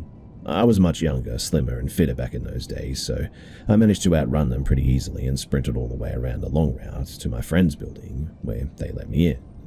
I explained what had happened, and no one was surprised. I mean, this was Wolverhampton after all. A few minutes later, a friend of ours arrived. He lived at a non-university student building off campus and had to walk a different way to get to where we were. When he arrived, he asked me, "Kyle, what did you do, man?" I asked him why, and he said that an enormous guy had come up to him and asked if he'd seen a guy with a blonde mohawk, but my friend acted dumb, even though he immediately knew who had been talking about. My poor choice of hairstyle was fairly distinct. The worst part, though, the guy was carrying a brick in his hand. It still gives me shivers all these years later, but it doesn't end there. So, me and my friends went out for a day out to Birmingham, bright lights, big city, whatever, and we didn't get home until late. When we got back to their building and drank until way after midnight, I started to relax and forgot my horrible ordeal from earlier that morning. At some point, more than a little drunk, I decided to head home. I was now pretty sure that I would never take the shortcut again, so I just took the long way home instead. As I was walking through the residential area, a car stopped on the opposite side of the road, and there were two guys inside, and the car was filled with smoke and just stank of weed when they rolled down the window to speak to me. I didn't have headphones in or anything, and I was the only person on the street, so I couldn't just ignore them or pretend that I couldn't hear them. The driver said, "Nice hair, bud," and his friends began to laugh. "Wait, mate, do you know where we can get some food?" I don't know, in the city centre," I said. I kept walking, trying not to show them how unnerved I was.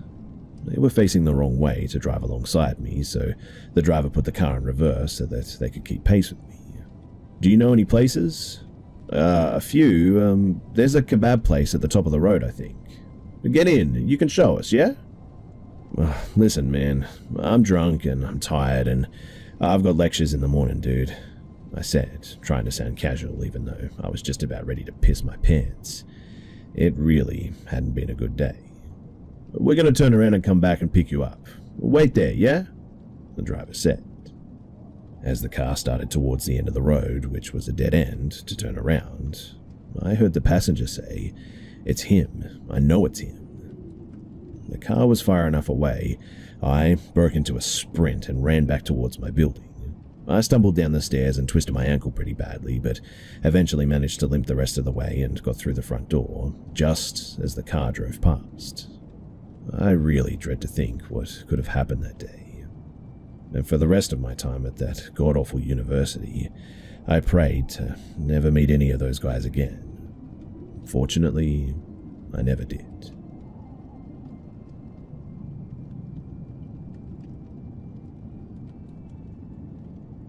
When I was a junior in high school, I was quite an odd kid.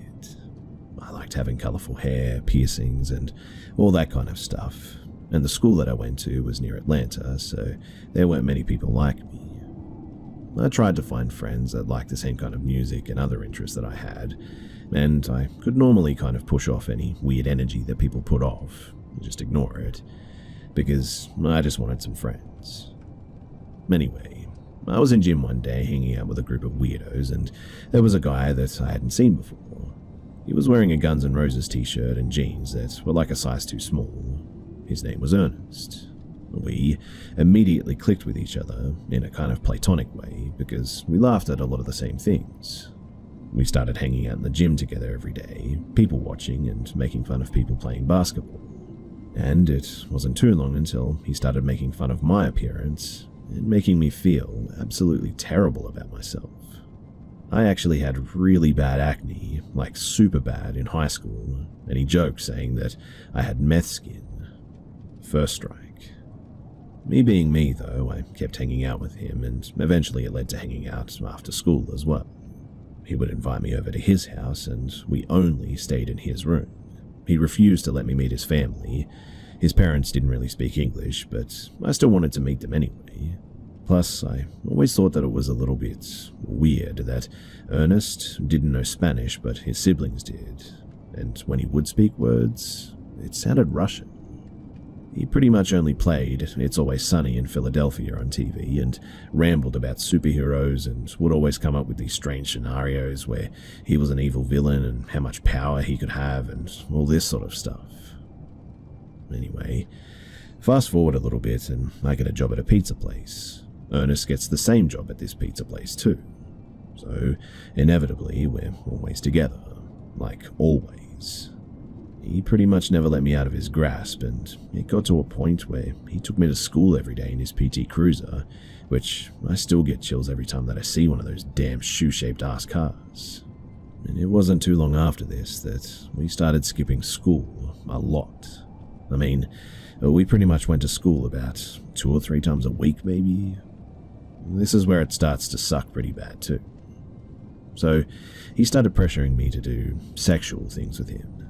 I don't really want to get into the details because it's pretty disturbing, but he manipulated the situation in such a way that I felt like we were in a relationship because I thought that I needed him. He really convinced me that we were a couple, but I was so repulsed by him that I never could fully accept that. He started telling our other friends that he had sex with me and that we were in a relationship too. I denied it all, and to this day I deny it. I've lied to therapists and I've lied to my friends, but right now, I'm admitting to all of that. At one point, though, he ended up living with me and my family in the same room as me. He had convinced my entire family that he was gay so he could live with me. He literally dressed up in pink and put a scarf around his neck and pranced around my aunt trying to win her over with his fake personality. I was so used to living in chaos that this was barely a problem for me. During all of this, he was such a rude piece of shit to me though. For instance, I remember asking him for a ride one day, I can't remember to where, but he said no, for no good reason.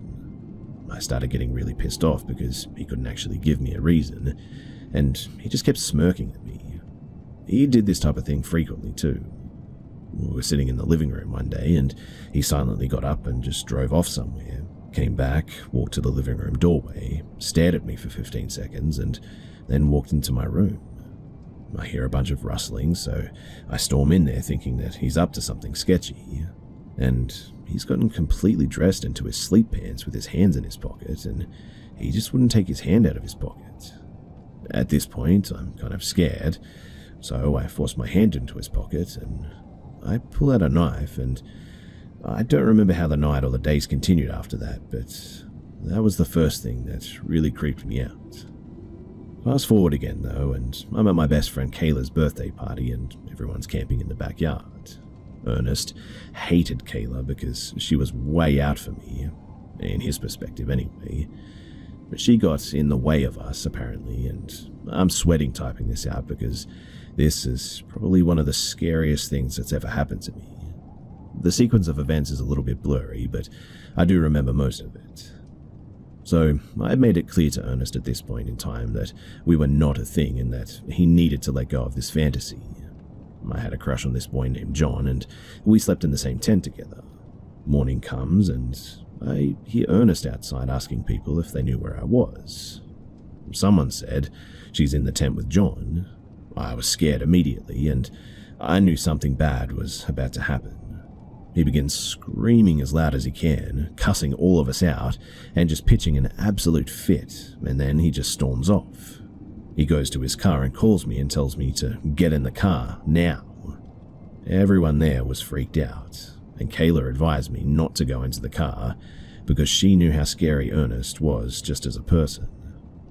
I didn't want anyone to be uncomfortable, so I figured that if I went to the car it would ease everyone just a little bit, that he wasn't there. So I went. And as soon as the car door closed, we sped off, fast, and I mean really fast. I looked over at him wide-eyed, and he screamed crying with absolutely no expression in his face, tears streaming but completely emotionless. It was really weird. He says to me, "You were supposed to love me," over and over again, and he starts speeding faster and faster and said, "If I can't love you, then no one else can." I'm actively having a straight panic attack in this passenger seat. I can't hear because my ears are ringing and I can't see anything. Meanwhile, Kayla has already called my mum, and somehow my mum left the house fast enough to track us down in the PT Cruiser, and he parks at a church and my mum is watching us, and Ernest has a box cutter at his side. I get a call from my mum, and I can't really remember what she said, but I know it was something along the lines of, "I'm going to kill you, Ernest." He started coming to his senses after that, if you can even call it that, and drops me back off at Kayla's and tells me that he's going to end himself after he drops me off. Kayla and I are frantically trying to call his parents, but they can't speak English. In the end, though, he called the police on himself because he thought that he was going to harm himself or somebody else. He was gone for a couple of weeks after that, and when he came back, he was parked outside my school just waiting for me to come out. He runs up to me, and I noticed that he had on a plaid button-up shirt and it was tucked into his pants, which was just extremely odd to me.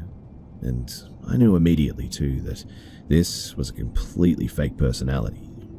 He was speaking differently as well, proper almost, like a few weeks had turned him into a saint. It wasn't long after that I had admitted myself into a mental institution because I just kept breaking down. Everyone in the group told me to get rid of him, and I'd not realized just how serious this all was until I saw everyone's reactions to the stories. There are so many other stories too of this psycho, but I really don't have the time to type all of them out. I will say that I did get rid of him, and I found new friends, and without them I really don't know how I would have gone. I haven't seen or spoken to him in about 3 years, and I'm hoping to keep it that way.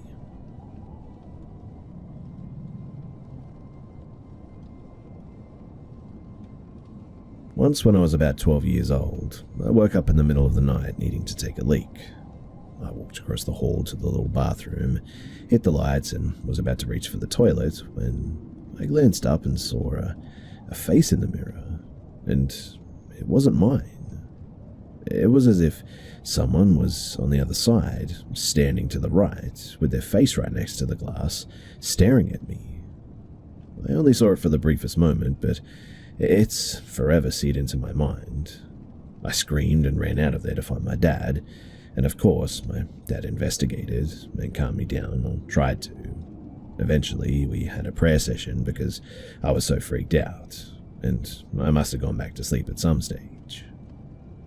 Fast forward to my 30s, I'd forgotten all about the event. One night while visiting, my dad quietly brings it up, and he says, "Hey, do you remember that one time that you saw the face in the mirror?" It suddenly came back to me in a rush of memory, sending a chill down my spine. "Yeah, I remember that." "Well," he said, "I sometimes think about that night." He looked down at the floor with a serious expression. "Because I saw it too." He went on to describe exactly what I'd seen, and we still have no idea what it was. Apparently when he investigated, he saw it and had a freak out of his own. Apparently the prayer session was as much for his own nerves as mine. And I respect him for keeping that tidbit from me to my 30s, but I kind of wish that he never had told me.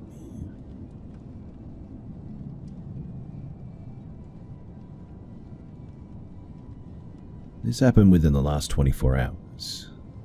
So I live in a large city in the US, and like many people, I've taken it on myself to try and get back in shape during the new year, so I've recently got into running and lifting 5 days a week. Yesterday was a run day for me, and I usually start at my apartment and cross over to this long park that runs the river close to my apartment. The park is filled with sports fields, tennis courts, and many runners along the pathway too. I've been going 2 or 3 times a week for just over a month now. So, I was on my run last night listening to a podcast, minding my own business, and decided to go a little further than I normally do. To this kind of longer stretch where the park sort of ends for like a half mile before it picks back up again. Kind of an area where they park equipment. Many people avoid this area due to it kind of being not waterfront and kind of ugly, but I decided to run to the end of this area before circling back home. As I'm running, I see a man, 200 or feet so ahead of me, kind of walking in my direction. Not unusual at all. I've passed like 40 people already. But this area is empty except him and I, as most people circle back. Still though, I ride my bike here to commute for work and have never gotten weird vibes. I'm also an average built man and feel pretty secure most places in my relatively safe neighborhood. So I keep running, listening to my podcast, when I notice the man's path is directly in line with me, as in, if I continue 150 more feet, I would dead set run into him. So I shift to the other side of the path, 10 or so feet, keep running, not paying attention. Looking back up now, and he's in my path again. Still no alarms because, well, maybe he shifted to get out of my way too, and we did that thing where you kind of walk into each other almost. So I shift back to the side that I started on, and this time I watch him and he shifts to my side. I'm thinking this guy must be messing with me.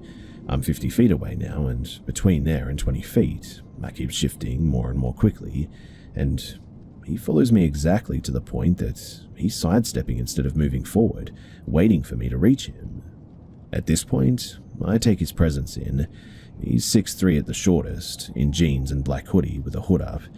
Can't really make out his face due to a streetlight behind him casting a shadow, but I begin to realize, oh shit.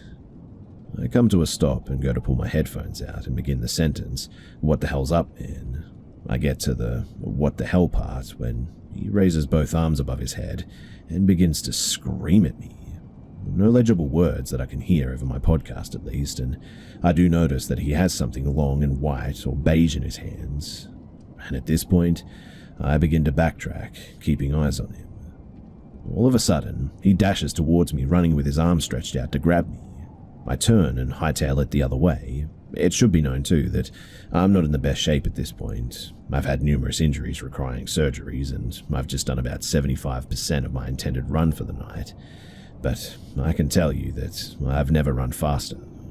He kept pace though and closed much of the distance, but when we started going slight uphill, I continued to make ground. We came to a fork in the path after about a minute of this. The two paths circled around a fenced-in area that contained a construction vehicle or mowers, etc., and I made it look like I was going one way and, at the very last moment, dashed the other way. The paths kind of made a circle, so I was able to get far enough ahead to where he couldn't see me via the fence and bushes, and when I felt like it was my chance, I dove into a bush, clawed my way under the fence, and crawled through the space and out the other side of the fence. He kept looking for me in the bushes, prowling back and forth, and finally saw me on the other side of the enclosure, and at this point, I was already on the phone with the police trying to get help as gulped down breaths of air were continuing. I was also warning other runners, and he eventually just followed my pace opposite side of the fence. He kept ducking into darker areas around the enclosure, and eventually I just lost sight of him. I began getting worried again and kept wandering around, warning people while I was waiting on the cops. After about 15 minutes of not seeing him, I just pieced the hell out of there as the cops said that they were close. The jog home was horrible, and any time a runner passed me, I would have a mini panic attack. I was kind of in shock, I think, and running off adrenaline the remainder of the night. I'm not really sure what happened or what was going on. It felt like it was something from a movie. Today I checked the Citizen app and Twitter to see if anything had happened, and I'm not sure if it's related. It most likely isn't, but 5 hours after I called the cops, they pulled the body of a man out of the river a mile or two downriver from where the attempted attack initially occurred.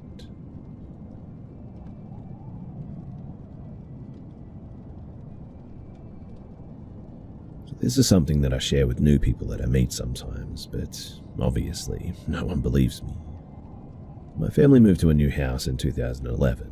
I was 17 or 18 years old at the time. It's one of the first houses built in town, and it's very old. We found newspapers, in fact, dating back to events of Russian Revolution. And yes, I live in Russia. I must say that the house itself has different extensions built much later, and basically, the oldest wooden part of the house is right in the middle. In the part of the house that we own, or rather I should say apartment, we've only one wooden room on the first floor. When we moved in, I decided to choose that oldest said room, and I remember feeling like I just wasn't welcome there from the very first day. Quite honestly too, I really didn't put much thought into it at first, but it very quickly got very spooky. So, I remember seeing objects move on their own, a rope crawling on its own underneath my bed while I sat on it, footsteps at night, weird buzzing sounds that I once recorded on a camera, and once I witnessed a sheet of paper stealthily crawl from the top surface of the desk to drawers as I was sitting in it. It was evening and the desk lamp was on, but it didn't spook me too much, but it kind of made me indignant, like, what the hell? Is this for real? I grabbed that sheet of paper from whatever force was holding it, and I just kind of chuckled in disbelief. But each day it just got a little more terrifying. And the two worst events that I remember go as follows. So it's midnight and I'm in bed just trying to fall asleep, and something's bothering me and I feel eyes on me, but my own eyes are closed. I decided to open them, and I shit you not that there's a floating face of a man right above my bed. Thick eyebrows, angry expression, just a head staring at me and no body. We locked eyes for a minute in silence, and I was too afraid to move. Eventually, though, I forced myself to rush out of the room, and that night, I slept with my mum like I was 5 years old again. And the second one, I was actually having a dream, and I can't recall all the details, but all I remember is it was about a kid. A kid around 8 years old, I think. Skinny, light blue top, and dark blue shorts. I remember drawing it at the time too, because the dream just felt really surreal, and anyway, I suddenly woke up, and I thought to myself, it must be around 3 a.m, and I decided to check my phone to see if I was right, and the moment that I flinched, I heard loud and clear someone running away from my bed towards the hall. Luckily, eventually I moved to the second floor, but it was probably the scariest year of my life. It seems like whatever it was, it kind of deliberately avoids newer parts of the house and for some reason sticks with the old. I don't know. But nobody lives in that room anymore, and it's just a bit of a guest room now, so I guess that whatever's in there might be happy now.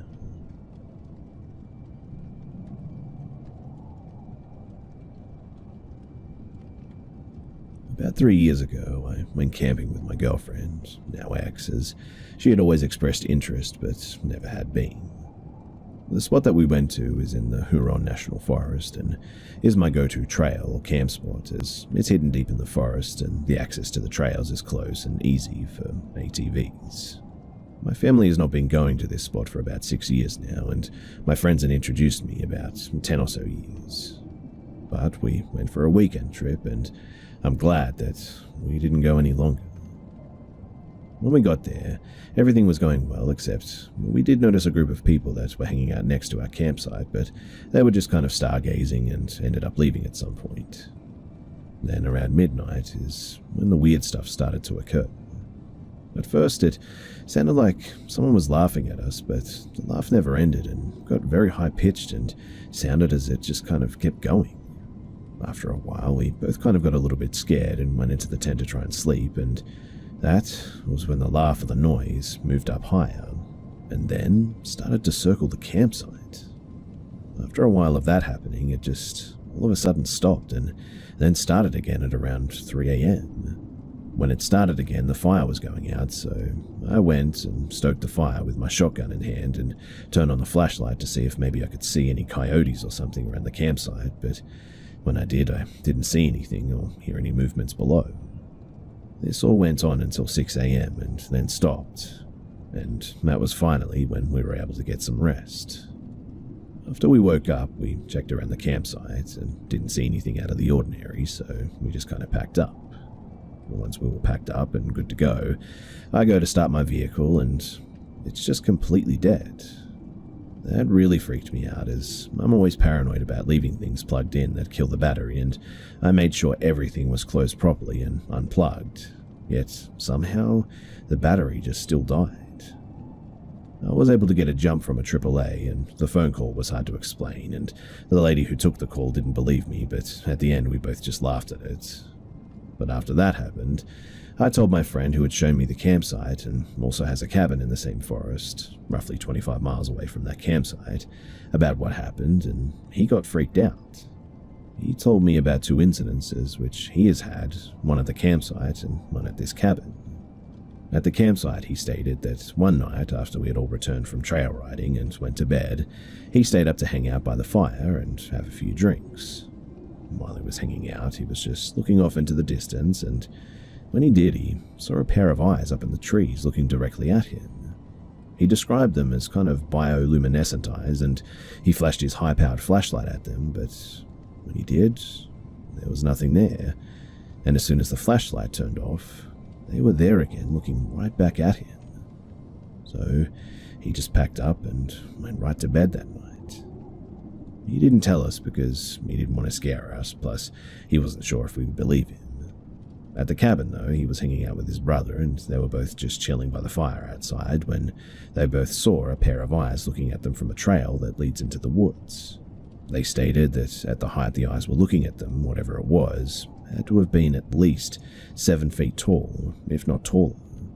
They started shooting at it with their rifles, 2 30-30s, and the eyes disappeared, but once they were done, they reappeared and were closer this time. At that point, they both freaked out and went back into the cabin, and they didn't leave until daylight. We have no idea what this could have been, but all of us have felt very scared when these events were happening. After we all talked about it, one of the brothers thinks that it's a Wendigo. I really don't know what to believe about that, and I don't know what it could be, but I haven't felt that scared since that night.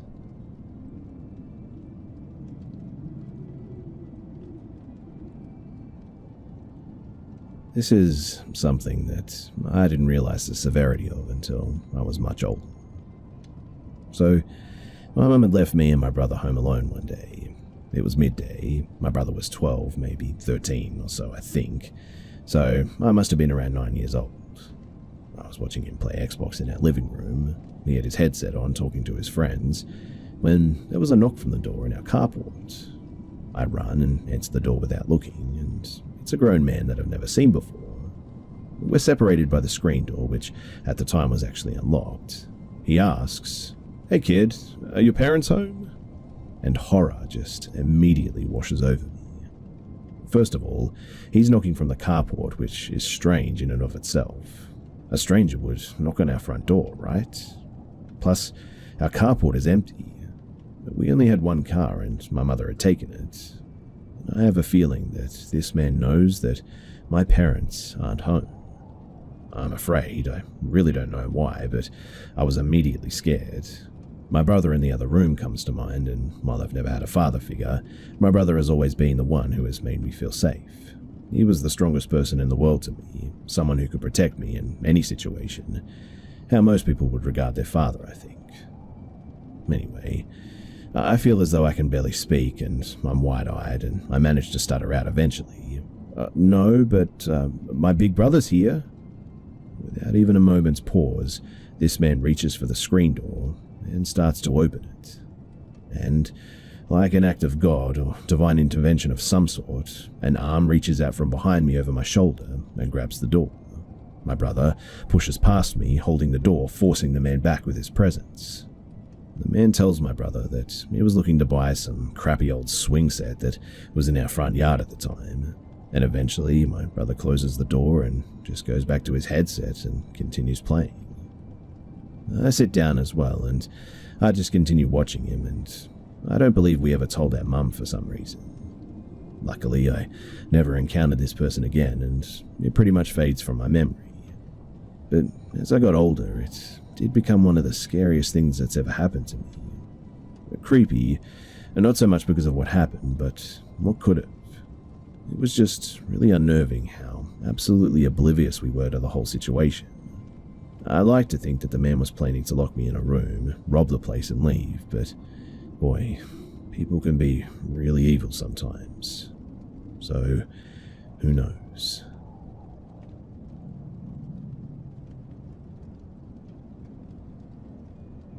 This happened to me a couple of years ago when my now husband and I were living in a townhouse in a pretty decent area. My husband was working third shift as a corrections officer at our local corrections facility, and I was working as a waitress or a bartender.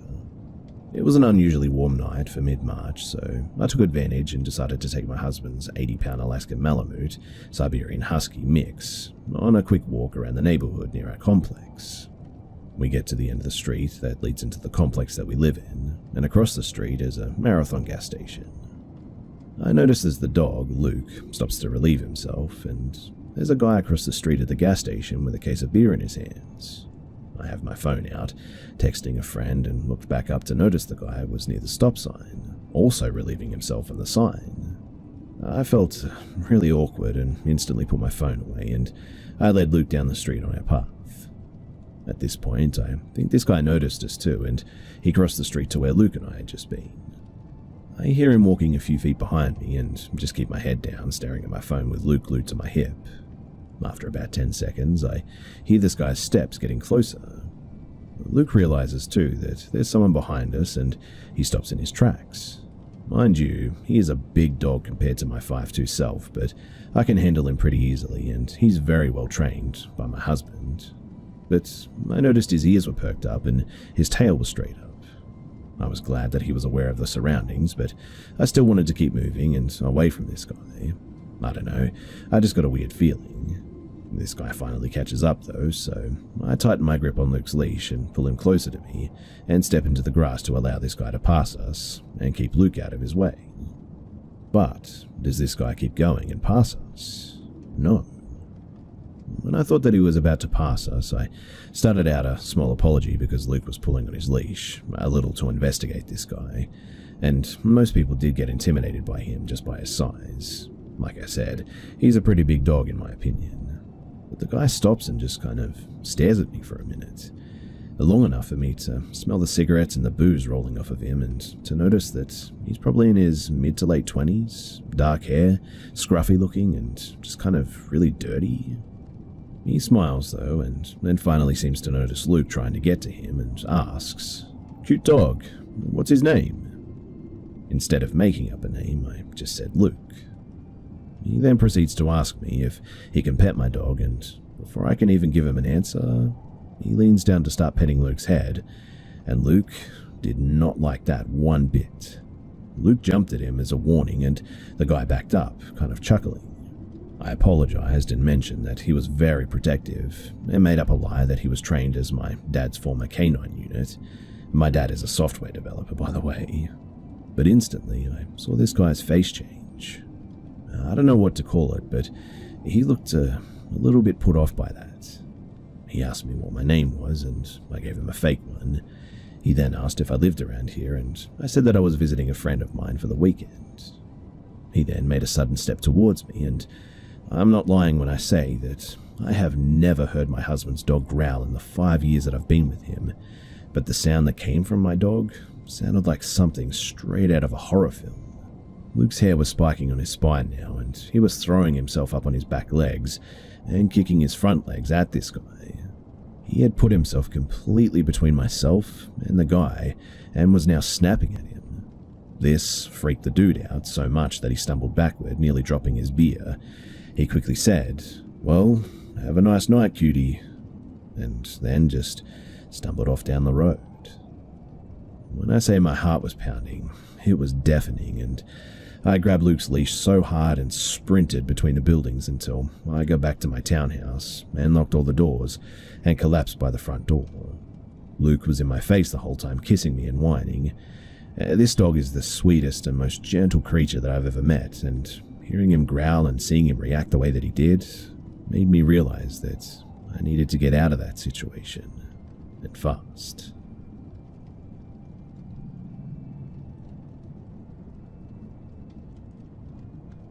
Back in the 80s, my parents bought a camping trailer, and every summer, my family, mum, dad, and 2 brothers, we would all go camping.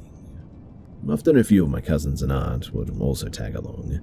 Sometimes it would be a weekend trip, and other times we would stay for a week at a time. Most camping trips were up in NH. It was so much fun, and for most of my childhood, nothing really crazy happened at all. But one morning, I woke up and noticed that my cousin or best friend was sleeping in the same bunk as me. I didn't think much about it, but as I pushed her to let her know that I was getting up, she said, "Are you really awake this time?" I said, "Yeah," to her strange question, and went to the front of the camper to get a drink. My mum and aunt were sitting outside the camper having coffee, and when I went out to say good morning, they said, "Come talk to us." I walked outside and could tell that my mum looked upset, like she'd been crying. My arm was a bit shaky as she asked, "Do you remember what happened last night?" I shook my head no and listened as my aunt told me about the extremely strange night, which I do not recall whatsoever. My aunt explained that at about 2 a.m. she woke up to the door to the camper being wide open. She quickly checked the bunks and noticed that I was nowhere to be found. She woke up my mum and dad, and then my mum and dad got flashlights and started frantically searching for me outside around the immediate area.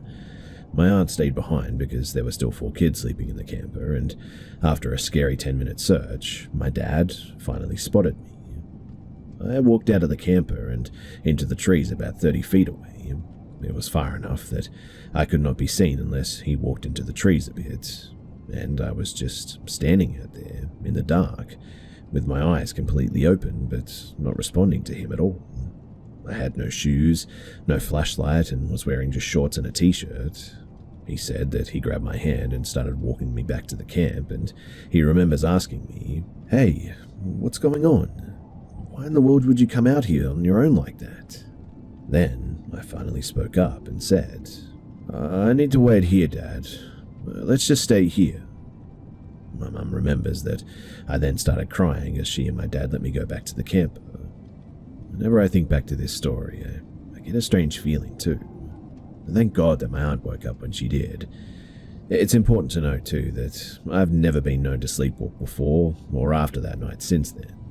It truly was an isolated incident which could have had a very different ending had I not been so lucky. My mum was so upset too that she decided to get rid of that trailer, and we didn't do much camping after that night.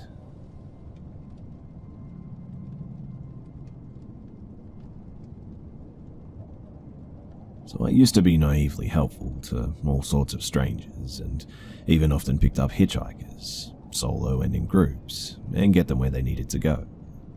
When I was 19, I'd moved to Huntington, a college town in West Virginia, and I worked at a popular bar at the time. My shifts would start around 9 p.m. and end at about 2 a.m. I didn't really know anybody in this town, or state even, and I'd been there on my own for only a month or so at this stage. So on one of these nights, one of the customers had taken an interest in conversing with me while I was working my shift. Me, being a good employee, conversed pleasantly back. He was in his 30s or 40s, buzzed white hair with a group of other guys, all of them tattooed with leather jackets. Nothing against leather or tattoos, I have and wear both in fact, just giving a visual detail. Now, he'd been there going back and forth between them at their table and me at the bar, pretty much talking to me non-stop for a good couple of hours. Around 1:30 a.m. he mentions that he doesn't know where his friends went. I look up, oblivious, and see the whole bar had virtually cleared out. He was right though, not one of his buddies was in sight. He says that they must have all gotten drunk and just forgot about him, leaving him there. The man is clearly bummed and quite concerned because, as he tells me, he lives almost an hour away from here and has no way of getting home now, and it's the middle of winter, so it's snowing pretty hard. He spends the next few minutes on the phone calling different friends that were at the bar with him, but no one is answering. He's pretty clearly screwed, and I can't leave him in the bar. I can't in good conscience leave the man out in the snow either. So, fuck. Now I've got to drive this stranger home in a place that I'm unfamiliar with, in conditions that I've never really driven in before. No snow in my home state. I tell him don't worry though, and when I finish clearing the bar and closing up, I'll take him home. And I do. We get in the car and he gives me directions as we go. We're talking casually like we had been for quite some time. Just some superficial conversation. Nothing even hinting at sexual or flirty. I'm not a flirty person at the best of times, so I'm positive that there was no misunderstanding here either. Keep in mind too, it's like 2 a.m. No one knows where I am, or that I'm with this rando, and it's snowing heavily now. And as we're chatting, I suddenly feel this hand on the back of my neck. It was such an unpleasant feeling. It was truly such an unpleasant feeling. I remember his fingers swirling in the little hairs at the bottom of my hairline, which were too short to make into sort of a ponytail. I scrunched my neck though and just calmly said, "I have a knife," as I kept looking forward driving. The swirling ceased, but the hand lingered on my skin. Again, calmly but more firmly, I said, "I have a knife." He removed his hand and we kept driving. I figured whatever that was is handled and we get back to our conversation. Minutes later, though, I feel his hand fully against the back of my neck again, his fingers wrapped gently around its curve. I scrunched my neck again and said, "Seriously, I have a knife." He removed his hand once more, and then, in a very hurt tone, he said, "Are you really scared of me?" After that, he kept his hands to himself, and it was a long 1-hour drive. But I did get him home, and after that I took off. I'm 29 now, and it wasn't until many years later did it occur to me the whole thing was probably a setup that he and his friends had planned. They probably left him stranded so that the chick that he's been talking to all night will have to take him home, opening the door for sex, consensual, or maybe not. I guess the moral of the story here is don't let people you don't know into your car. Oh, and also, always carry a knife.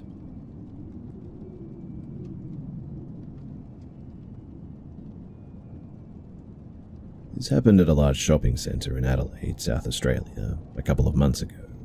But for some context too, it was around 7 p.m. on a late trading night, already completely dark outside.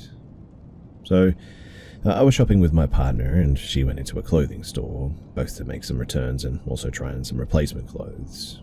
I knew that it was going to take a little bit of time and I'm not overly interested in women's clothing, so I stood outside in the very busy centre and was responding to some work emails on my phone, paying very little attention to all of the people walking past. After about 5 minutes, I was approached by a fairly young-looking gentleman, early to mid-20s at most, I'm 23 myself, with a very strong European accent, possibly French, who said to me something along the lines of, "You were with a girl, yes? She was looking for you. She came up to me, I think, because we are wearing similar shirts and thought you were me." Thinking back at it, other than buttons on our shirts, they were not really similar at all. But he told me that he was trying to find me and made it seem like something was wrong, and insisted that he could show me where she went. I looked into the store and couldn't see my partner. It was a fairly small clothing store inside the centre. You could see all of it from outside, in fact. I found out later, too, that she was just in a changing room. But I was extremely confused at the time. My partner knows that I would just be aimlessly pacing in circles outside as I do when I'm reading emails and would never walk off looking for me, not to mention that she could have just texted or called. Although confused, he was moving away fast enough that I didn't have time to ask many questions, and not being able to see my partner convinced me to at least follow where he was going. There had to have been hundreds of people around, so I wasn't very worried for my own well-being. And as I followed the gentleman, I was leaving a good 2 or so meters between us, walking behind. I don't remember feeling overly unsafe or concerned about being near him, just extremely confused and kind of unsure, I suppose. He could see that and kept repeating something along the lines of, "This isn't a joke. Please believe me. I want to help. Come with me. She went this way. I saw where she went."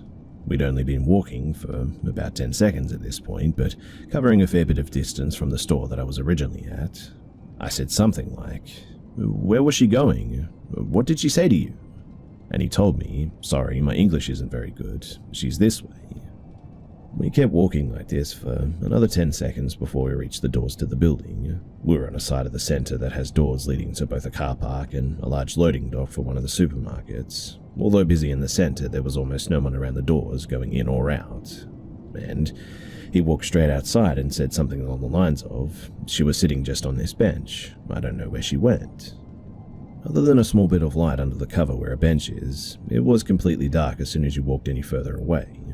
I walked up to the point where the automatic doors opened, but no further, and looked, 1 foot outside, 1 foot inside. And he said something like, "She must have walked this way. Come, I'll help you find her." And started to walk left, which only leads to a dark and secluded loading dock, not visible from the doors. You could tell the urgency that he was trying to convey to follow him now, though, and I was already very confused and unsure up until that point. But as soon as it happened, I knew that whatever he wanted me to follow him down there for wasn't going to be good.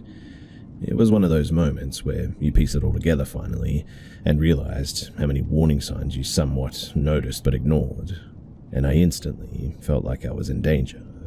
I remember saying, "All good, thank you, I'll call her," and just turning straight around and walking back inside.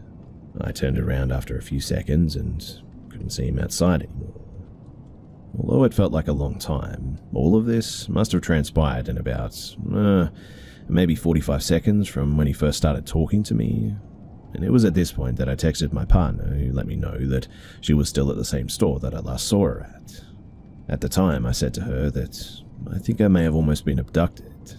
A bit over the top, I know, especially for a fairly large 20-year-old bloke like I am. I'm assuming, though, that if I'd gone down there, I was probably going to get robbed.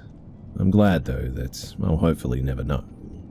I went straight to center security, though, and I did report it. They took some details of where and when it happened, but didn't seem overly concerned. But anyway, be careful out there, guys, because you just never know who may cross your path one day.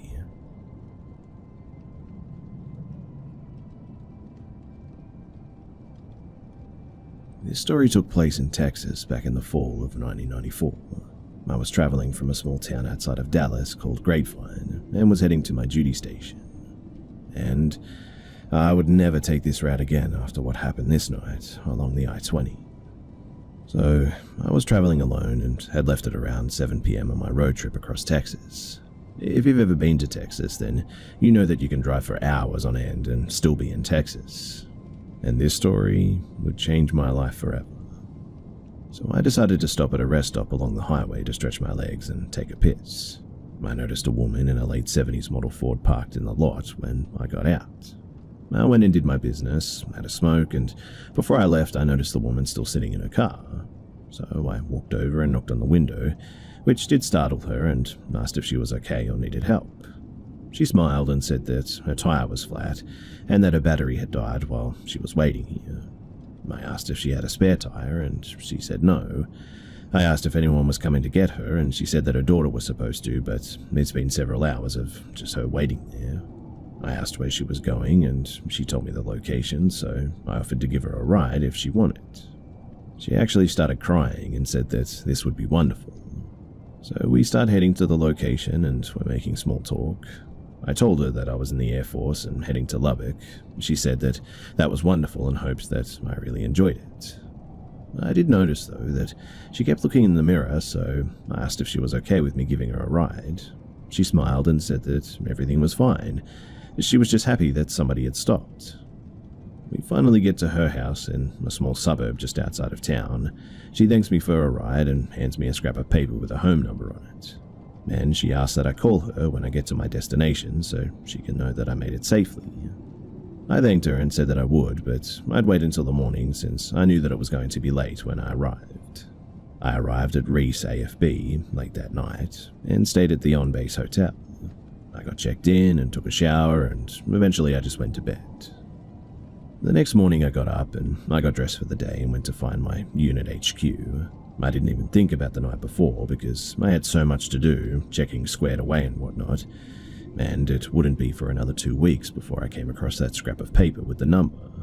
I kind of felt bad that I hadn't kept my promise to call, so I decided to stop what I was doing and just give her a call. I called the number and a young woman answered the phone, so I asked for Sandy. The woman on the line said, "Who?"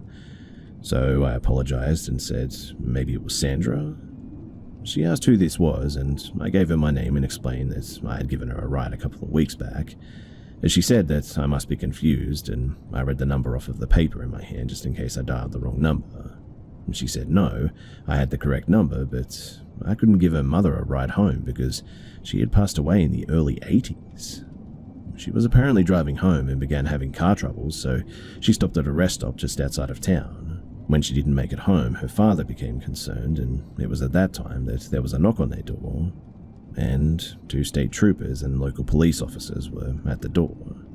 She said that a trooper saw the vehicle stopped at the rest stop and stopped to check it out. What he found and what she told me gave me chills.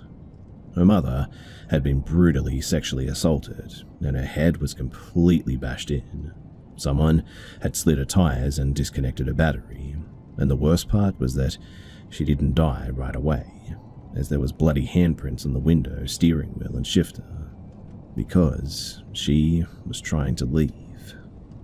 The trooper said that they didn't have any suspects, but there were times that certain motorcycle clubs would pass through at night. I described the car and what her mother looked like and what she was wearing as best as I could recall. She definitely didn't look old enough to have a daughter my age, but her daughter just started crying and asked that I not call back. A few days later, though, I received word to report to the squadron commander, so I headed over to our building. When I arrived, my captain called me into his office and began asking me questions about where I lived and when did I drive in and what route I took. I immediately knew that something was wrong, and we then went into a briefing room where my CO and Texas Ranger and a state trooper were seated. I introduced myself and I took a seat. They began by asking the same questions my captain had previously asked and why I had called the number and spoke with the woman. I explained everything as clearly and in detail as possible. They then finished taking notes and the ranger asked who needed a smoke. So my CO excused himself and the captain, the two officers and myself stepped out back to the smoking area. And this was when the ranger informed me that he was the actual trooper who had found the car back in the early 80s, and that the only reason he came out today was because of the details that I mentioned in my phone call to the daughter. The trooper said that they do get calls about a stranded woman every so often, but when they get there, they never find anything. So, in closing, I guess you need to be careful who you decide to help because not everyone is what they seem. I'd like to state too that the reason specific timeframes are not given is due to the personal nature of some of these events. But I can assure you that everything I've told you is true.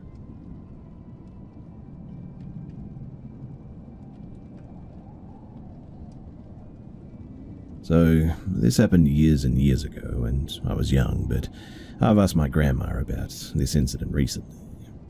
My grandma is a big road rager and likes to cuss and flip off and pull around people all the time. It's gotten better in her later years, but this was in 2014, I think.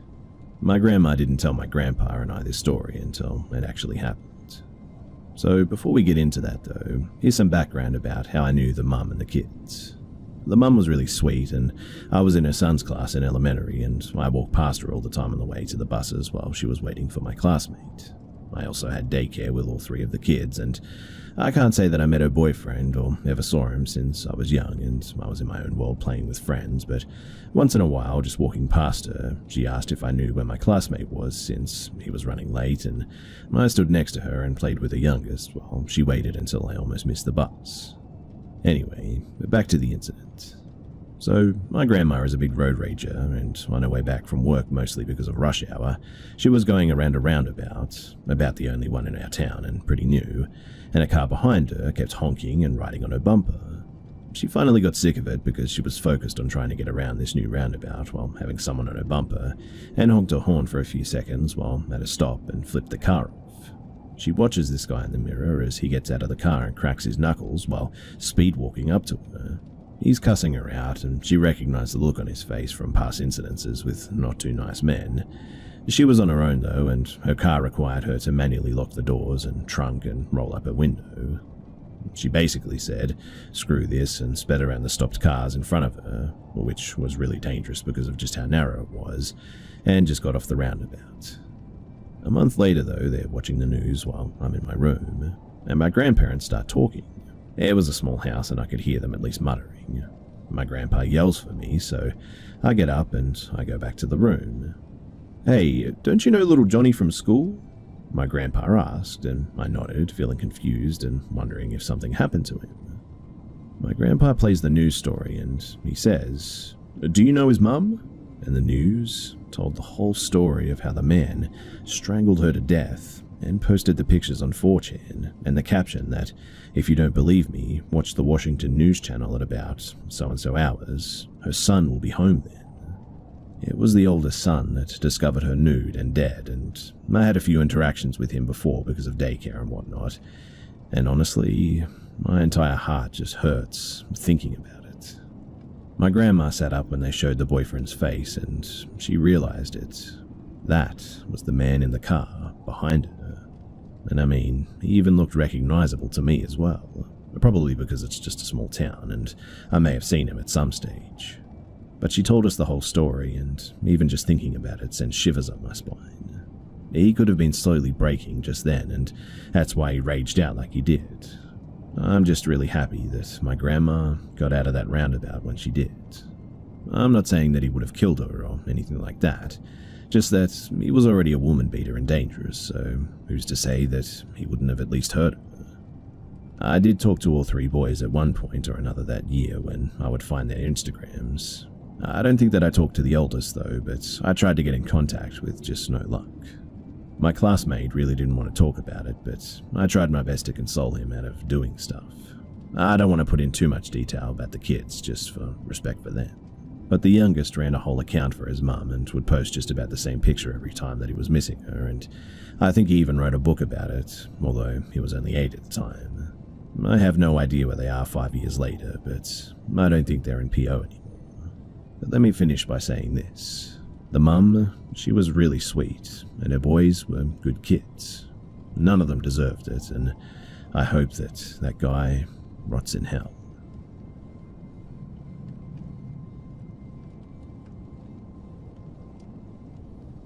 So I was about 16 years old, and at that time, very interested in ghosts, paranormal things, and stuff like that.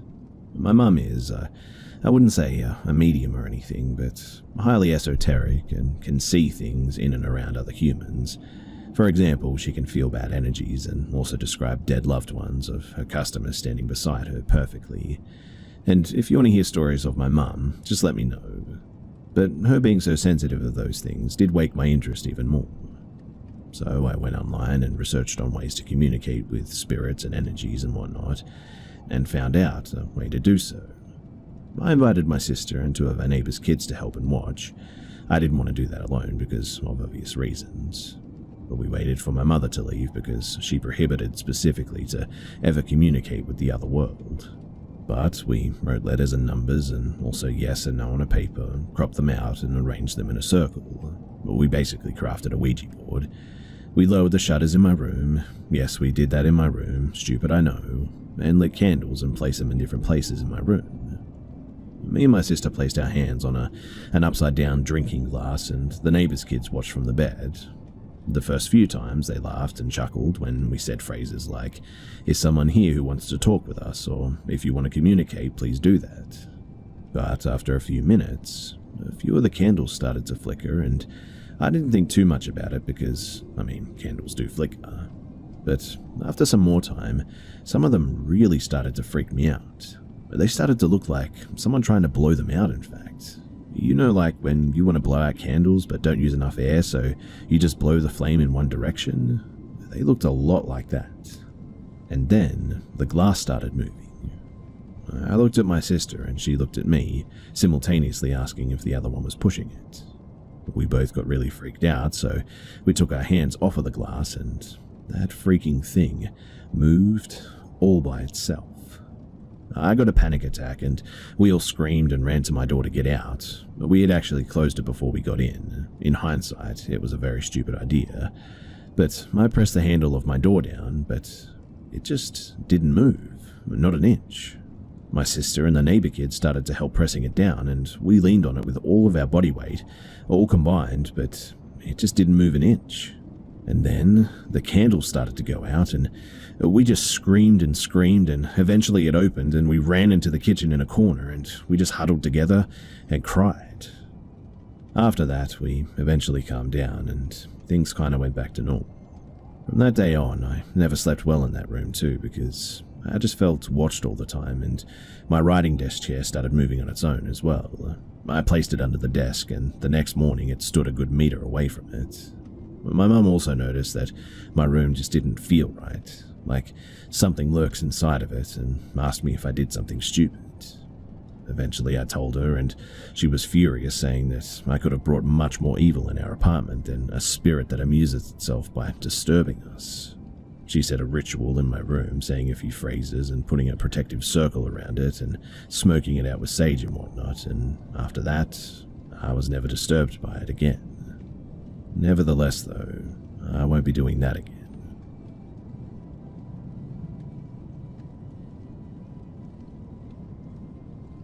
I was in the kitchen the night before last, washing up some plates from dinner, when I glanced out the window in front of the sink and I saw someone standing at the far end of my yard. From what I could tell, it looked like a man of average build with a scruffy appearance. He was essentially behind my neighbour's tool shed, which is right on the border of my property, and so I thought that he might be somebody that they knew. It was dark though, and he was quite a distance away, so I couldn't really see what he was doing. His back was mostly turned to me as well, but by his movement, it looked like he was patting the ground with a shovel, as if he'd just buried something and was covering it up with dirt. This definitely raised my suspicions a bit, and so I called my neighbours to ask if they were aware that there was someone behind their shed. They said that they were not, and the husband went outside to investigate. I saw my neighbour open his door, and the man saw or heard it and bolted off into the woods. I went outside to meet my neighbour and see if there was evidence of what the man had been doing, so we both arrive at the same spot, and I tell the neighbour that the man fled, and the neighbour says that he saw him running away. We look down at the ground, and there is indeed fresh dirt where someone was digging. The neighbour gets the shovel, which the man dropped when he ran off, and starts digging it back up, nervously because we were both expecting something gruesome, no doubt. However, what we dug up has left us with more questions than answers. It was a plastic bag with something softball-sized and heavy inside. We dump out the contents, and it's a rock painted red and a small smiley face button on it, the kind you pin on your shirt. And why would somebody be out trespassing on someone's property in order to bury a painted rock and a button? And yes, it's definitely paint on the rock, not blood. It's not a murder weapon as far as we can tell. But still, the neighbours and I reported it to local law enforcement, and they came and they took a statement. They took the rock and the button too, just in case it turns out to be connected with the crime. The whole ordeal has me a bit on edge, to be honest, but why else would someone bury something like that in the dark? The police combed the woods last night too, and they did come across something which makes this whole thing even more unnerving. They found a spot about a mile behind our homes in the woods where it appears that someone may have been living. I live in a pretty small town in a more rural area, and a lot of people here hunt deer and turkeys and the like. The spot that they discovered apparently had been an old lean-to type shelter that had been used at one point for hunting, but probably had been abandoned for a while when whoever found it and decided to live there. In the spot there were some old blankets, a recently used fire pit someone had made, and a few other things like food and wrappers and plastic plates and a small cooking pot. There was also something, though, that freaked my neighbour and I out quite a bit. The guy had a portable kerosene heater unit, and it was the exact portable kerosene heater that went missing from my neighbour's shed almost a year ago. So at this point, we believe this guy has been living there for quite some time. However, no one in the area has reported to have seen anyone like him around, or had any other incidences so far, but police are still in the process of talking to the other neighbours in the area. It does appear that he's left the spot at this point, but there's no being certain that he won't return. In the meantime, I'm staying at my sister's in a neighbouring town, and my neighbours are staying with their adult children. My neighbour and I are going with the police escort back to our homes to set up security cameras and the like later today as well. I really don't want to go anywhere near there tonight, but it might be the only hope that we have of catching this guy and putting everyone's minds at ease. The police are taking this matter pretty seriously as well, because many years ago we had a case of a homeless man in the woods who attempted to abduct a young woman, so between that and being a small town, this sort of thing really rattles us a lot. They're trying to track down the film used for the camera, or where it came from rather, but they suspect that it may be an older camera and film, and if the man was homeless, it's likely that he just found it. As for the cause of death for the kitten that they found, they're running tests as we speak, but the vet's initial thought is that it looks like it was poisoned. This doesn't necessarily mean that it was killed intentionally. It could have just accidentally eaten something that someone set out as bait for rodents and whatnot, and the man could have just found it that way. Who knows? But it definitely hadn't been dead long when the man had it, because rigor mortis had not yet set in at the time. Meanwhile, too, the whole neighbourhood is aware and have been alerted by authorities to be wary and keep their eyes peeled for anything or anyone suspicious. The police do believe that they may actually have a lead as well. A man fitting the general description of our guy is actually pretty familiar to the local gas station convenience store clerk, and as soon as the clerk heard about the incidences, he called the police to tell them about the guy. I also paid the clerk a visit this afternoon on my way back to my sister's house, after installing cameras at my neighbour's and my own residence, and I spoke with him personally. It seems the man would often come into the store to use their can and bottle return, and the clerk believed that that's how the guy was making his living, by picking up bottles and cans out of people's trash and recycling and then returning them for change. The clerk says that the man told him his name was Robert and went by the nickname Robbie.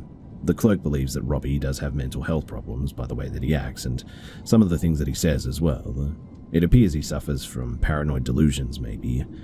The clerk said that usually he only ever spoke in short sentences when spoken to and never made eye contact.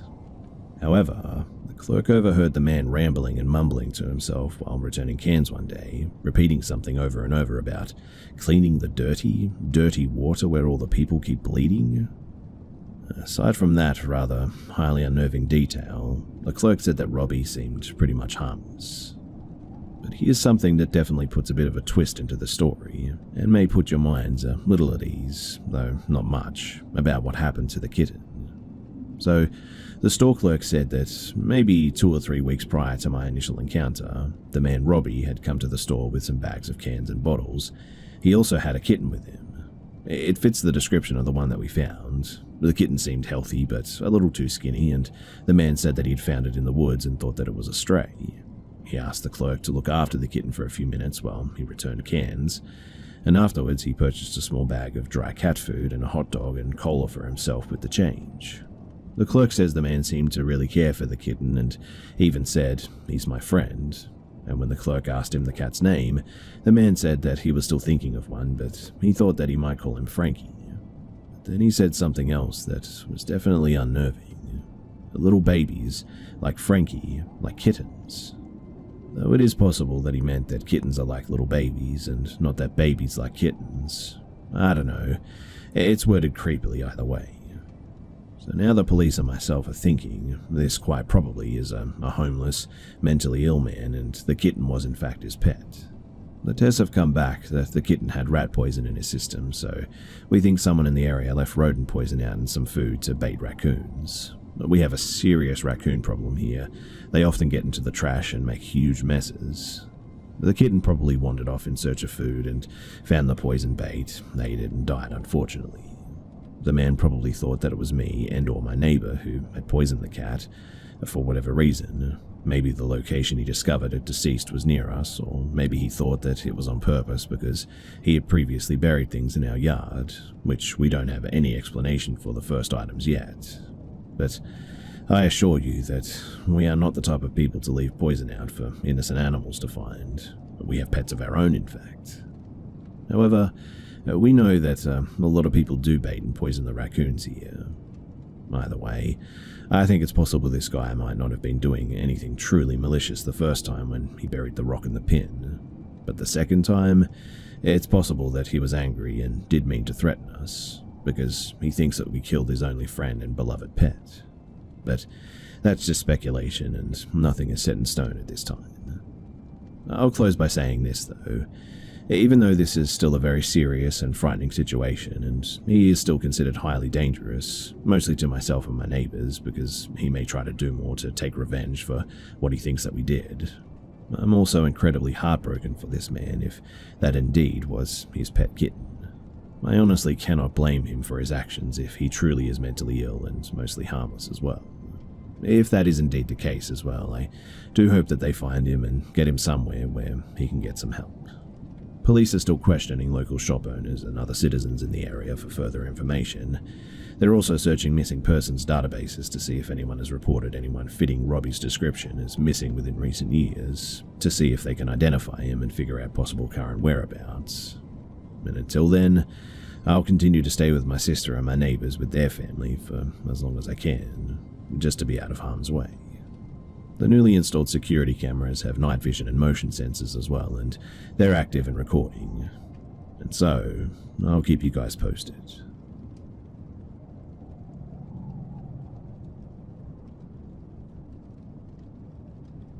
So I was very young when this happened, maybe 3 or 4 years old, so I'm guessing around 97 or 98. I know your mind can implant false memories, so I don't know if it actually happened or not, but I do remember it pretty vividly. So we were living in Germany, and I shared a room with my brother who's 4 years older than I am. The head of my bed was right below the only window in the room, and one night he jumped out of his bed and ran across the room to where I was to look out the window. And this is where things seemed weird, because it was like he knew that something was out there and he needed to see it, but there was no way that he could have seen or heard anything down there at all. I got up to see what the fuss was about, and down on the street below was a man stood completely still facing the road which stretched away from where we were. He was tall and broad, and he wore a suit, a long brown overcoat, and a fedora-type hat which made him look like someone from the 50s. But he also had no head. His hat just seemed to float. He turned and walked away from us down the street about 20 yards, stopped and turned to face the road again. 20 seconds later, he walks another 20 yards, and once again he stops and turns to the road. He did this 4 or 5 times over before he disappeared into the darkness as well. He never turned in our direction or in any other, apart from straight down the street and to the road. There were no cars or other people coming down the street when he was on it, and the atmosphere around him just seemed ghostly still, if that's the right way to say it. But the fact that my brother seemed to know that he was there is what weirds me out the most, as much as the fact that he seemed to have no head. Weirdly too, I don't remember feeling scared or intimidated. I felt more excited to see this headless man. It's one of the earliest memories that I have, and it's stuck with me ever since as well. I've never spoken to my brother about this, nor have I told anyone, but I'm wondering, has anyone else had a similar experience, or could this just all be in my head? I'm skeptical for the most part about the paranormal, so I just really don't know what to make of it.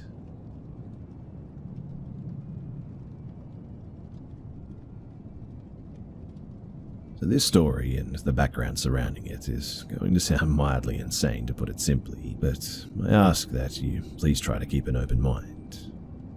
Growing up, I've always been more spiritually in tune than what could be perceived as normal. As I've gotten older, that hasn't really changed.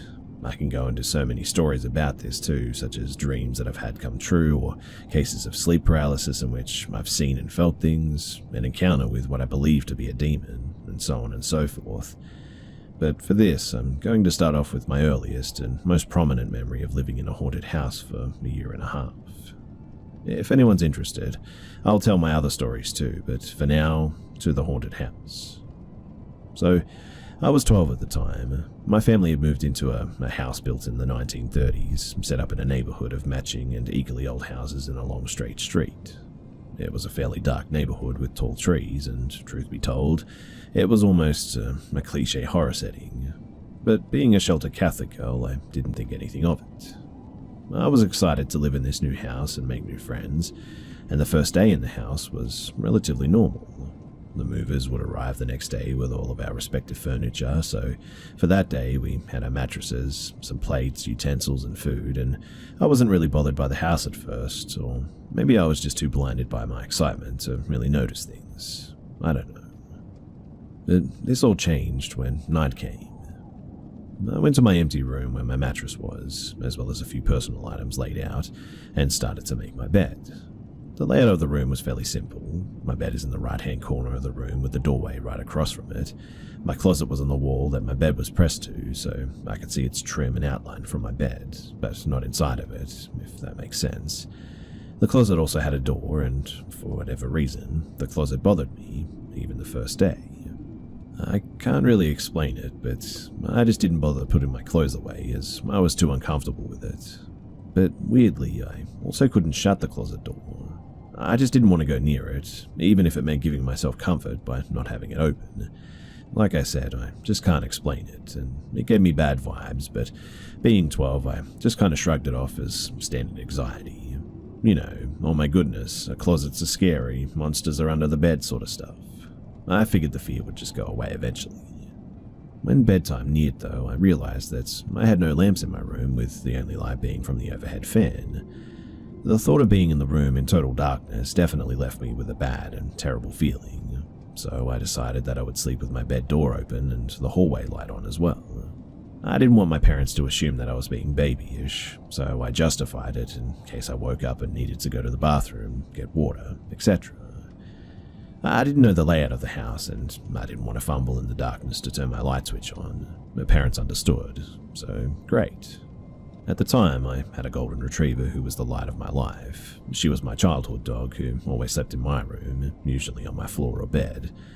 And when I was ready for bed, I took a treat and I brought her in with me. I tried to bring her to my mattress with me, encouraging her with words and food, but as soon as she entered my room, she just whirled around and left. I tried to bring her in my room with me several times, but always to the same result. My mum said that the dog was probably just anxious due to the move, and in the end I accepted that. So I just tried to sleep alone that night. But I couldn't sleep though. I laid in my bed, bundled in my blankets. Coming from a conservative Catholic family, my brain never once jumped to the idea of ghosts or spooky things. I had no idea what I was feeling, but one thing was just crystal clear. Though I was alone, I truly didn't feel like I was.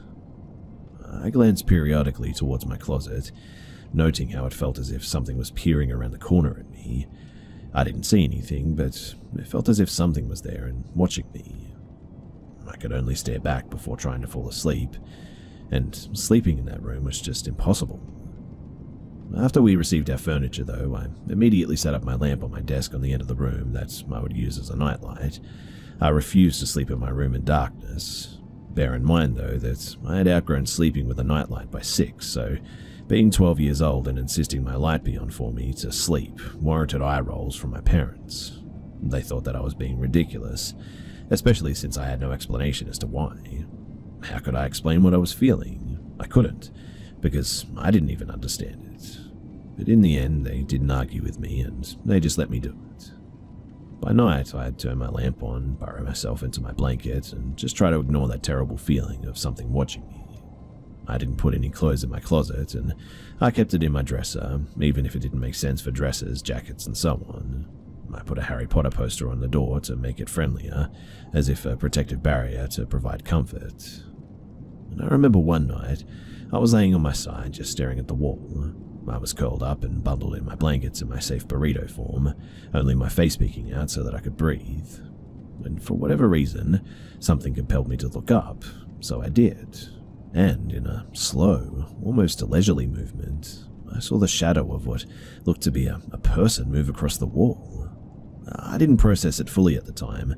I tried to justify it in the moment as being the fan's shadow, but as an adult, I look back and I honestly shudder recalling the distinct features of a nose, a chin, and even a hunched back. Another night, curled in my bed, I thought that I saw movement at the end of it, a shadow really ducking downwards, and I don't know what compelled me to do this, honestly. Maybe 12-year-old me was brave or an idiot, but I pulled myself out of my burrito form and moved across my bed to peer down at the end of it, as if I would see someone hunched there, or my dog, or anything. When I did, I saw nothing, of course. But the shadow was just so distinct and so dark, and I knew something had to have been there. I curled back into my blankets and I tried to sleep. One other night, though, this time not in my room, I went to my parents' bedroom to retrieve some cough medicine from their cabinet when I heard something so distinct that it gave me pause. There was a tap from inside the walls, and this took me off guard, so I turned to look to the wall where it was coming from. The tapping persisted, quiet and slow at first, but gradually began to build in sound.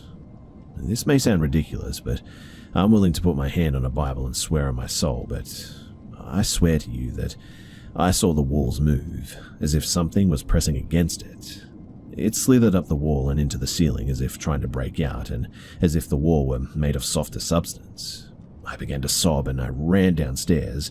My dad was away on a business trip and my mum was asleep on the couch. She had taken some medication because we were both sick, so she was passed out cold. I tried to shake her awake, begging her to wake up, telling her that I believed someone was upstairs, but she just wouldn't budge. I ran upstairs back to her room and the horror persisted. I don't know what compelled me to do it, but I ran into my parents' bed, burrowed under the covers, and I could have run, but being in my room was no comfort, and I was afraid of every other room in the house, so I stayed under the covers until the tapping stopped, and then I dragged my dog into the room with me and shut the door. And that night, she just cried and whined the whole night, sometimes pawing at my door, but I was too afraid of being alone, and I cried myself to sleep that night. Something lived in that house, and I don't know what it was or if there was more than one thing. But when I reflect on living in that place, I also reflect on how every night was just a hellish nightmare, and how every sleepover at a friend's house away from it was a breath of fresh air. Moving from that house gave me great relief, but we moved into a new home for a while that was beautiful and bright, and I slept like I'd never slept before that first night, safely and with relief. And my dog even slept in my room with me willingly that night too. But that old house, I'll never, ever forget it, and its other occupants.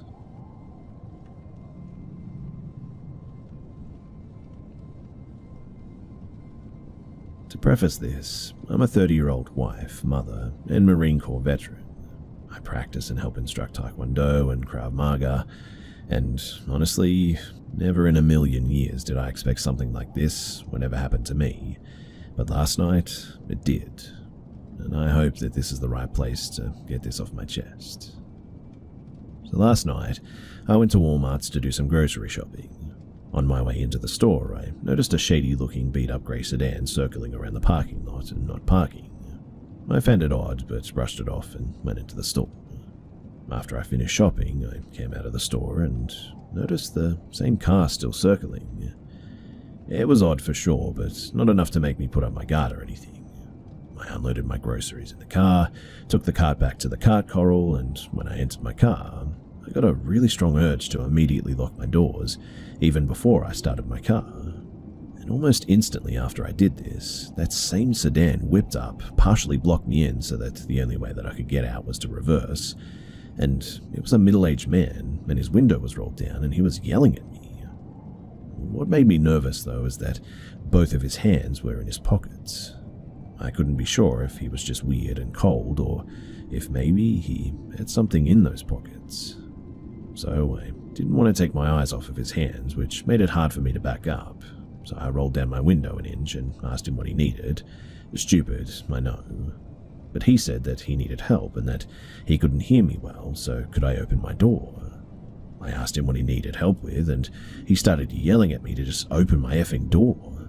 At that point, I put my car in reverse and chanced a glance at my backup camera, during which time he had gotten out of his car and was now at my door, trying to yank at the handle, still yelling at me to open my door.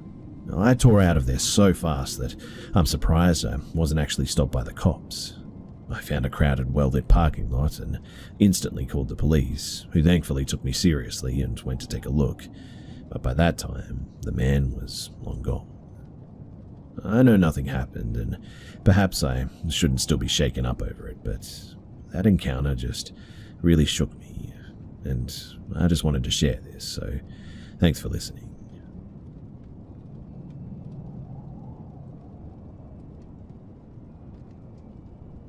So, before I get into this story, I know the generic answer to these stories is sleep paralysis, and although I do have that issue sometimes, this is definitely different. So when I'm on my way to sleep and I finally find a comfortable position to lay, I usually can only sleep if I'm faced towards the middle of the bed. This thing will come up and I can feel my bed react to something climbing onto it because it sinks down a bit. It then proceeds to just kind of lean over me and breathe as close to my face as possible, and I can literally feel it. When I don't react to that, open my eyes for instance, I can feel it get off the bed from behind me and get back onto the other side so that we're face to face.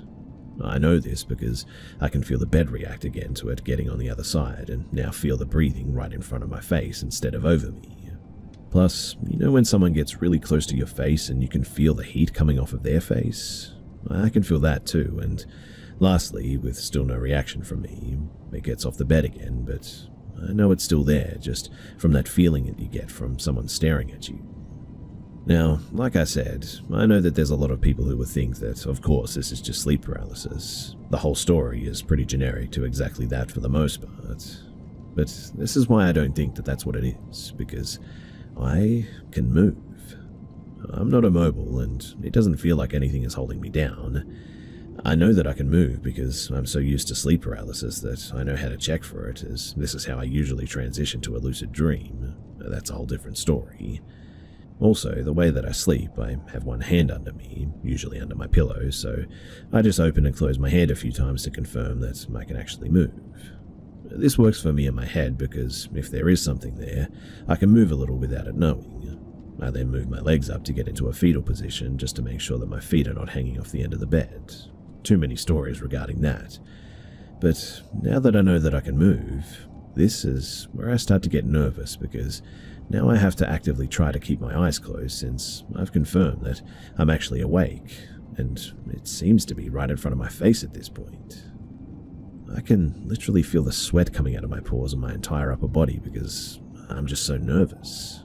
What I've done the last few times when I know it's not on the bed anymore and I'm drenched in sweat to the point that I need to move off of the sweat spot, I just say screw it and I jump up from the bed and yell as if that's going to do anything, but when I do though, of course, there's always nothing there. I'm 31 years old and this isn't new to me. I have a theory that it might be related to a lady that sometimes haunts my dreams. Since I was in pre-K, that's another story for another time again. It also has crossed my mind that it could be my dad. That's actually worse than the first option to me. Again, another story for another time. But anyway, what do you guys think this is? And can you shed any light on the situation?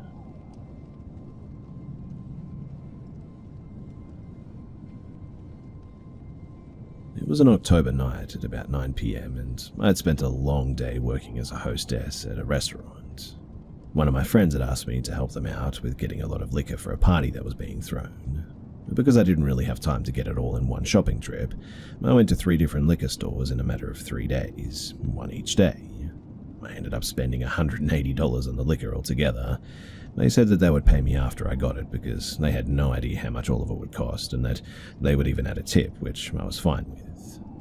At the first liquor store that I went to, I hauled out the rest of the order to my car, and this liquor store is in a very suburban area, so I felt completely safe and I'd been there countless times. As I'm putting the liquor into my trunk of my used cop car, I see out of the corner of my eye 2 men looking around and walking towards me. I act like I don't see them and mind my business, but keep my peripheral gaze on them because I never fully let my guard down. "Hey, could you give me a ride home?" one of the men asked in a black hoodie.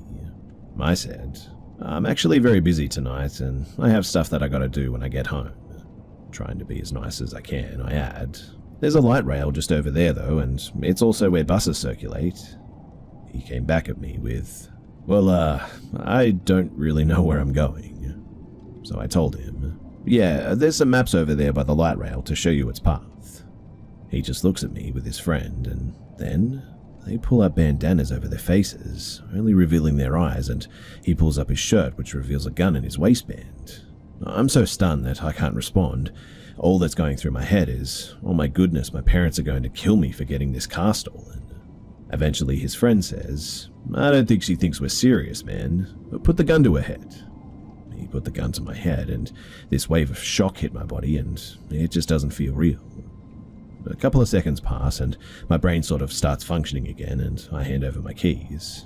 As they're trying to figure out how to get into my car, I just kind of stand there frozen, not able to comprehend that my car is being stolen by these men for 10 seconds. They take a good 30 seconds to figure out how to turn the car on and learn the controls, and while that's happening, I'm just standing still as a rock because I'm thinking that they're about to shoot me if I started to run, but then my mind tells me to run because they could take me with them and hold me hostage or God knows what. I was holding my purse, which had my whole life in it, and I know it wasn't a good idea to do this, but it was so convenient. It had all my medications, money, and everyday things that I need while I'm doing stuff. I was trying my best to keep it out of sight in the back of me. All of these thoughts are rushing through my head for the next 20 seconds when, all of a sudden, another man runs out of the store as the car is driving away and he hops into the back of it. While I watched them drive away quickly, I slowly walk towards the liquor store, and as soon as they're out of my sight, I start running to tell the liquor store employees about the incident while my body was shaking. I tell the store manager, lock the door, my car was just stolen at gunpoint. This man then has the audacity to ask me, what if we have customers? The employee, freaking out, runs towards the door to lock it, yelling, "Oh my goodness, what? This never happens here, this is crazy. But what happened exactly?" I try to tell her while my body was shaking, my voice was shaking, and I start tearing up because of the shock. As I'm telling her this, she picks up the phone and she tells me to call the police right away. The police come in less than a minute, and I give them my statement. The man that I told the story to says, "Yeah, this sort of thing happens a lot, unfortunately, and it's very rare that we find whoever's done it. It's hard to determine what will happen to your car as well. We'll just have to wait and see." Which makes me feel so much better about everything. I tried calling my mum, father, and brother. No one picked up as I cried. I laughed a little bit because, of course, this type of thing would only happen to me. Although he had work early in the morning, I called my boyfriend because I didn't want to ride home in a police car. I needed to be with someone that I knew and could talk to about this with. When he picked up, he'd been asleep and got annoyed with me at first, but then I explained the gist of what had happened so I'd be able to explain and go more in depth in person. In the end, he didn't actually come in time, so I got driven home by the cops and he met me at my house. Shortly after we got to my house, my parents got home and were in shock hearing about what had happened. We all sat around and talked about it until my boyfriend had to go home to get a proper amount of sleep. The next day, I decided that I had to drop my class that I wasn't doing well in to begin with because there was no way that I was bouncing back after that. I just needed some time to recuperate. I told my friend about all the liquor that was stolen, and by that I mean all $180 worth of liquor was stolen. And they told me that they felt so bad that they put me through that, and I just told them, "Look, it's not your fault, but I just spent $180 of my own money for you guys, and as long as you pay me back for it, I'll be fine." There was a good amount of people that were chipping into this party, and some of them didn't even want to give me money because they believed it wasn't their fault that I was dumb enough to get my car stolen, so why even give me money for liquor that I didn't have? Eventually, they scraped up the money though, and they paid me back a couple of days later.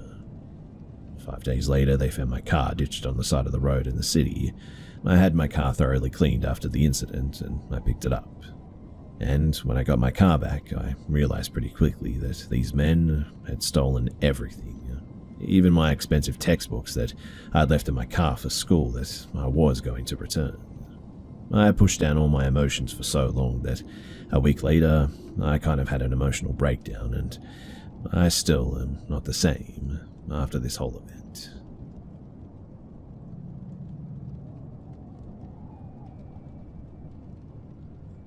So, this may not be that bad compared to many others, but a man has followed me around the store 5 times now, and for background, I can only really go to the store late at night around 9 or 10 due to my job. I know it isn't safe, but I always carry a taser or pepper spray on me for things just like this. I'm also only 5 feet tall and pretty petite. He's probably at least 6 feet tall and over double my size. So, it started sometime last year. A man walked up to me while I was in self-checkout and started asking me typical questions, like asking if I had a boyfriend, telling me that he noticed me walking around and he needed to tell me that I was pretty, things like that. I lied and said that I had a boyfriend just for my own safety, and took the compliment, and I didn't think anything weird of it. Until it happened again and again. Every time he used the exact same script in the exact same order and always finds me in a very closed-off space. The first 3 times, he never even had anything in his hands to buy. The second time that I was sitting on the floor of the makeup aisle, totally vulnerable, he said the same thing as the first time, and I politely told him that I still do have a boyfriend, but thank you. And that was that. I just thought of it as kind of coincidence. The third time it happened, though, I was in the very corner of the store by the vegetables with nobody near me. He says the exact same thing as the first 2 times, so I finally had to tell him, "You've come up to me 3 times now. Every single time you've talked to me, I've told you no. I need you to leave me alone. Do not come up to me again." The fourth time it happened, we passed each other and he realized it was me, so he circled around and followed me into the medicine aisle and pretended to look at the bottles. Every time I took a step to the side, he would too. And at that point, as soon as I saw him, I called up a friend so I would have somebody that could hear what was happening and try to scare him off. I turned the corner and I could hear him calling out for me, so I started walking faster. Believe it or not, I ended up running into a police officer in uniform, and even though he was busy and I felt bad for interrupting, I asked him for help. The officer walked me to the self-checkout when the man actually had the nerve to pick the counter right next to me. The officer walked me out to my car, and I could see the guy was watching me in the parking lot. But the last interaction happened just a couple of minutes ago. So I was looking for something for dinner and walked out of the frozen food across to the makeup, and guess who walked past me at the same time? We crossed paths and I kept walking and checking over my shoulder. He was still watching me, and I freaked out a bit and I hid in the makeup aisle and poked my head out, and sure enough, he was looking up and down the aisles to see where I went. I texted my mum and a friend because I didn't know what to do. When I saw him turn, I went to find a manager, but I could hear his keys following behind me. The manager walked me to the checkout, and once again, he picked the counter next to mine. The manager walked me out, and he trailed behind me, and again watched me get into my car. I did a couple of circles to make sure nobody was following me and drove home. But I've got to ask you guys, am I being stupid and just overreacting? It's happened 5 times now, and after the 3rd time it happened, I reported him to a different manager, and he told me that if he's ever in the store again, he'll be removed and banned, but that particular manager wasn't there tonight. So, where do I go from here? The officer that helped me even told me that, unfortunately, he couldn't do more than just walk me out. I know I shouldn't go so late, but it's the only time that I can, so I don't know what to do.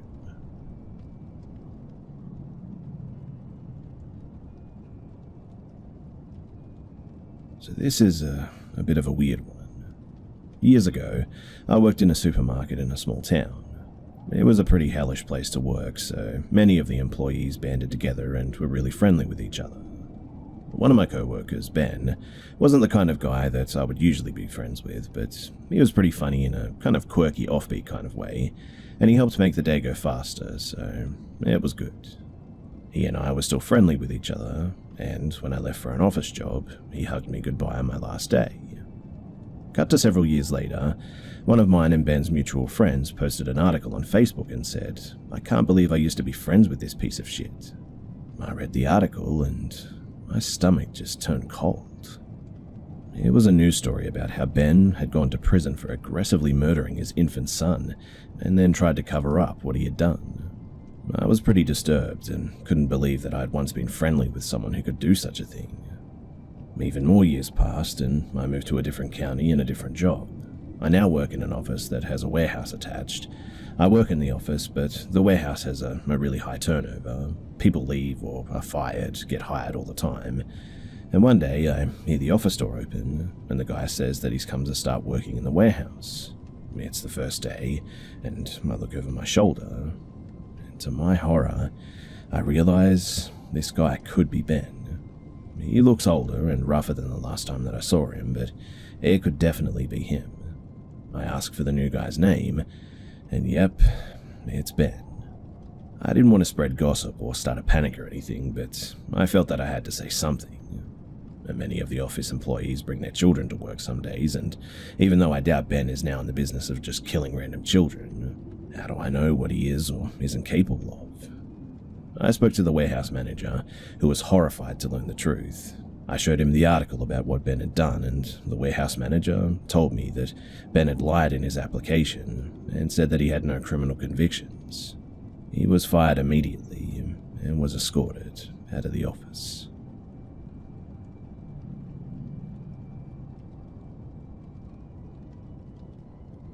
This is a bit of a long one, but bear with me.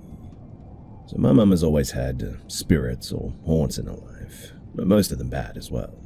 They seem to follow her right from childhood in every house that she lived in, and this is just one of those stories, but there are many, many more. My mum and I were out shopping one day, and we ended up at a local thrift store. They had this deal where they showcased upcoming items behind glass, and if you liked something, you had to come back for it the day that it would be going on sale. This was a big attraction because, well, of course, they showcased the best items that they had donated to them, and on the sale day, people were lined up at the door to be the first one to buy a coveted item. So, we were looking at the items on display, and my mum pointed out a porcelain doll, a clown. I looked at it, and immediately, my whole body shuddered and became goosebumps. I've always had a bit of a sixth sense for these things, and this clown gave me a huge case of the willies. I told her it wasn't a good clown. My mum was completely enamored with it, though. I warned her that I got a bad feeling from it, and please don't buy it. But 2 weeks later, I went to her house, and I ended up on her back deck, and sitting in one of those deck chairs was that damn clown. I went inside and said, "Mum, how could you? I told you that thing gave me the creeps." She told me that she was drawn to it, so the day it went on sale, she headed up to the store early and stood in line. And no one else seemed interested in it, so she took it as a sign that she was meant to have it. I asked her why it was sitting outside, and she said that my nephew Jay was seriously weirded out by it and begged her to get rid of it. Jay has lived with his grandmother his entire life, and at the time he was about 16 years old. I asked Jay about it, and he asked me if I liked it. I told him the truth. He said Mum wouldn't get rid of it, but did put it outside. He also said, "You sense there's something wrong with it too, right? Did you notice that no matter what direction you're looking at it from, it seems to be looking back at you?" That definitely had gone unnoticed by me. Fast forward a week or so, though, and I noticed the clown was no longer sitting in the chair outside, so I asked my mum about it. She said our entire family was hating on it, so she got rid of it. I felt somewhat relieved that it was gone, but the house just felt different. Being she was touching on the subject, though, I just kind of dropped it. But that wasn't the end of it, though. So my mum was also raising my niece Amy, who was just over a year old at the time. I would go over to visit, and Amy never wanted to be in her room, and I would go in there to grab some toys, and she just wouldn't walk over the threshold. She just stayed in the hallway, and when I asked her to help me to take the toys into the living room, she would just shake her head no. I thought that she was just being that age, and I left it alone.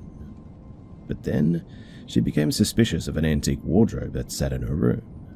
When it was bedtime, I would take her in, and she would stare at it warily, and then she would look at me, put her finger over her lips, and cryptically say, "Shush," and point to the wardrobe. And after that, she didn't want to be left in her room alone, so bedtime became difficult trying to rock her to sleep while she fussed. Another week passed, though, and my mum called and asked me to come over. I said sure, and I drove to her house, and she said, "Something really scared me last night." Now, she'd been in bed for only about 5 minutes, laying on her side, when she felt a heaviness descend behind her onto the bed. That tired feeling left her immediately as she became hyper-alert.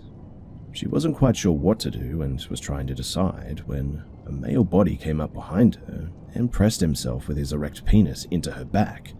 It put its legs over her and an arm around her torso. She froze in fear, not quite knowing what to do, and trying to comprehend what was going on. She knew that she had locked all the doors just moments before heading to bed, so had someone come into the house with evil intent? She said that she put her hand on the man's hand that was over her torso, and her finger felt very long and pointy fingernails at the end of its 3 fingers and a thumb. She could feel breath on the back of her neck, and she knew that it was waiting for her to make the next move. She struggled to get up, but it held her fast and wouldn't let her move. She knew that she had to think quick, and she mustered up her best pissed-off voice and firmly said, "Let go of me." He just pressed harder and held her tighter, though. Louder this time, with real anger in her voice, she said, "Get off of me, you bastard." She kicked and struggled, and finally it let go of her. She jumped out of bed, immediately flicked on the light to find nothing but her empty bed. She looked on the other side of the bed, underneath it, in the closet, everywhere. She even went through the entire house, checking her grandkids' rooms before looking in every closet and cranny in the house, only to find that no one else was there but her family, with the door still locked from the inside. I was obviously shocked. I didn't know what to say. my mum has never been one to make up stories, especially like that, so I really had no choice but to believe her. I knew she hadn't dreamt it, but I also just didn't understand why. But I'm also acutely aware that spirits seem to follow her and our entire family from house to house as well, so this wasn't totally out of the ordinary for our family. Another week passed with odd things happening. There'd be a mug placed on the kitchen counter to fill with coffee, but when Jay turned around with the pot to fill it, it was just no longer there. He would look around and finally find the mug down the hall in the bathroom or something. Amy also would not enter her room without an adult, then cower while pointing at the closet or the wardrobe. And there were constant oddities like that, but things finally came to a head one night. So my mum called me in the morning again and asked if I could come as soon as possible. She sounded quite frantic, so I headed over immediately. Amy was watching a kids program in the living room, so my mum could speak to me in the kitchen. And she said something really bad had happened the night before. She was sitting in the living room, getting Amy ready for bed, when she heard a loud slam against the wall down the dark hallway where Amy's room was. They both immediately became stiff and stared down towards her room. My mum said that whatever was coming down the hall towards them made a loud flapping sound that got louder the closer it got to them. My mum hugged Amy to her tightly as a pair of enormous black wings came barreling at them, then paused at the entrance to the stairs by the kitchen, pivoted, and loudly shrieked as it spiraled down the stairs into the basement. Stunned, my mum and Amy sat there for a moment, not moving or saying anything. Finally, Amy wriggled away from Grandma, cautiously made her way towards the stairs, and looked down. And when Amy turned to Grandma, she pointed down the stairs and whispered, "Shush." My mum all but lost it. Amy slept on the couch that night, while my mum slept in her easy chair, and my mum was shaking by the end of the story, and she had tears in her eyes. She said to me, "I need you here because I have to do something important." She went down to the hallway to Amy's room, and I heard the closet door open. And when she came back, cradling the clown doll in her arms, I swore at her. Amy saw the clown and ran to me frantically, saying "shush, shush, shush," and was crying in fear. My mum said that she needed to take the doll out front to throw it out, but first she was going to smash that porcelain head to bits. When she went outside, Amy clung to me in tears. My mum knew that Amy was going to need me when she went outside with the clown. Again and again, my mum slammed the clown's head against the pavement, but no matter how many times or even how violently she did it just would not break. After many attempts to shatter the head failed, my mum defeatedly buried it in the garage can that would be picked up the next day. She couldn't do anything else at that point but just have it gone from their life. Later, I asked her why she kept it, and she said that it just felt right buying it and she absolutely adored it, but the rest of us were creeped out by it, with good reason, obviously. She said that she put it at the top of Amy's closet one day when Amy was at daycare, and she had covered it so that it wouldn't be seen when I went in there. I hadn't seen it, and neither did Amy, but I definitely felt something was off in the house every time I went over. She had assured me that it was gone, so I trusted her, but Amy felt it too, and was scared by what resided not only in her closet, but also in the wardrobe. Jay felt it and experienced strange things as well, but nothing compared to those black wings and the thing in my mum's bed. Needless to say, all the weird stuff, it stopped after that. My mum has always trusted my intuition, and hers was certainly off that day in the thrift shop,